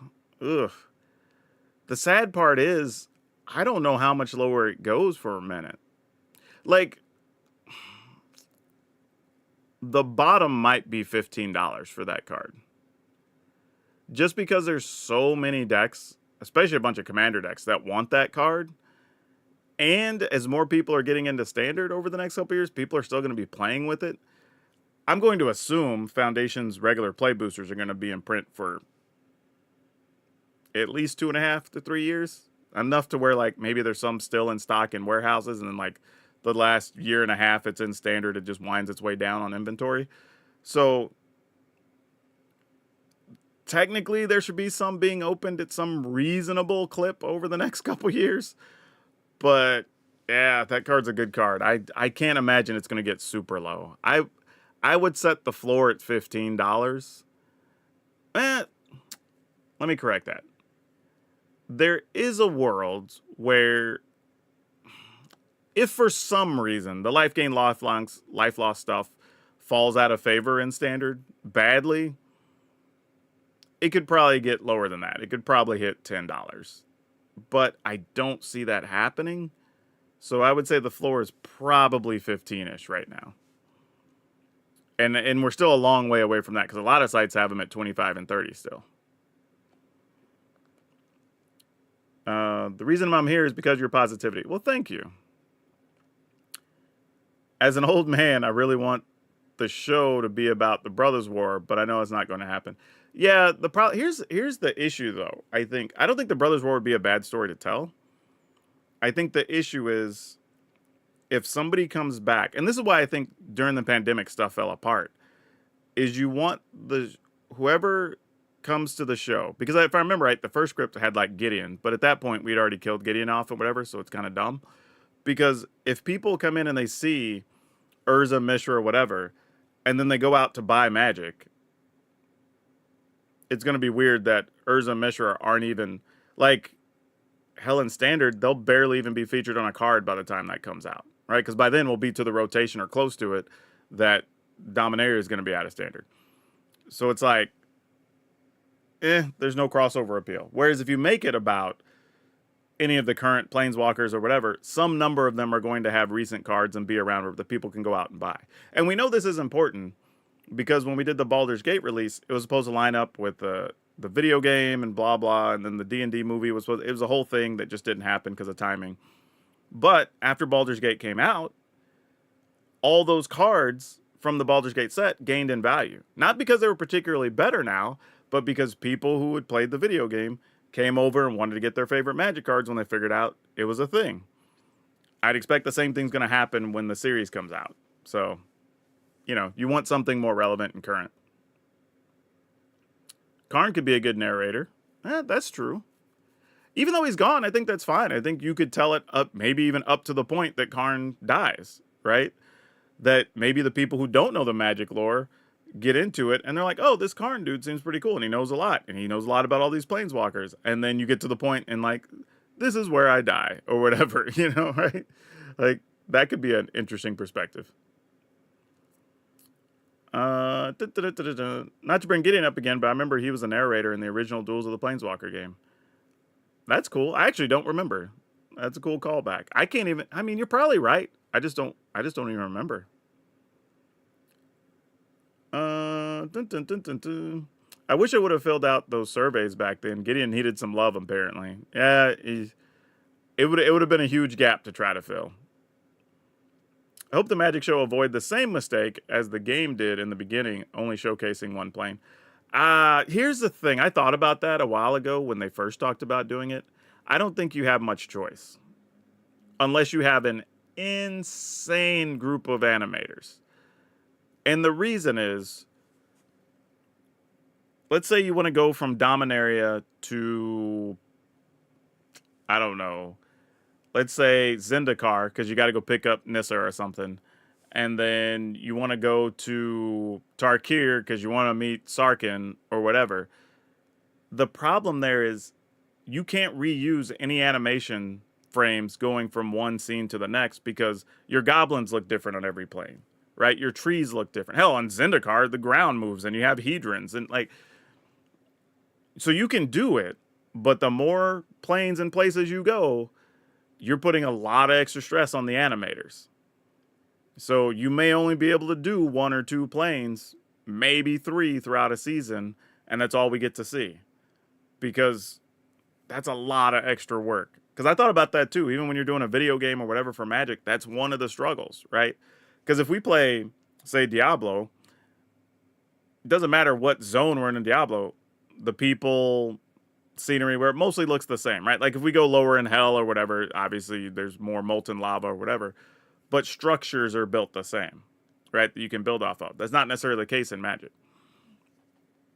Hell, like seriously, going from Zendikar to Ravnica is drastic. You know what I mean? Like everything is so different. So that's a tough ask to do more than a handful of them. How do you think the next year for Mono Green comes back to the playing field and becomes more meta? I don't know why this feels like a common thing. Like, and I don't know if it's just us content creators, but several of us have played Mono Green and did well with it. I had one. I think I saw one that Philippa played. Somebody else had a Mono Green too that I just saw the other day. I think it was Swayze had like a Mono Green ramp thing. So like, it's still a thing. It's been a thing. I don't know what to say to that. I don't really have a answer because you can play it now if you want to. So I don't know. Let's see. You still want BC in your... Oh, yeah, that card. The card we were just talking about. Yeah. I think it's far more likely that other cards go down so the Conqueror can stay high as long as it's in a standard combo. Right now, a lot of Foundations is pretty affordable. I think Foundations, for the most part, is going to be the opposite. I think a lot of stuff right now is cheaper, but since it's going to be in standard for 5 years, fewer packs will be opened as we get closer to like year 2, because people will be buying all the new stuff. And then if those new sets, those Universes Beyond sets, do bring, let's say Spider-Man and Final Fantasy, bring in a lot of new players, well, now they're going to need some of those Foundations cards, right? But they're not going to want to open those packs. They're going to go buy singles because they want to buy more packs of the thing that brought them in. So it's possible some of those that are cheap now are as cheap as they're going to be. So it's going to be a hard one to figure out because we've not had a set last for 5 years, you know? You were thinking $20 on that card because it works for your Bloodletter deck. It works for vampires, but you have more experience, Met General. Yeah, it's tough. Like I'm saying, $20 is not unreal. If you say $20 is the floor, I could buy that. You know, but even then, I think when it hits the floor, it's not going to be for very long. Like, so if there's a stop loss and you need to pick it up right then, that's probably it. Because I don't think it's going to be very cheap for very long.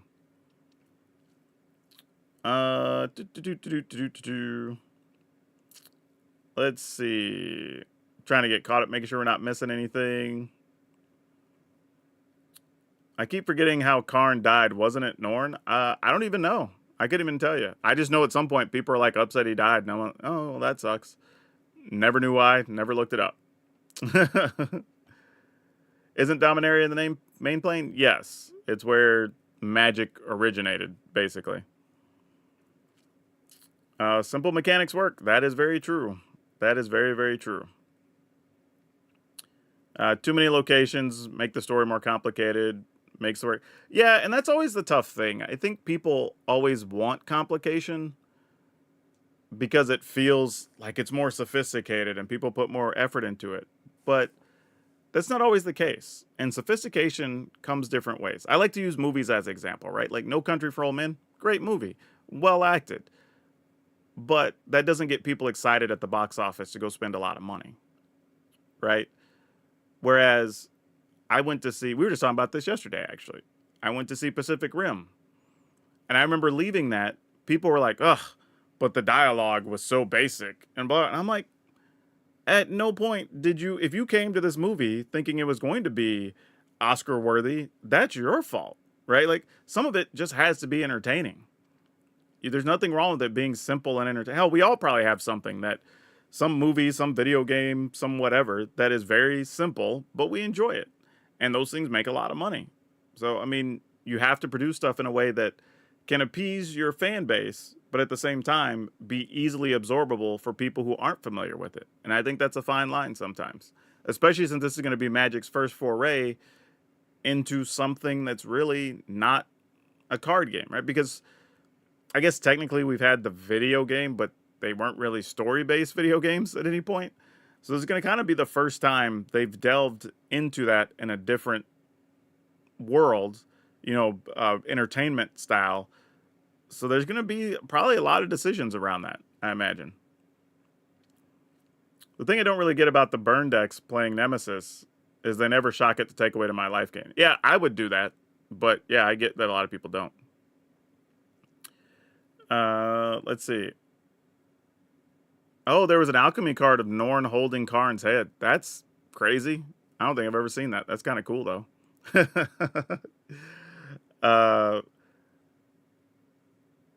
Let's see. A lot of Nemesis players killing their own to deliver a final blow. I have seen that. That is pretty regular. Pacific Rim was great. I love that movie. Actual story with people and their connections, pretty cool. Yeah, I think here's the thing, right? Even in the previews for Pacific Rim, both of them, it was basically like rock music, kaiju, Gundam. Bam, right? That's basically what every ad was.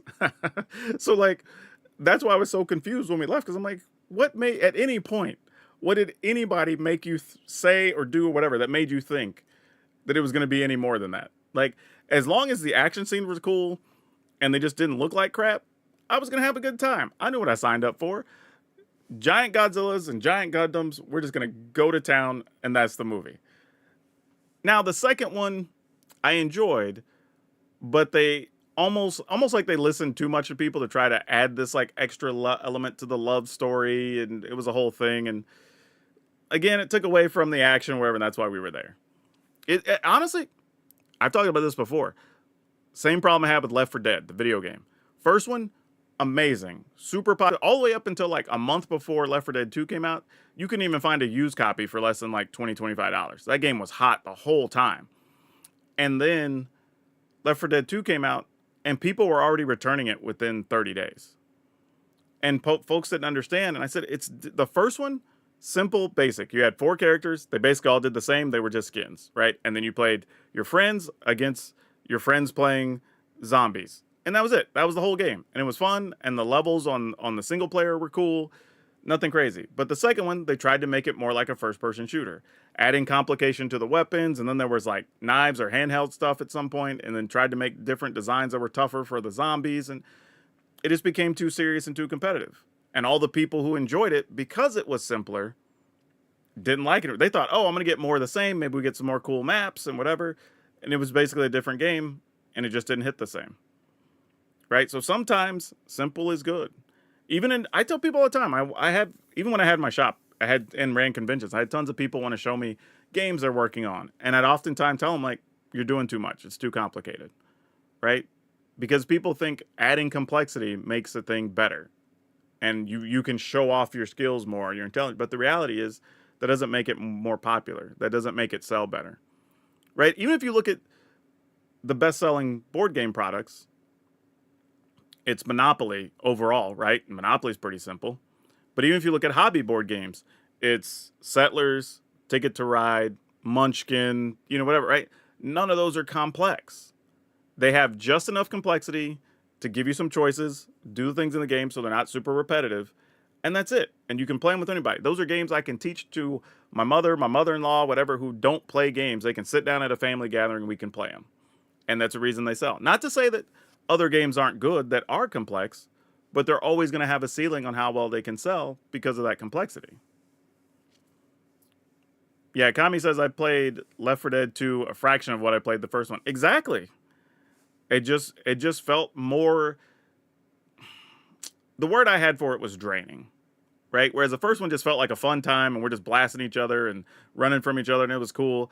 The second one just felt like I had to work while I was playing it, right? I had to worry about different weapon types, and now like the terrain's worse, and people are trying to shank me or whatever. It's like we were just doing too much, and I was like, man, let's just go back and play the first one.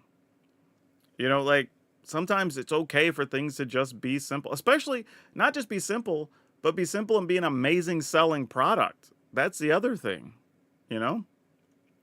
Blue Softy says, any tips on shifting a deck's focus without just starting over and making a new one? I had an Abzan food synergy deck that shifted more control-y and planeswalker-y, but it just feels clunky.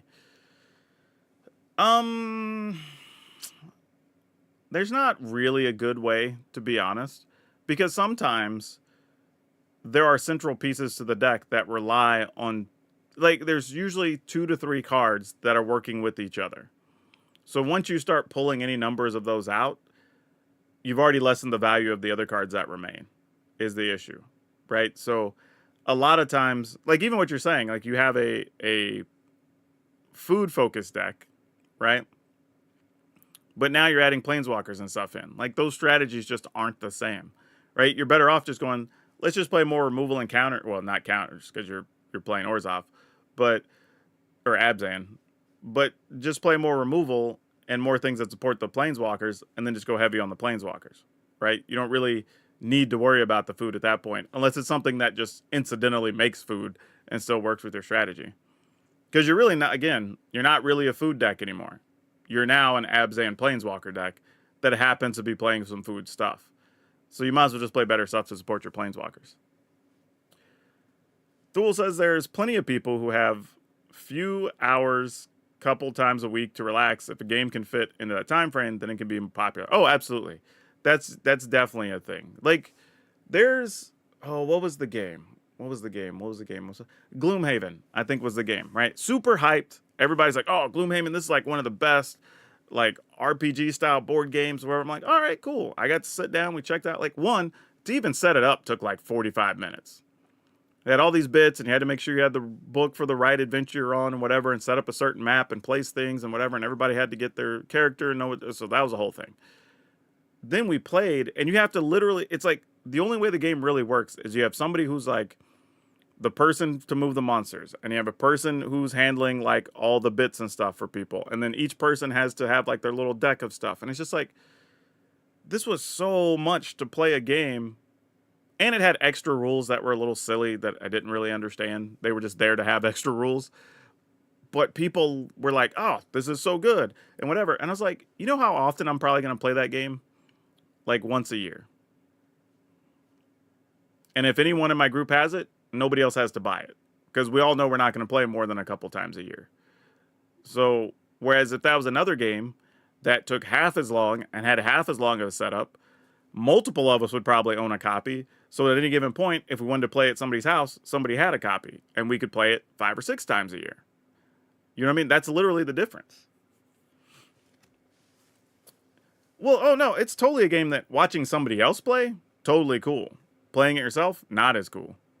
Thanks for that, by the way. So that, yeah, again, that's a game where complexity, I think, did itself in. You know, just it sold pretty well. Don't get me wrong. It wasn't like it was a bad seller, but there's definitely an overwhelming. That Scythe is another good example of that, right? Overwhelming chunk of the board game community that will never buy those games because of the complexity. Whereas I know tons of people that own Azul, Castle Panic, hell, even Wingspan has a lot of parts to it, and that sells well. So that's Wingspan might be the line where complexity starts to get too much. That's probably maxing out on it, that I think. If I were to design a game today, I would probably look and say, is it more complex than Wingspan? If so, I need to retool it. I think that's my baseline now. I'm glad we had this conversation, because I think that's my new baseline when somebody asked me. I think Wingspan is as complicated as a game should be. Like, I think now I say that. That's probably not a fair statement. I think things can and some things should be more complicated than that. But I think to be an all-time bestseller, I think the complexity of Wingspan is your ceiling. I think other games can be successful. And you can sell, I mean, hell, you can sell a 40-pound, $200 Gloomhaven or whatever. Like, totally possible. But I think you're going to get away make more money selling Gloomhaven. Hell, I remember when, what was the game? I have it in the other room. Splendor. When that came out, I literally played it once, told every retailer I know, buy as many as you can get before they sell out. This is going to be an all-time bestseller. And people were like, really? It's like, no doubt. And then I saw now they're selling copies that say like 1 million sold or whatever on them. Right? Like, that's crazy. But again, it's just chips. You acquire a couple of them, you buy some things, you get your gems, and you try to get the most points. That's it. They've sold 1 million copies of it. So you don't need to be complex to make a ton of money. You just don't. There are some people who love crunchy games. I'm happy playing Splendor and Cascadia or Calico. Calico's kind of cool. I've watched people play it. I haven't gotten to play that one myself. But yeah, that's the thing. I think those games should still exist. I think there's room and design for that. I think there are fans for that. But I think if you're an aspiring board game designer and you want to be doing that for a living and make a lot of money, that is not how you do it. I think you can get known in design circles, and if your goal is to just be a designer and work with other people and get in other studios, whatever, totally. That high-end level of game can get you there. But if you want to have a board game company and you want to make money and whatever, any game, card games, whatever, you got to have it something that's more accessible to more people. That's just how you get there. Right? Everything in the world that's super popular, except for like, well, even then, I was going to say high-end technology, but even then, it's not accessible to a lot of people, but it's super expensive, so they make a lot of money because the most expensive companies use it. You know what I mean? Like, but generally speaking, you know, the most common, simple, accessible things are the things that are popular. You seem like you could talk at length on game design. I appreciate that. To a point. To a point. Mostly because I got to fortunately work on a couple of different projects over the years, which was cool. I've been inside the wall at Wizards and got to do some things with R&D and whatever, so that was cool. So like I've seen some different things related to it, and I obviously know the retail side of it because I've seen all types of iterations over the years. So I could do that, you know, but I don't know if I could get into the super nitty-gritty, you know, deep game theory and numbers and whatever. There's probably other people that enjoy talking about that way more than I do. Have you ever tried Eon's End? No, I have not played that one, actually. First time I've ever even heard of it, to be honest. I say that. I may have read the name before, but it's the only time it's really like ringing any bells is right now. But yeah, I played a large... I think the other issue, too, I guess, especially when it comes to card games and board games, over the years, I've played so many. You know, especially if you're talking from like 99 to about 2012-ish. I played tons. Even especially when it comes to card games. So many bad ones, I still know some of the rules too, which is crazy. So I've seen so many things come and go. You know, and that helps my perspective on a lot of things. That's why when I see a lot of the arguments that go along in social media when relating to Magic, it's easy for me to go, yeah, but that's not really a thing. Or like, that's not how people operate. Or that's not how people shop or whatever. Right? Because you just, and that's why you see a lot of people have been around a long time or been in the industry.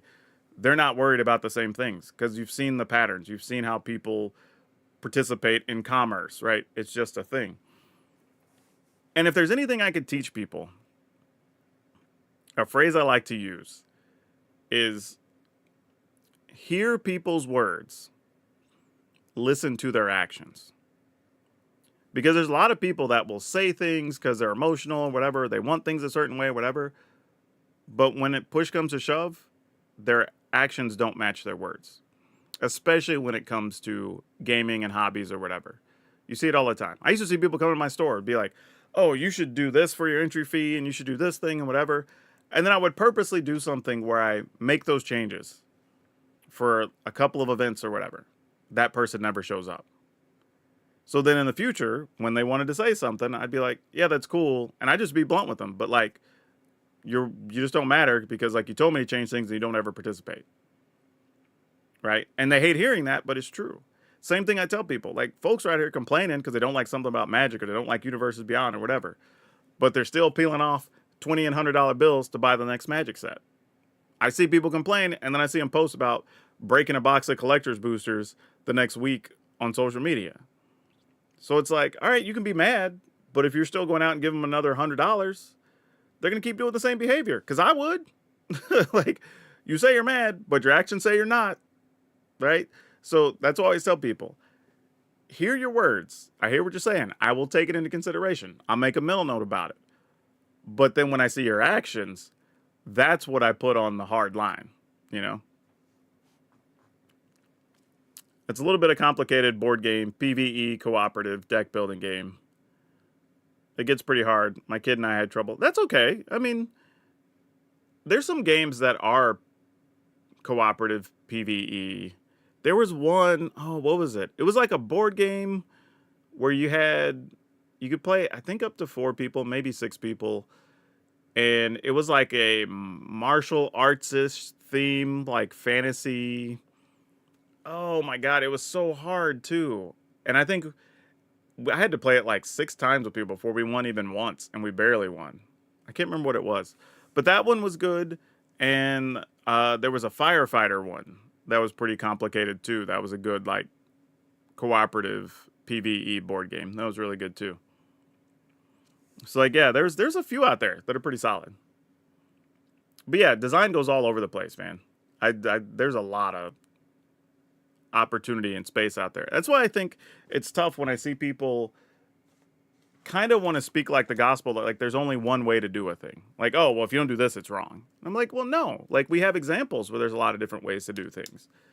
There's no one way that makes it good or bad. Even when we're talking about card games and trying to compare Magic to like, well, Pokemon does this or Yu-Gi-Oh does that. It was like, yeah, but they also all do different things than the other one does. That doesn't make any one of them wrong. They're all making money. Though, I will say, I do still feel pretty well justified in my statements on the digital card game from Riot. Because people were like, oh, well, they're just doing this. And you can get a whole set of everything in like a week and blah, blah, and all this. And Magic should do that. And arenas, blah, blah. And then now nobody hardly even plays that thing anymore. And I remember telling people, I said, it's not sustainable. And people thought I was crazy, but I said, there's a reason every single digital game out there, you either put in time or you put in money. One or the other. That game wasn't requiring you to do either. So I'm like, how is that going to work? Like, we at least have a world where these things have been proven. And I'm like, I'm willing to see it out, but I don't see where they make it worthwhile to keep paying people to produce stuff. And then once you have everything, what's your benefit for coming back? Right? There's nothing to grind toward. There's no reward. Like, you have everything till the next set drops. So now you don't have that many players for people to play against. And the queue times are longer. And it's just like, I don't even remember. I forgot the name of that game. Riot digital card game. Legend of Runeterra. That was the game. I remember people just going on and on about that, about how their economy is so much better, and the fact that you don't have to play forever to get stuff, which, don't get me wrong, is nice. But when push comes to shove, like, how are they making money? So as much as we want to gripe, but like, because I tell people, like, don't be wrong, like, could the arena economy be better? Absolutely. But I also feel like I get a lot more for arena free stuff every day than I do in other games, right? You can log into arena, play for 2 hours, and it's like, oh, I got all this extra gold. I got me an extra booster pack. I probably got some number of uncommon rewards or whatever. Maybe or maybe not got an extra wild card on my click wheel. If I bought any boosters, I also got these other free packs or whatever. Oh, Barry, thank you so much for the super chats. Much appreciated. But like, if I, like right now, I like Marvel Snap, right? But if I go into that game, like I was busy. I took like 3 months off of playing it. And I already was like, I don't even know if I want to play this game anymore. Right? Like, you just get so far behind because their game requires time. Like, you almost can't, like, you can put some money into Snap, but realistically, you have to grind, right? It's work your way up the thing, get the different treasure chests, and hope you get the random thing you need out of it or whatever. Like, but if they had an option where I could just, like, I don't know, give them $100 and you get all the cards from the last set or something or whatever, I'd be more likely to do that. Because I know I'm at the point now where I'm just like, I haven't played for the last at least 6 months, maybe 9 months. So I'm already at the point that I'm missing several things that I know I'm just not going to get. So it's just like, but in their game, time is the main currency.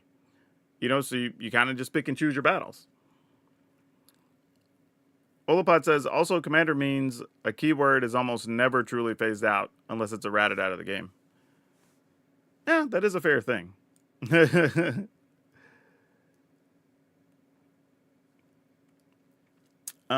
Yeah, but to that end,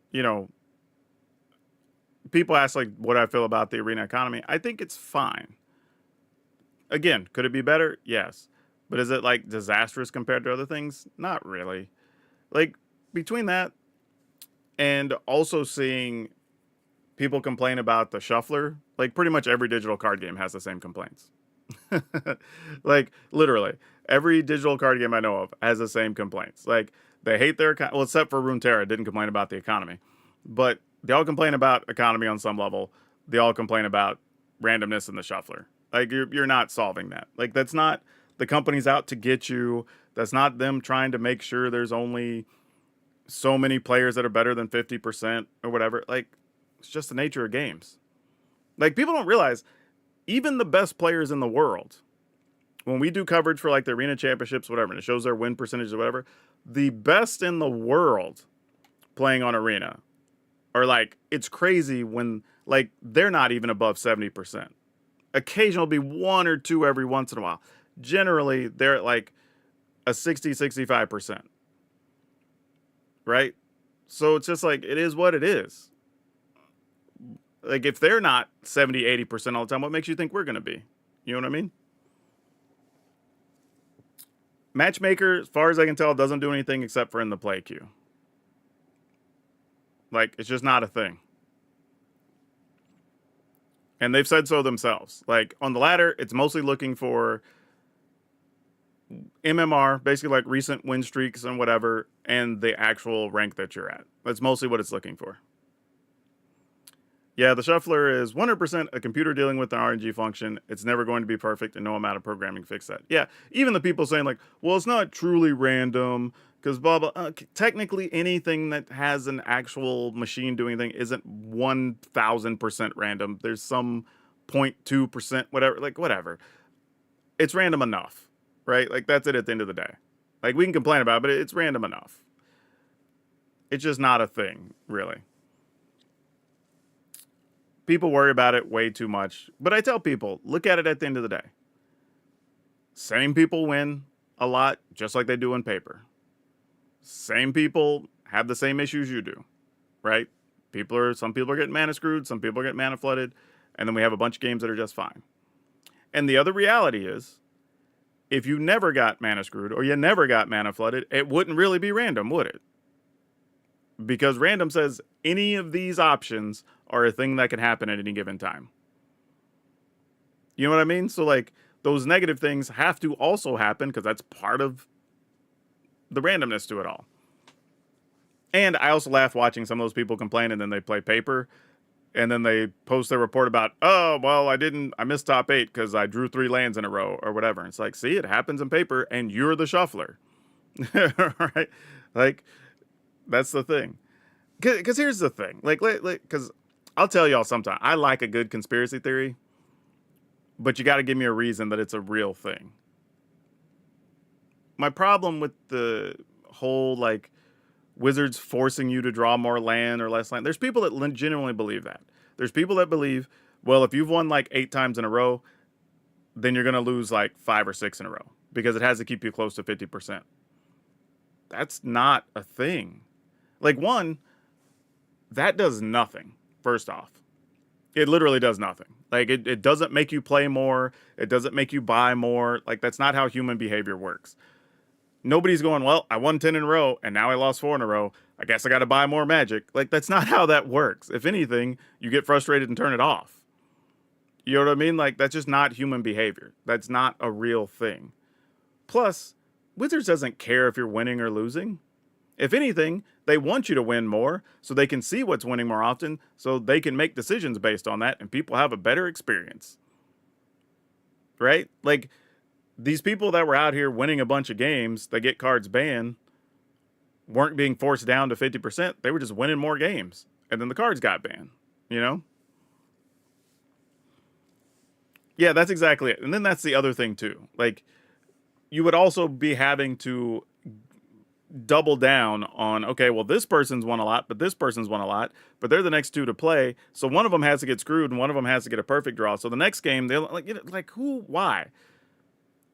And then here's the other funny part of all of it. We'll say Wizards is incompetent, can't do stuff, Arena sucks, their programmers are terrible, whatever. But then we'll have all these deep-seated theories about this secret program they have in there that they built so streamers get better draws because they know when people are streaming or whatever. Like, people believe all this stuff. I'm like, okay, so they're either super masterminds that are manipulating every bit of our activity playing the game, or they're incompetent. But you can't tell me they're both. Now, in reality, I don't think either of those are actually true. But if you're going to have that argument, you can't have both arguments. You get one or the other, and we can have a discussion. You know what I mean? Like, it's weird.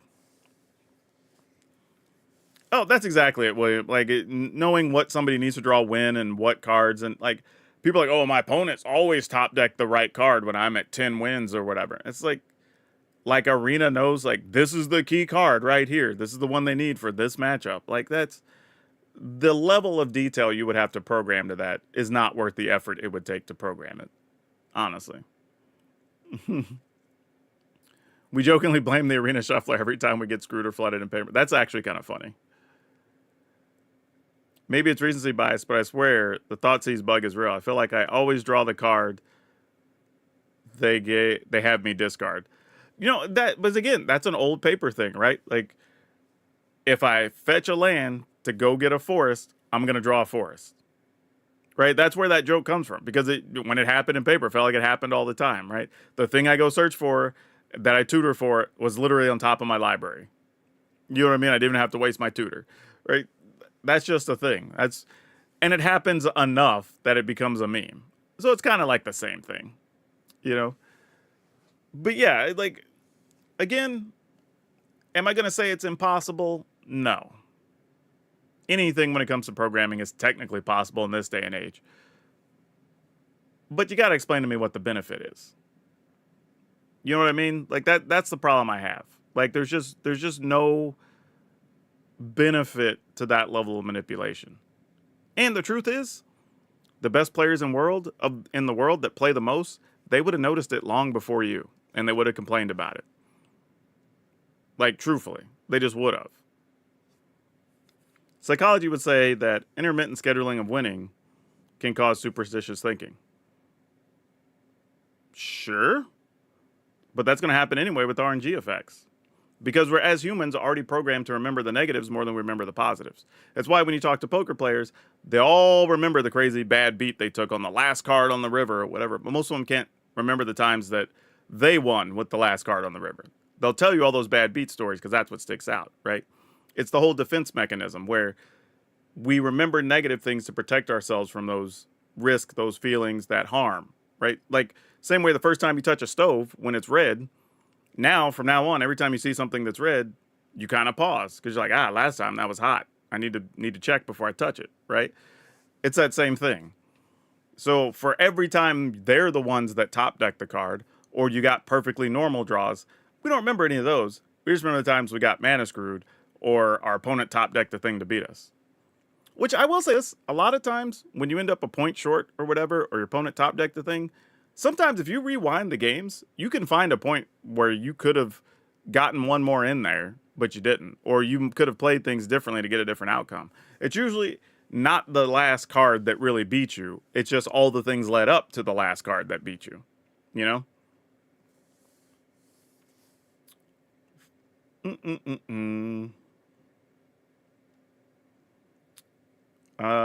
I built a Rakdos Dragons deck you did a video on and slotted Drakaseth as a one-of, and it's been really pleased with the performance. Really, hey, you know what? If you can make it work, that's awesome. I think fun-ofs are not bad. I mean, if you can make them work and they hit, that's always going to be a good feeling. That happens so much in the videos. I'll see some commenter say, hey, you could have had lethal if it was such and such. Yeah, I don't even care. Like, literally, when those comments come up, I'm like, yeah, I already saw that in editing. You know what I mean? Like, who cares? Like, because here's the funny thing about those comments. And I've said this before, not to be like negative net or anything, but to any creator, when you're watching their videos and you're posting like, well, you could have done this and won on this turn. Like, all right, cool. Unless it's like a real complicated play, you know, that, well, if you done this and sack this, and then this thing triggers and this thing happens and blah, right? Okay, cool. Might have actually missed that. When you're like, oh, well, if you'd attacked 2 turns previous with this other thing, you would have won the game. It's like, yeah, all right, cool. Who cares? Most of the time, we're not playing those decks again because we're playing varieties of decks, right, on the channel. And on top of that, it's already done. We can't do anything with that information. so it's very weird. You know what I mean? Like, I don't know. I mean, it's cool to notice it, I guess, but I don't know what they're hoping to achieve. Like, half the time, I don't even respond to those comments because I literally just don't care. Hell, there's a bunch of creators. I talked to one today who said he honestly almost never even reads his comments. I at least respond to a lot of the relevant ones. He says he doesn't even read his. So, like, people are literally just wasting their breath, like, shouting into the ether some random thing, because, And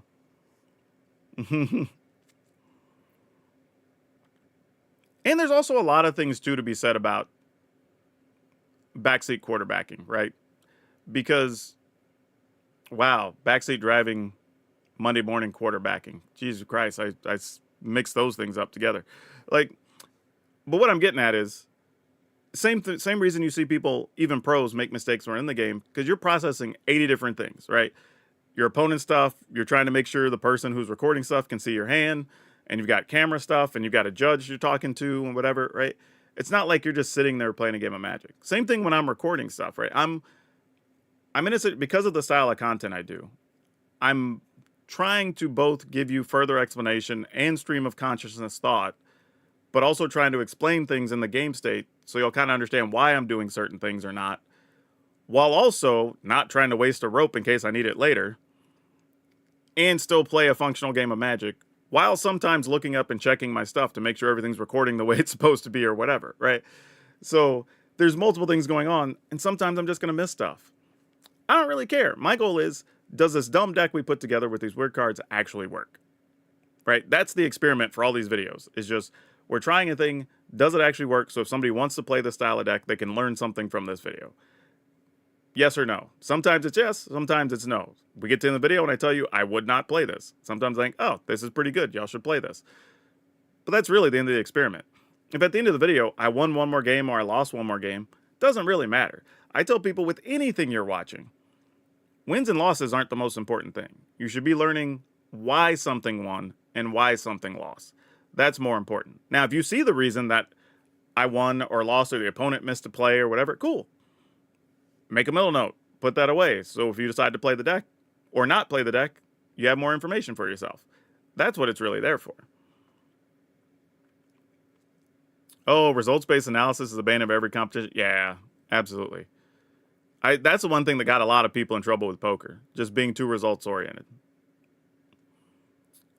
Some might say it's easier to see lethal when you can pause the video and take all the time you need. Yeah, that's very true.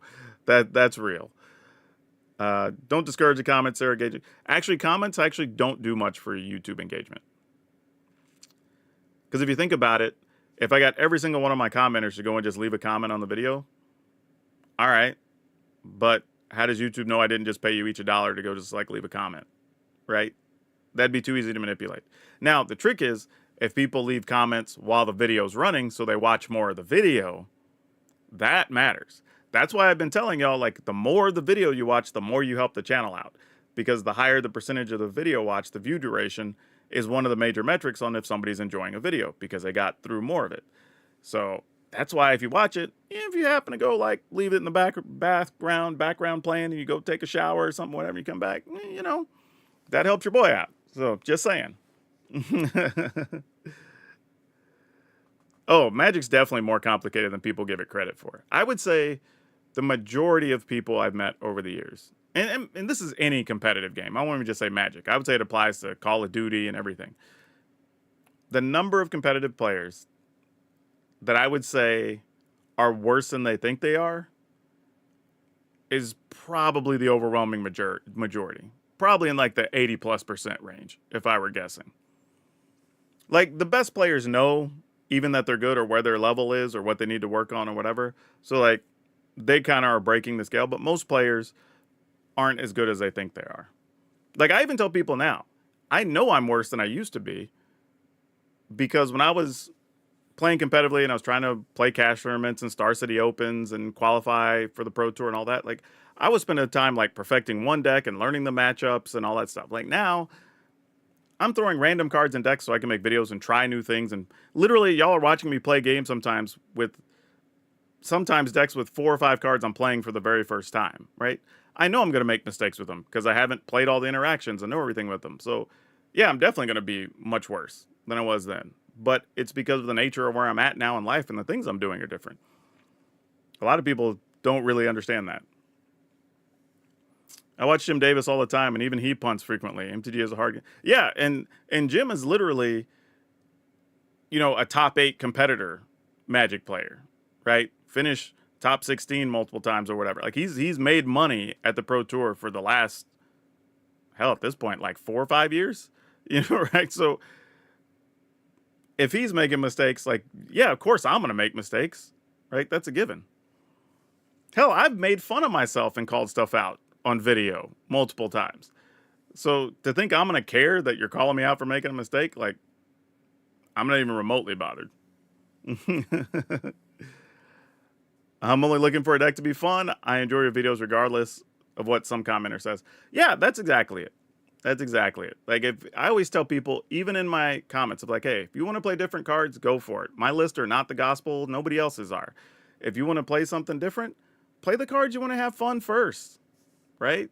That's it at the end of the day. If you're not enjoying it, it doesn't matter how good or bad a deck is. If you're bored out of your mind or you don't like the card you're playing with, you might as well just be losing games. Because what's the upside, really, right? You make it the Mythic, instead of stopping at Diamond, you're getting one more digital booster pack and maybe a couple of gold or something or whatever. I'd rather just have fun and just be stuck at whatever level I'm at. Seriously. Like, that just makes way more sense to me. Like, I can't even imagine, like, the mindset of, I hate this deck, but I need to play it to get to Mythic, and that's all I'm going to do for some stretch of, I don't know, let's call it 10 or 12 hours over the next month. Like, that's crazy to me.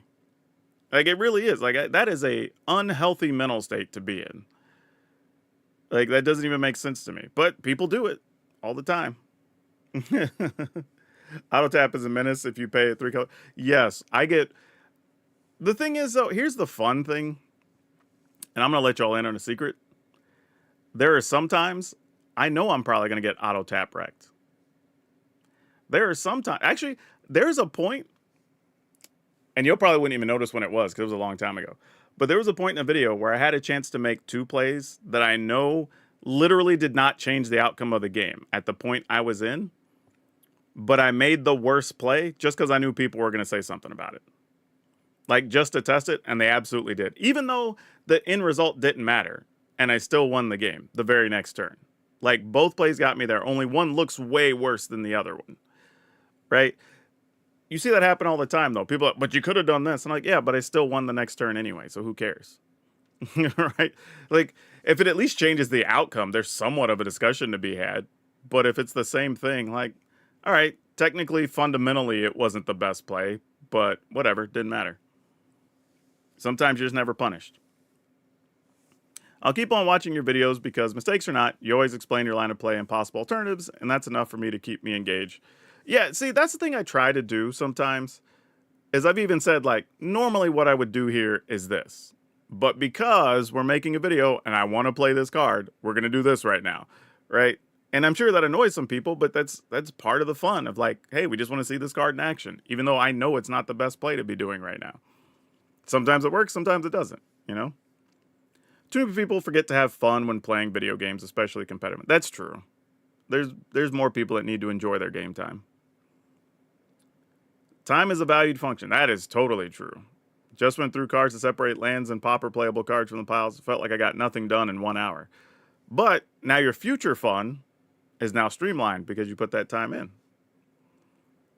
In your opinion, is ranked more competitive than standard events? I usually just spend my coins on packs, but I've been thinking about playing events for the chance at more cards instead. I will say this. I think anything where there's an entry fee is automatically going to be more competitive because the people playing have stake in the game, right? Even if it's just a little $5 entry fee or whatever, people feel like they have to try to get something for that money. And for some people, $5 might be a lot of money, especially if it's an international player where the dollar's worth more or whatever, right? So $5 could be a lot for some people. So I understand that, but they're generally going to have more tuned decks. They're not going to be playing a deck like they're short a rare or whatever. They're just going to spend whatever they need to spend to make sure they have that last rare, right? Because they're going to play the best like they can play if they're investing some money in this thing. Whereas on the ladder, hell, sometimes it's the old West, right? Y'all have watched my videos. Opponents have played all kinds of crazy stuff, made some weird plays, whatever, but they're not invested, right? They can just try something or whatever. What do? They take a loss, get in the lobby, get another game. That's why I tell people, if I make 100 decks in a season that make it to a video, realistically, probably 20 to 25% of those are decks I would actually choose to play in a tournament. Most of them are just like, you can play them on the ladder, you'll rank up, you can hit Mythic by the end of the season. Nothing wrong with that. But you probably wouldn't play them in a tournament, just because the environments are different. Just the way it is. And it makes sense, right? People just aren't as invested. Or, you know, they're people that have just copied a deck, decided they want to play it on the ladder, try to get some wins or whatever. They haven't practiced. They don't know the intricate plays. It's generally going to be different when you're doing an actual competitive event. Now, don't get me wrong. When you're doing the arena standard challenges or whatever, like, you're still going to run into some bad players. That's just the nature of the game, right? But the percentage of those weird decks and weird plays does go down. Couldn't give you a hard number, but there's definitely changes there for sure. Yeah, if you win by an inch or you win by a mile, it's still a win. You're right. Getting to Mythic for one extra pack hardly seems worth it for the time. Well, that's the thing. Like, the entertainment is getting on, doing the dailies, playing your different decks, challenging things, learning the game, getting better at it. Maybe even practicing with the deck you plan to play in a tournament at the end of the month or whatever, right? Like, that's the thing. Maybe you have stuff you're practicing because you want to take it to your F&M, right? So you want to get in and get some real game practice on the arena ladder. It's not really about Teamfight Tactics, good example for me. I put a fair amount of time into it, and there's no extra reward as far as I'm aware of for getting to. I got to Platinum for the first time this last season, for the first time ever playing it. I didn't even get anything extra. Like, into season. I mean, they have like their battle pass or whatever, and you can get stuff on that. But like, there's nothing extra. You just get a little emblem that says, "Hey, you're now Platinum." Right? If I was worried about the time I grinded into it, I would never play it. Like, it's my entertainment, simple game I do while I'm letting something load to YouTube or whatever, and that's all it is for it. And if I rank up, cool. If I don't, cool. I just like saving gold for quick draft and save the gen for mastery pass. Nothing wrong with that. That's legit. Thule says true. I do the same 8 more times, and I get to rearrange all the Pauper playable cards and make decks really fast. So early 2025, all good. And then, yeah, exactly. Once your stuff's organized, it's great. Which, speaking of, I need to clean up my desk because it's trash right now. I jokingly tell people, but like, I realize my camera is placed in just a way that if a hard gust of wind came through and moved that camera 2 inches up, down, left, or right, y'all would think tornado happened in this room, and I somehow am just sitting in the one clear spot. I like draft because in some sense, it's no pay to win mechanic. It starts on an even footing. We're very much geared towards skill. I'm going to say something about this, right? This is a long-standing argument.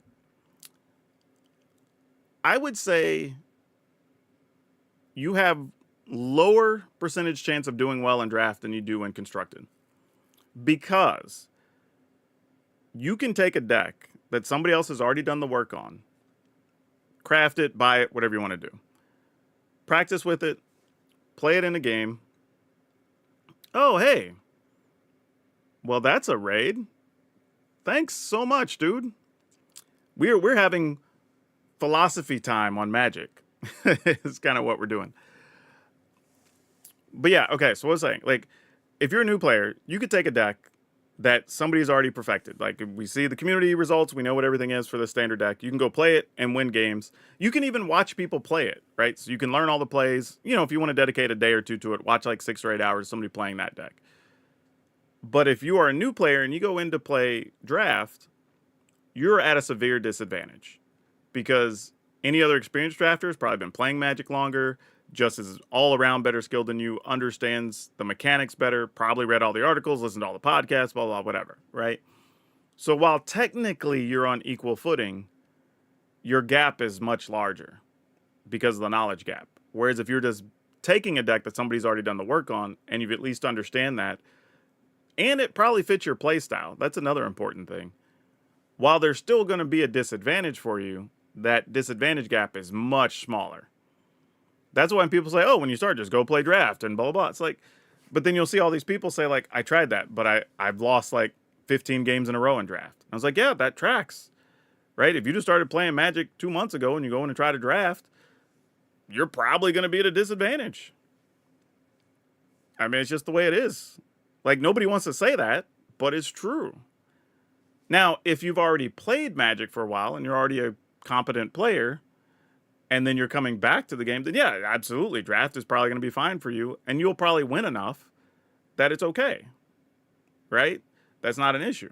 But if you're not that experienced player, it's tough, right? So I think that's the issue. That's why I tell people, if you have the resources, I would just get whatever reasonable, affordable Magic deck is, elves, mono red, whatever, and then just play that for the first month.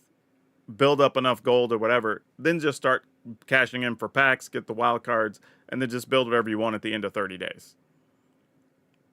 That's, to me, it's just better. And you're going to get more games in if you're playing best of ones. You can knock out your dailies faster, all that stuff, right? Like, there's...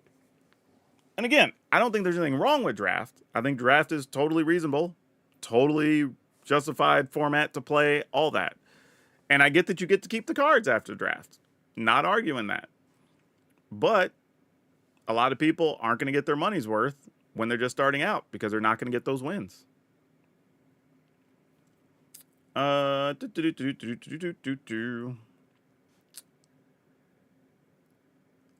Let's see. The reason I ask is because I've heard others say that people playing standard events are doing it because they lack the cards needed. Otherwise, they'd be climbing the ladder. That actually sounds like the opposite logic. Like, if you have the cards you need, you play the standard challenge because you have to spend extra gold or gem. I think gems, actually, to play those to have a chance at winning extra packs. Whereas you can just play the ladder for free.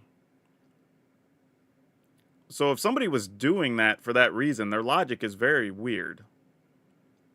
Because ranking up on the ladder would take you longer than playing a standard event, say a standard challenge, and your reward at the end is only a couple extra packs, whereas you can win whatever, a whole pile of packs doing well in a standard challenge.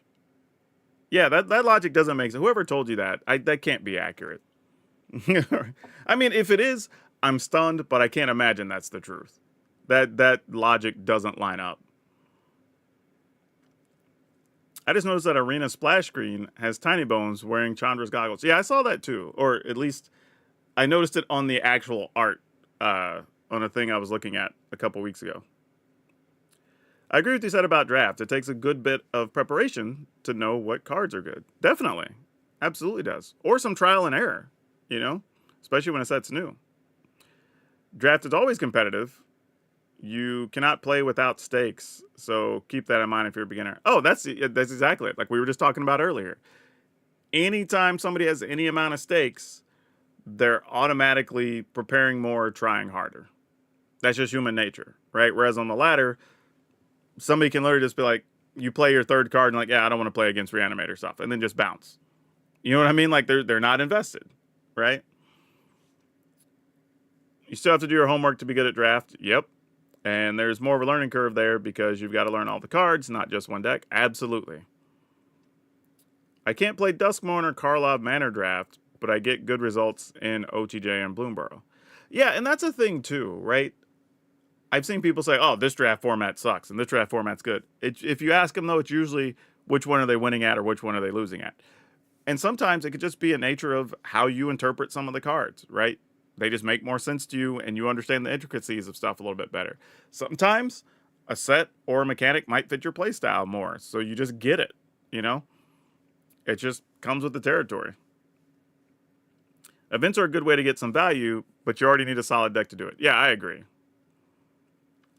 He stole everything from all the Planeswalkers. Oh, you're talking about Tiny Bones? Yeah, that would make sense, that he has all their gear. Drafting is always more difficult, in your opinion, because it combines both halves of Magic, deck building, and playing the game. That is relevant, right? Because if you're new, that's another layer, right? Not only did you draft your cards, but now you also have to understand the simplicities or the complications, I guess, of deck building, right? Not just, you should have roughly this many land and this many creatures. It's like, sure, but if I have this many cards that care about this thing happening, how many of those do I need in my deck or whatever? And if you get that wrong, well, now you might have drafted good cards, but your deck is clunky, it doesn't do anything, and now you just went 0-3. Right? That's why I tell people, like, yes, you get to keep some cards, but I just don't realistically think that draft is the first spot new players should be starting in.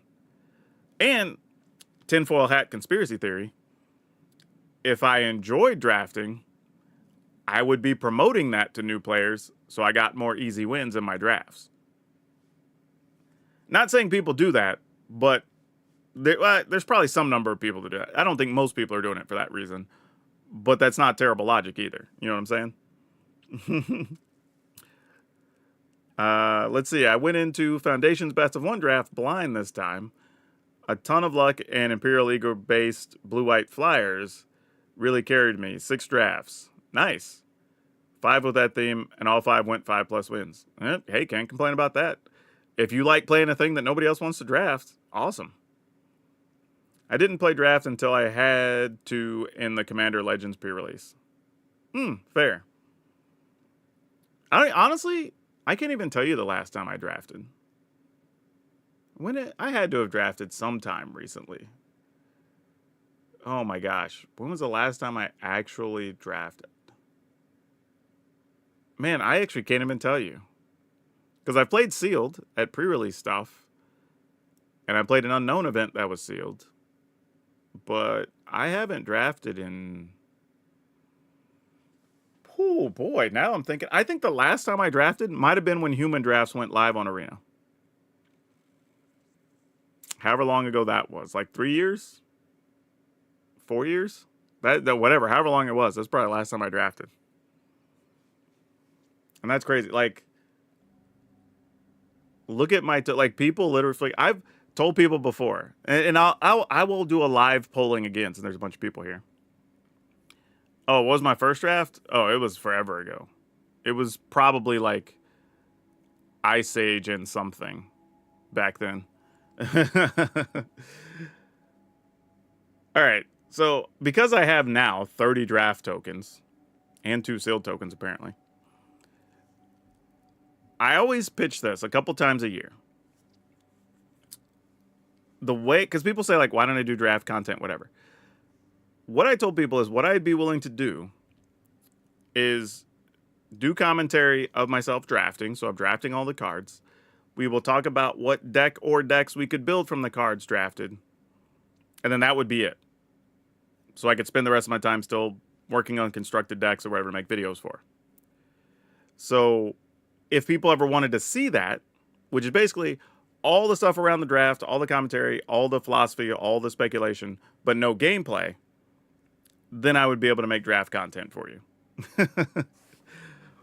But every time, it doesn't get better than 60-40 and 60 against. Well, 55-45 against.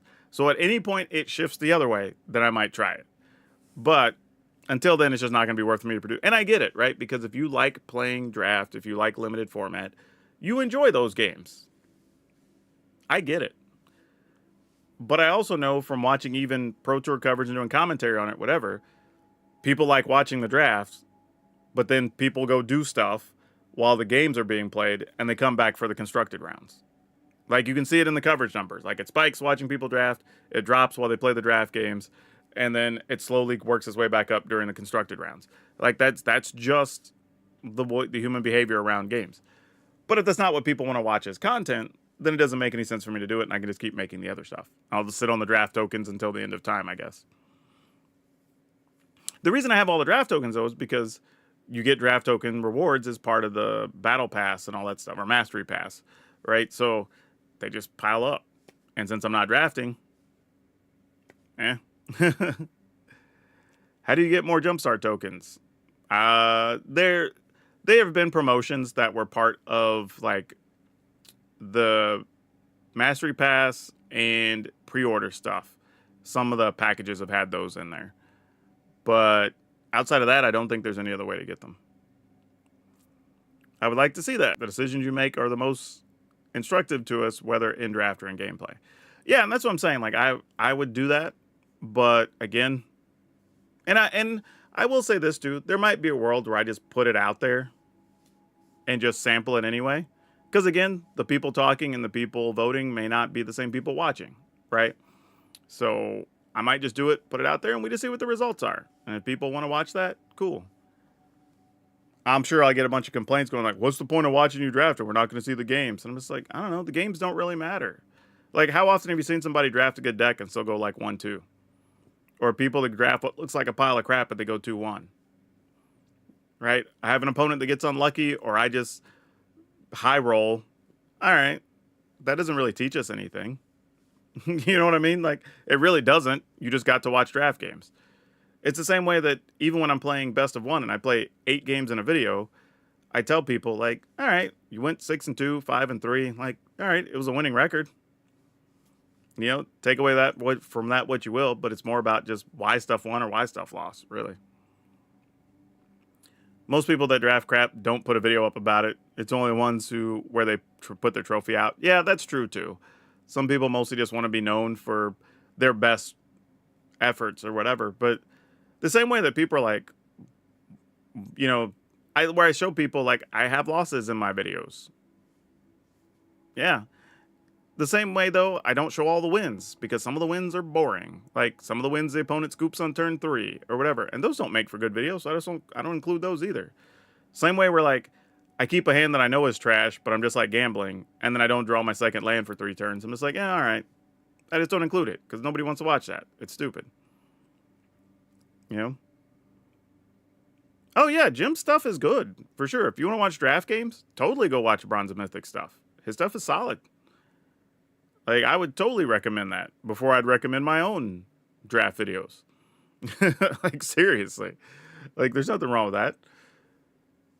And we just be showing different products, basically, at the end of the day.